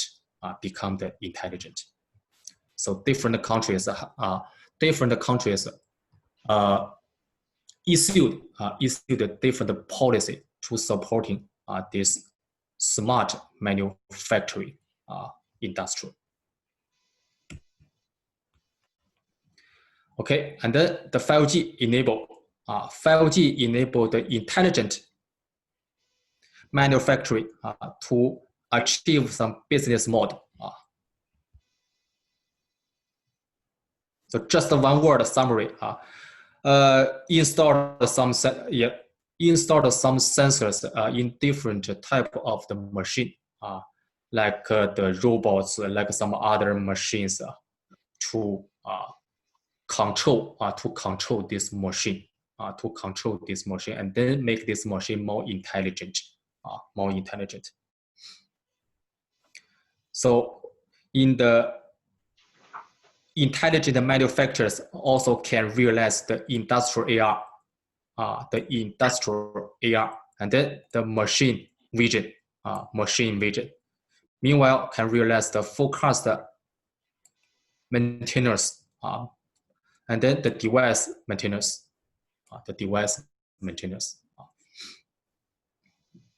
Okay.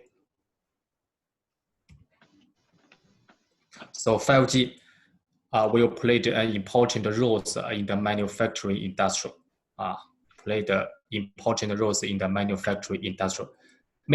machine to become connection, and then involved in the internet.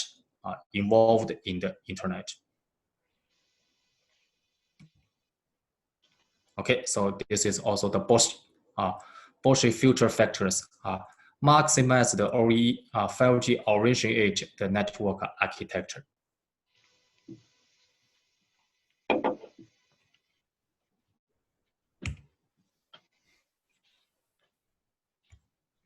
Okay, the last one, UAV unmanned aero vehicles business application. So 5G can meet the requirement of the low latitude coverage. What is this OEE in the previous slide? OEE. The previous slide. What was this OEE? Which one? The previous slide. What is OEE? OEE is so later. Currently, I don't know. Oh, no. Sorry. No, it's okay. It's okay. Because I was curious to know this. Okay, thank you. No problem. Please go ahead.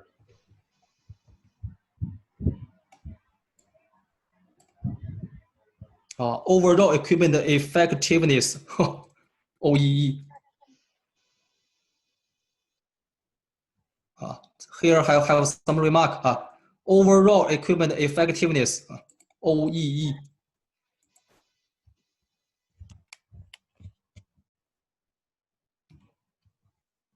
Okay, the last one, the UAF. So can requirement for the low latitude coverage and the large bandwidth required by the UAF for the long distance flights. The UAV network require for delay. Sorry. require for the delay, and then uplink rate.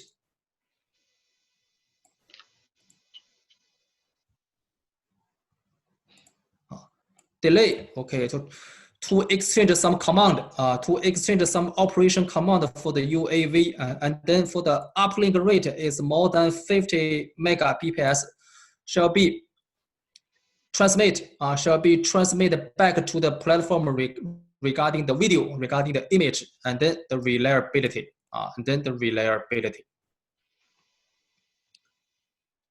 So normally, some test results in the Shenzhen and Shanghai regarding to the UAV, UAV 120 minutes, 120 meter, 120 meters under the currently network,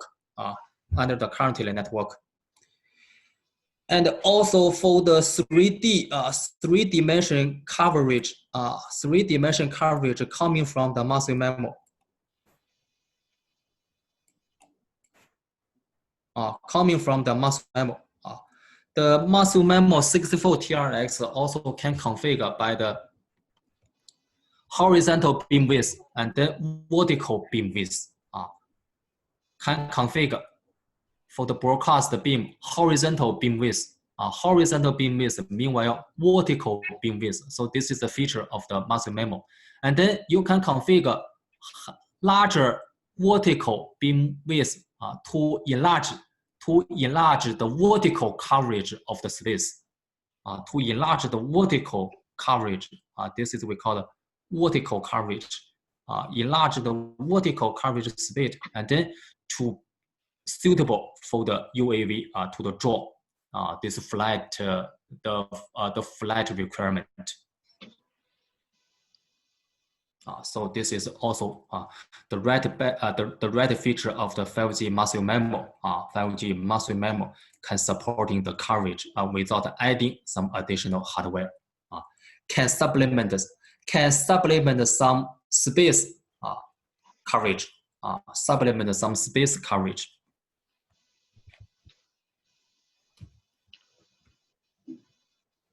Okay, next. UAV industrial, the market will reach. So this is where this is from the investigation.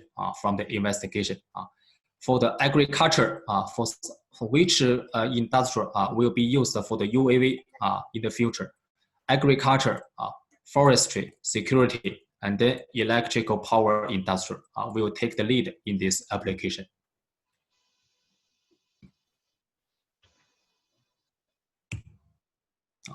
This one. Okay, so that's it for the 5G use case. It's more actually the material is more simple.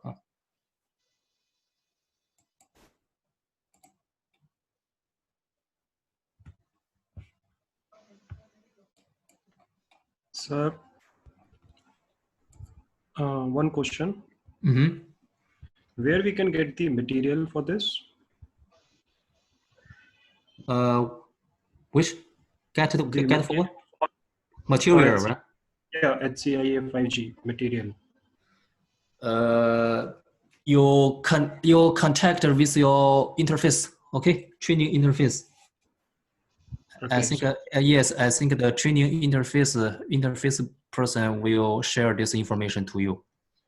Okay. Yeah, you can download these training materials in Huawei's career certification website and under the hub zone. Under the hub zone. Yeah. Okay, so it's not available in trainer zone. Yeah, it is now available. You can download it right now. Okay.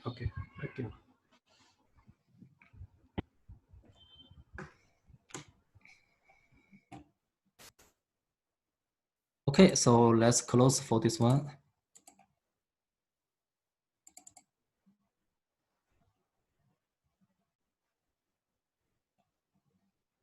And then let's come to the last part. This typical industrial application solution of the 5G. So this material also is very so many pages. So I think it's better for us just to select one or two solutions to introduce. So I will choosing the LV solution to introduce first. Is okay or not?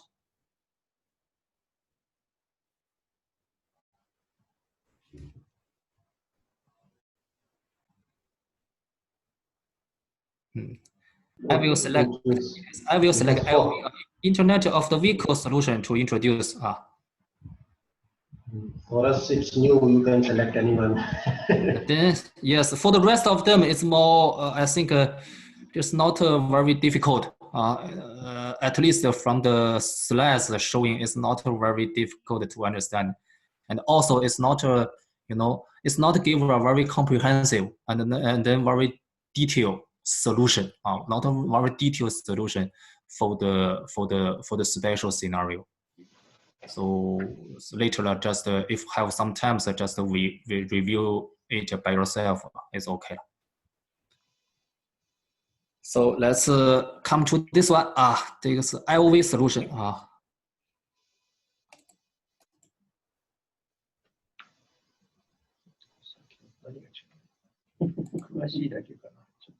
IOV. This one we jump. Skip. Same.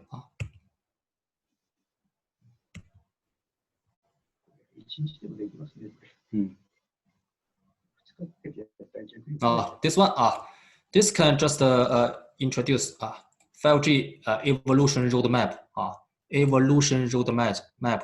Okay, the left side is related to the 4G characteristics, and then the right side related to the 5G. Related to the 5G. Okay, so the first one spectrum. The first one spectrum, 4G, and then involved to the 5G. New plus existing. The spectrum new is for the C-band, and then millimeter. Existing maybe in the future can refarming to the existing 4G, And then the air interface, starting from the LTE to the NR. NR will create some new wireless, new radio technology, new waveform, a new frame structure, numology, and full duplex. And then the third one, EPC, this is a core network architecture. Okay, in the 5G network function, is become the virtualization plus the cloud basis, virtualization, NFV. And then for the operation, self-organization network, it will realize some automation.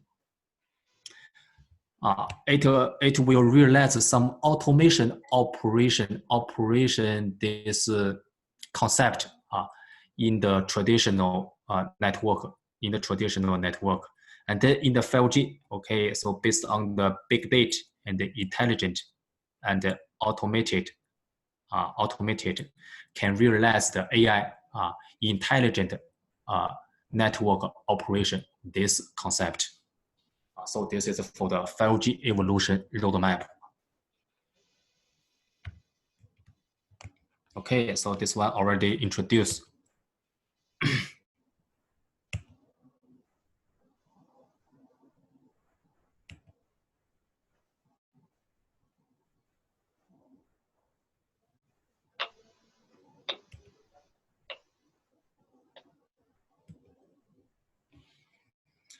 Okay, so let's come to the IOV solution.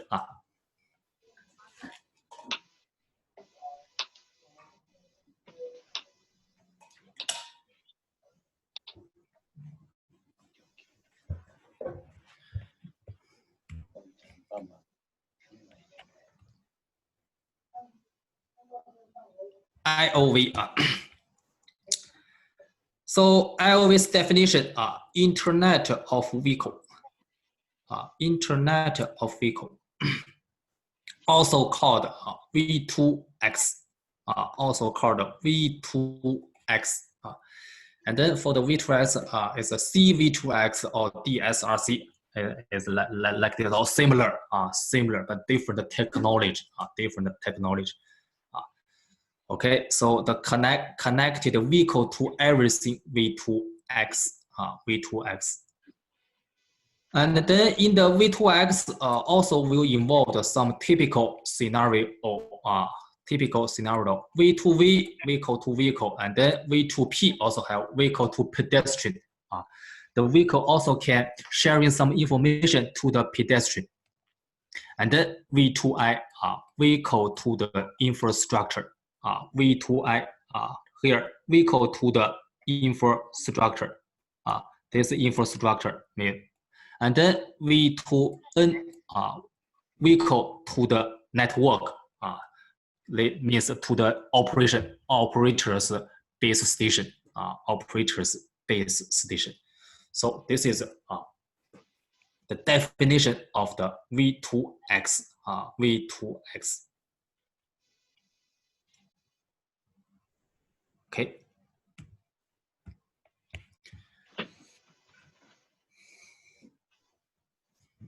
So this one, IOV, Internet of Vehicle. This communication technology have two different kind. Two different kind. One is for the CV2X, cellular V2X, means some communication between the vehicle to the vehicle, between vehicle to vehicle, between vehicle to infrastructure. Okay, so we'll go through the cellular network, means we'll go through the mobile network running by the operator. So this we call the CV2X. And then DSRC,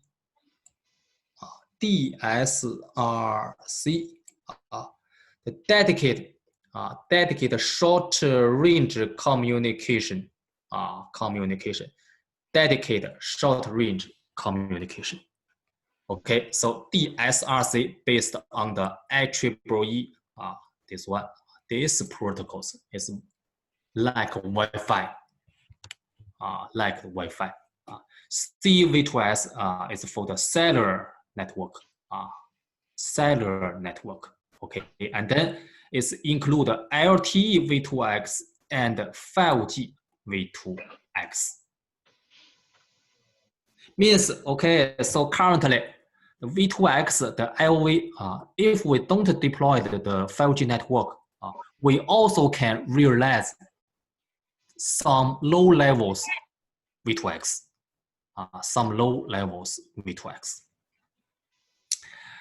Okay, and then in this V2X, technology, so how also split in this several branch of the technical.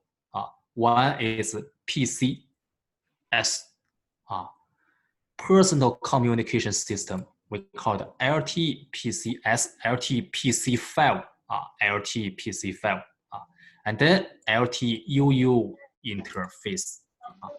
This one, PCS means V2V, directly communication. V2V, directly communication without the cellular network coverage. This one, LTUU interface, this one, V2V communication shall be go through base station, and then base station will forward the message to the vehicle. So for the vehicle to vehicle communication will wear base station, not directly. So it will need the cellular network coverage, So this is the difference.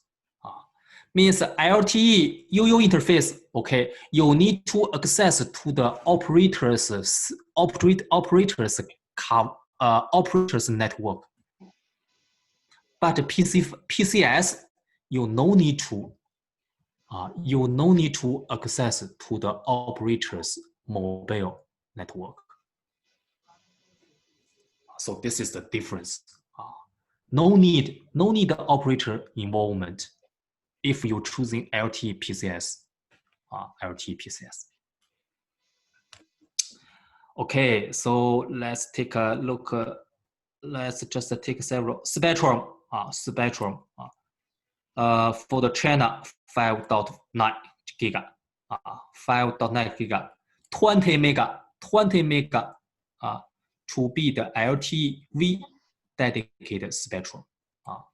It will use in the dedicated spectrum.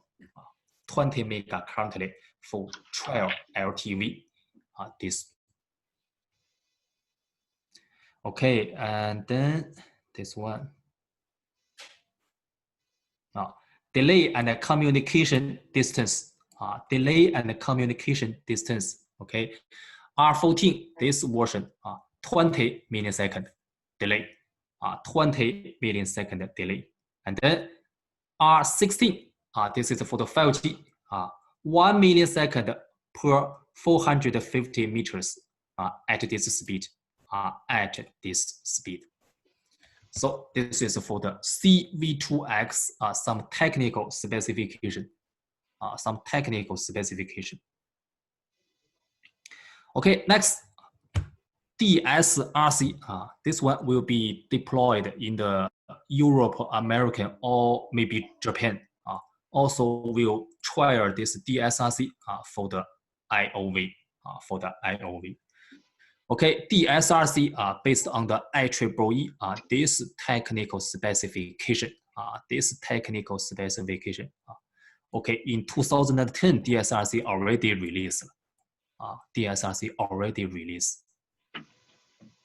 And then Spectrum, US, Japan, and Europe also will allocate the dedicated frequency band.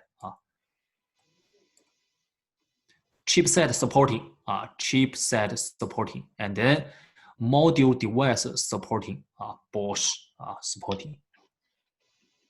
Okay, so this is for the test. This is for the testing. So DSRC actually will be widely used for testing in the Europe, US, and Japan. And then CV2X, China. CV2X is in China, so this is the difference. And then delay and the communication distance. This one, lower than 50 millisecond. 50 millisecond, and then this. So this is two kind of the technical specification for this IOV industrial.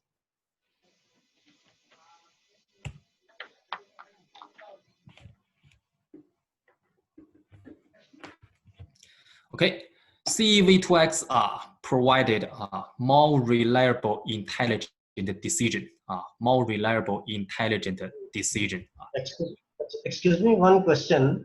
Considering the futuristic aspects, and you know there are different lobbies like CV2X and DSRC, on which direction industry is moving?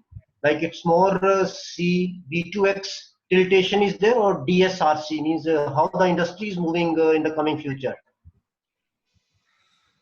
CV2X have the dedicated roadmap evolution to the 5G V2X. But DSRC actually, I'm not sure it have the dedicated evolution roadmap or not.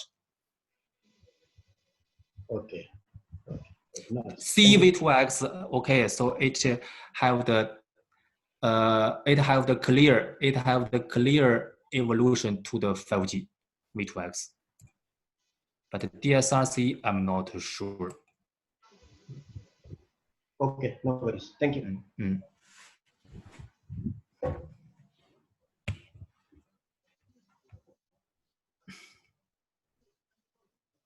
Okay, and then making and cooperative controls for the automated driving.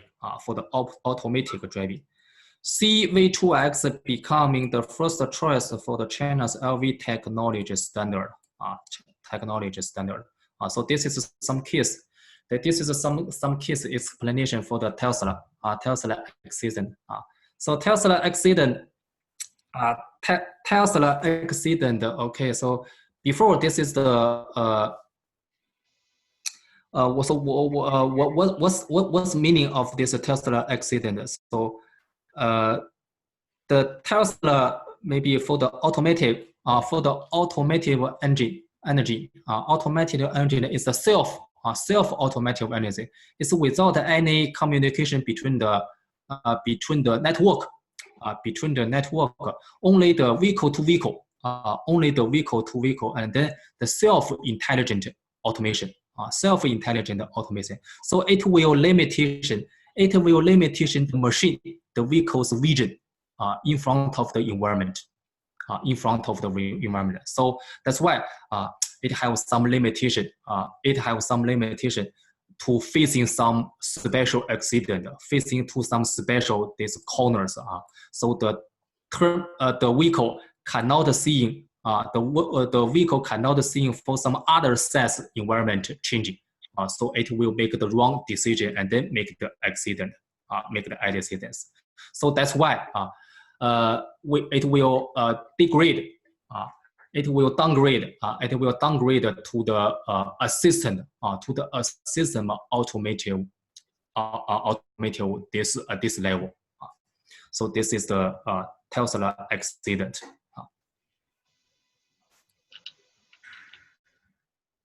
Okay.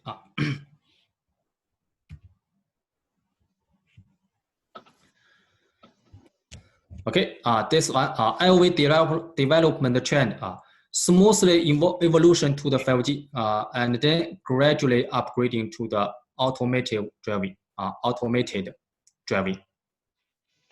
So totally have the six level, the sixth value to mention the automated driving, from the 0 until 5, from 0 until 5, and then we can see CV2X LT2V. LT2V also can realize the level 2 or level 3, the automated driving. Level 2 or level 3, the automated driving. And then, so which one can be realized? I can perform this following operations at the same time. The lane departure prevention, and then adaptive cruise. And then this is level 3 is automated driving under the traffic jam. So this is similar like the conditional automation, not the fully automation. So if the IOV will be involved to the fully automation, so the CV2X technology will evolve to the 5G V2X, and then can realize the fully automated driving services. That means, okay, it will, based on the big data plus the AI, will enable this automated driving. It's more intelligent. But currently in the LTE network, actually, we only can realize the maximum level 3 conditional automation, this level. Okay, this one. Why this required 5G? Interactive perception. And then free from the distance and the environment constraint. Get rid of the single vehicle's intelligence. So it will become the intelligent cooperation.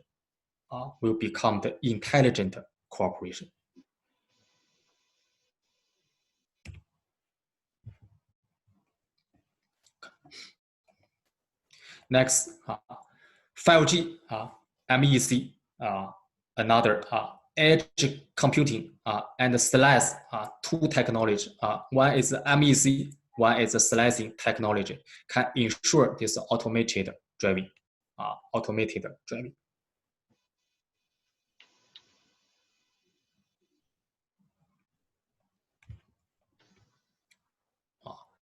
So 5G network slicing technology can provide the consistent QoS guarantee. This one are some basic scenarios to improving the efficiency and the safety. Efficiency and safety.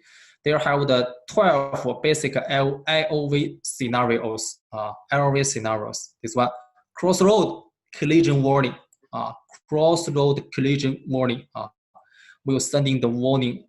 We're sending the warning voice, warning sound to the drivers. And then this is a collision warning on the lane change. Lane change. Sudden stop warning. Sudden stop warning. Ahead collision warning. Something like this one. So all of them, actually, all of the scenarios will need the communication between the vehicle to vehicle, between vehicle to vehicle, and then vehicle to the infrastructure, and then vehicle to the network, vehicle to the network. So it will become the intelligent collaboration, and then fulfill this requirement. Also, this 4 high levels scenario, vehicle platoon, and then this is overtaking, overtaking, like this, overtaking. Sensor information sharing, and then remote driving. So this is the high level scenarios, And also for this one, will require more challenge of the network, For example, the vehicle platoon, end-to-end latency around 10, reliability, throughput. So actually for this one, it will need a high requirement of the network. So if the network involved to 5G, so actually can supporting for this high critical requirement. Also, 5G enables advantage automated driving scenarios to improving the efficiency and the safety.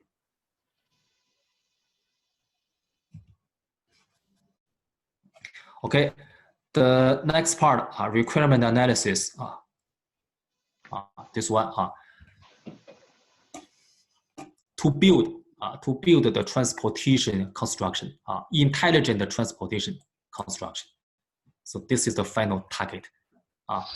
To realize the final target, intelligent transportation construction, so shall be make the vehicle more intelligent to sending the data, to receiving the data, and then make the road infrastructure more intelligent, to fulfill this point, this pinpoint. Okay.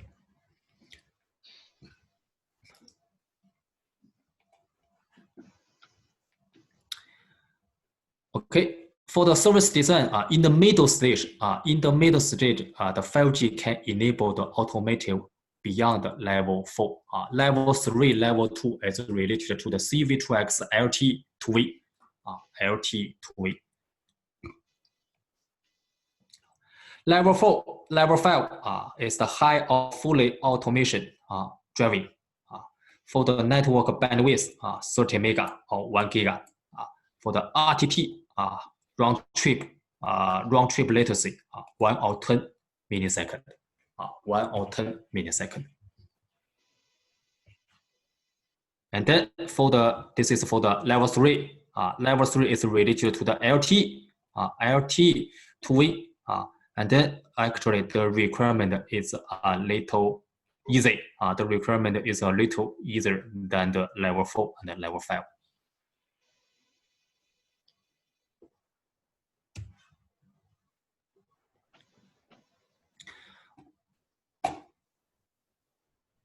Okay, so this IOV business, the business strategy is divided into 3 layers. So how to earn the money from the IOV business for the operators. The first one, connection. Provide a connection. Means provide the throughput, provide the traffic, provide the SIM card, like the SIM card. And then the second one, maybe it can possible to build the platform and then to create or develop some services related to the IOV. But actually for build the platform, build the platform for the IOV actually for the operators is very hard. It's very difficult. So the IOV platform actually will be built by the vehicle, normally by the vehicle corporation. They don't willing the operators to build the IOV platform to collect the data.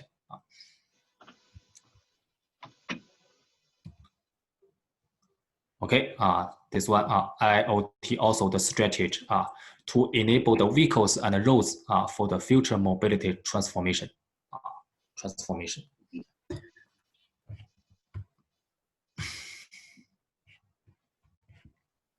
This one IOV solution from the lower layer to the higher layer. Lower layer is related to the vehicle.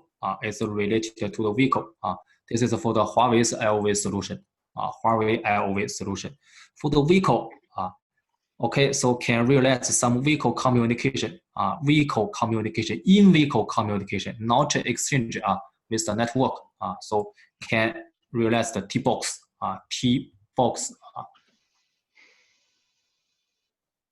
this one, and also in-vehicle computing platform,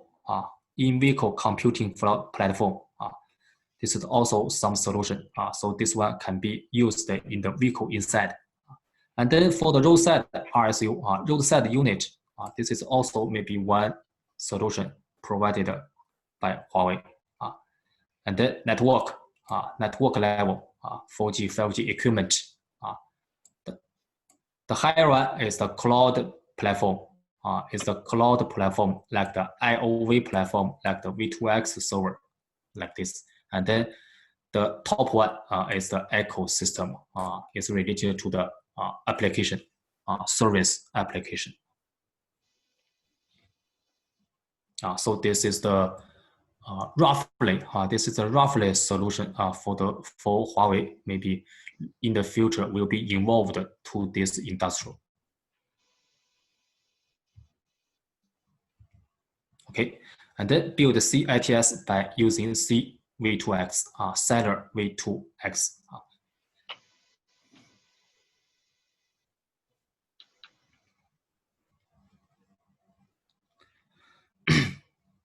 So it will can improving the driving safety and then the traffic efficiency. ITX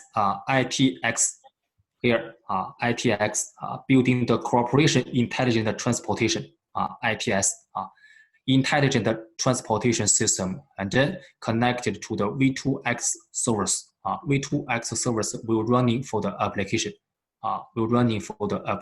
And then coming to the 5G network or LTE network, okay, and then go to the vehicle.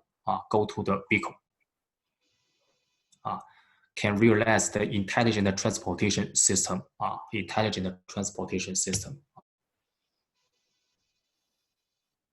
So commercially available chipset, vehicle side, and then road side and platform product. So this is the comprehensive solution for Huawei can provide in the future. From the chipset, from the OBU, from the roadside unit, from the V2X server hardware.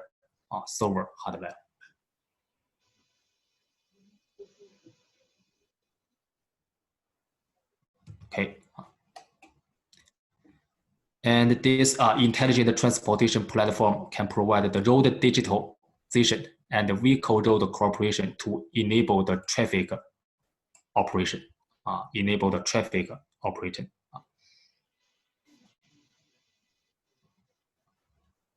This one. So if we want to realize the cooperation between the vehicle and the road, so we need to make the road become the digitalization.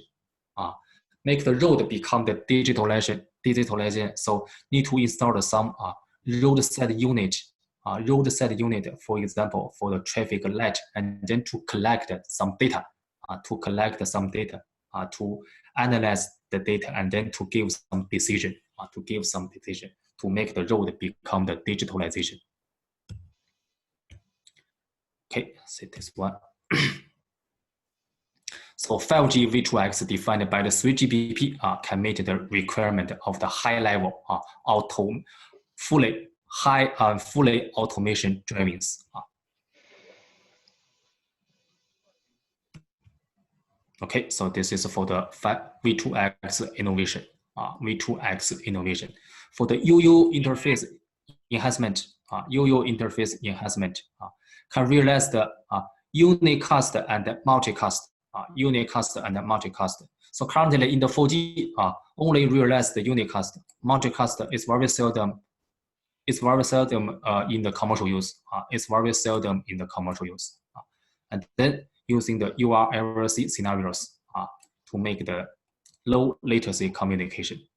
UC/NC, user-centric, no cell radio access, and then DC. So this is for the UU enhancement.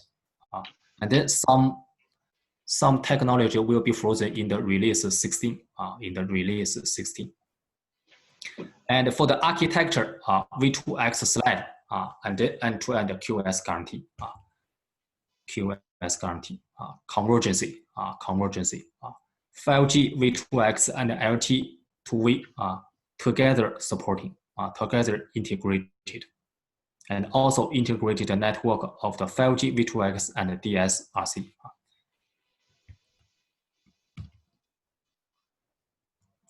This one, UU interface and then set link innovation for the 5G V2X. UU interface, this one, UU interface means the vehicle's message sharing shall be via base station by UU interface. And then set link is similar with the PC file. PC file in the LT version. And then in the 5G for the set link. 5G for the set link. Vehicle to vehicle communication. Okay, and the last one is for some use case.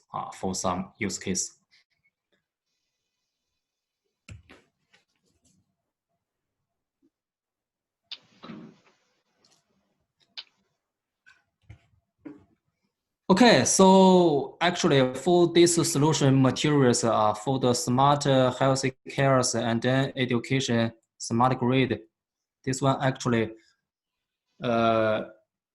just finding some services or use case which will be used by 5G to enhance the high speed, high throughput. This one will be involved for this industry. So this actually is not very difficult. So besides this one, so any questions you feel very interesting, and then if I know, I can respond to you.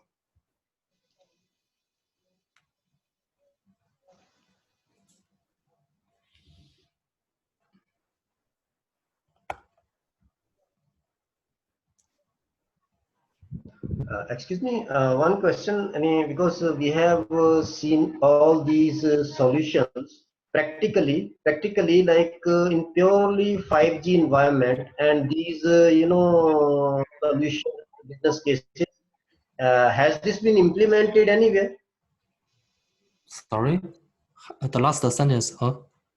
I'm saying like, okay, this is technically we have got a guidance from you, but my question is like, in terms of practical implementation out of these solutions, has it been implemented anywhere?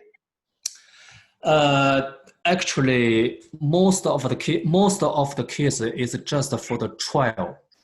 It's just for the use case. It's not in the commercial use for this, for all of the solution. I mean, for all of the solution is just the starting the trial with some industrial corporation in China. Okay, right. Thank you. It's also in the I2V.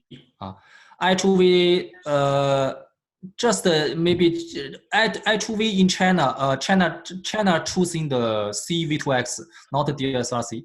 And then the CV2X 2007, the standard is frozen. And then just these 2 years, and then choosing some cities to make the trial. Just to make the trial. Just a very small range to to trial. You know. Okay, got it. Thank you. And also in the 5G, see, most of what we see in this materials, most of we see in these materials to talk about the cases, and then the cases mainly is from the EMBB. It's from the video, right? It's from the HD video. It's from the high resolution, the data, the streaming media service. So it will need the high bandwidth. The high bandwidth. It's just using the video. Using the video carry some 5G sensor. Carry some 5G module of the sensor to using the 5G to make some video transmission. That's it. Okay. It's just the beginning. Just because in China 5G is still not launching the commercial using, and it's around I think this year is just around several. It's around 800,000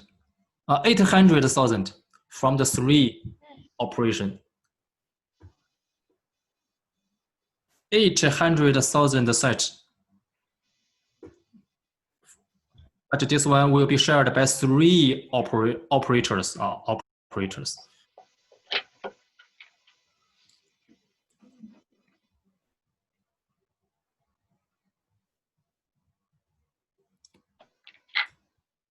So any other issues are also regarding some technical issues or not? Sir, where we can read more about this program at HCIA 5G? Any?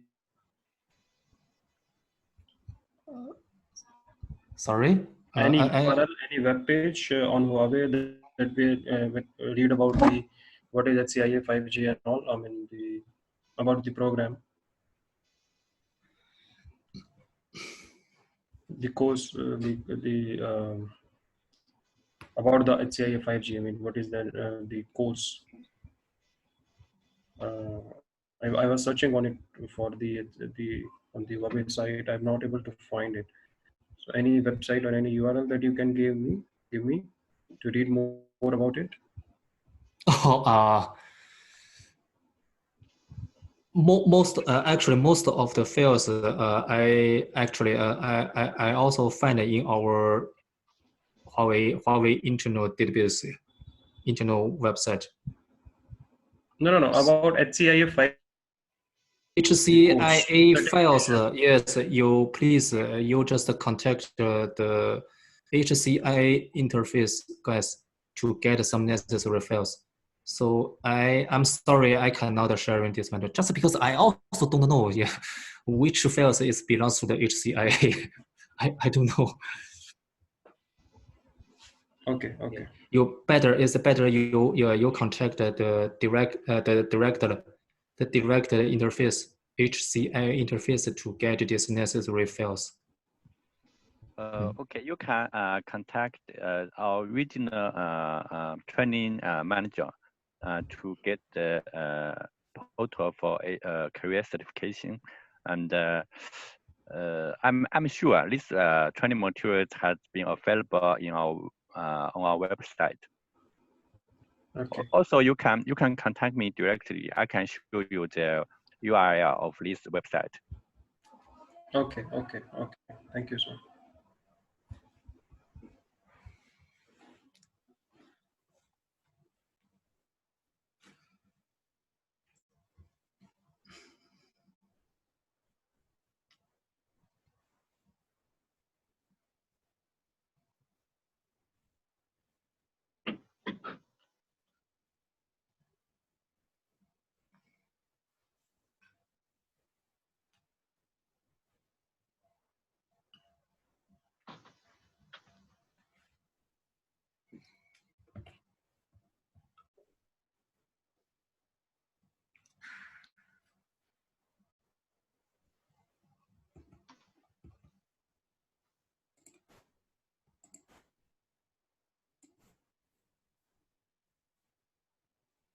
So normally this training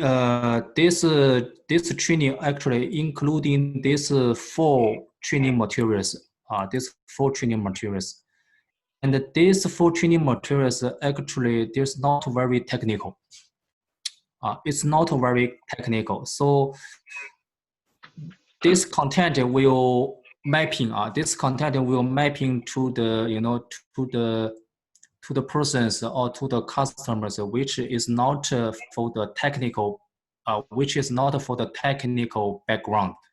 It's okay. It can understand, especially for the first one, motivation and the industrial progress. So it will describe some industrial progress for the 5G, especially for the chipset, for the equipment, for the module, or something like this, and then for the services. So it will adapt to the no background the customer, no background to the customer, for the operators and also for some enterprises, for the enterprises and the government. This process also can understand this one. And then the second one, HCIA 5G network architecture and key technology. Okay, so actually for the architectures, this is not very technical. For some key technology, this is a little technical. So if we facing to the process without a technical background, so it's need us to describe this technology maybe by using some common ideas to describe. I think it's more easy for them to get it. And then for the use case also, actually for the use case, and then this typical industrial solution. This is the first version. Actually, this is the first version for Huawei to develop these materials. Especially for me, I only deliver the 5G use case by the Chinese version to the Chinese customers. This Chinese customer also coming from the operator. For the technical lines, but for the management levels to understand this one, and then for the government and the enterprise division department also, they have the requirement to learning for this one.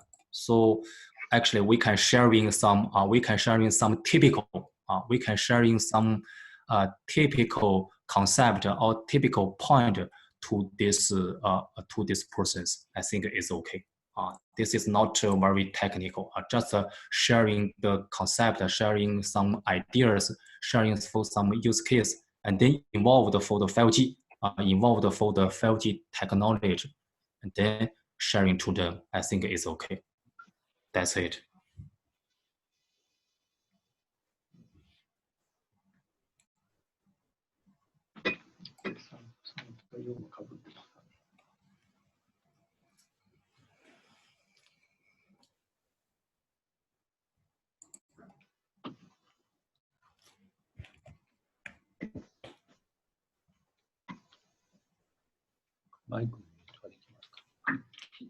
So okay, so I think for the rest of them, just because it's the structure is similar. It's similar. I'm not introduced anymore.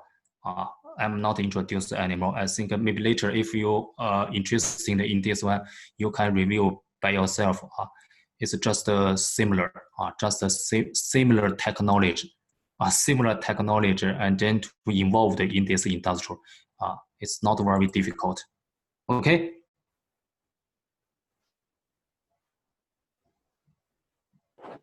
Okay. So okay. So if don't have any questions, so I think today's training we can end it.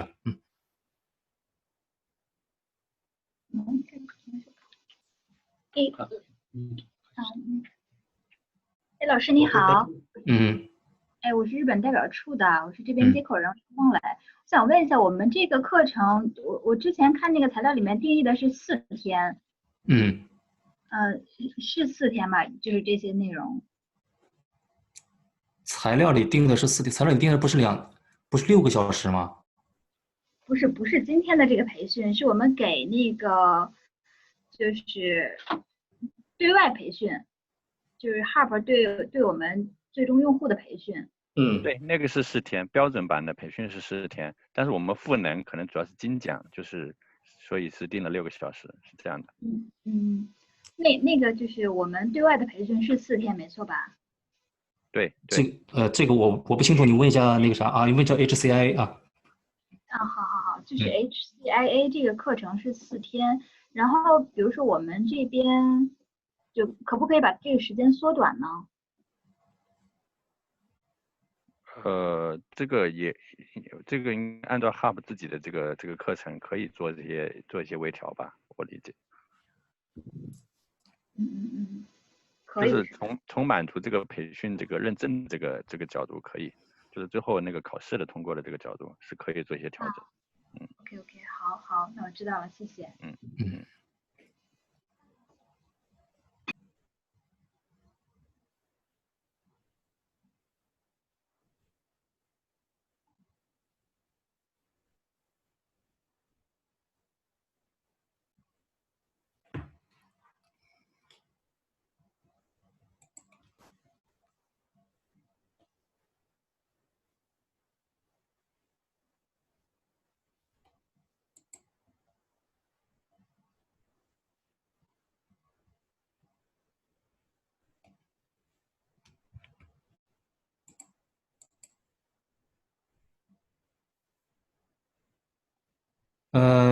要不我们就到这儿了，反正我们也没有休息，好吗？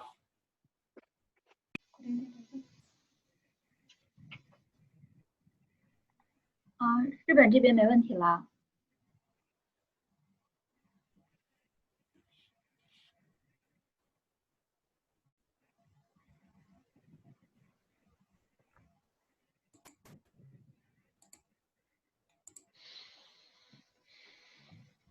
So if we don't have any other questions, today's training is over. So thank you for attending. Okay. Thank you for every attendance to come to this training to listen to my lecture. Thank you again. Okay. Thank you. Thank you. Bye-bye. Yes. Bye.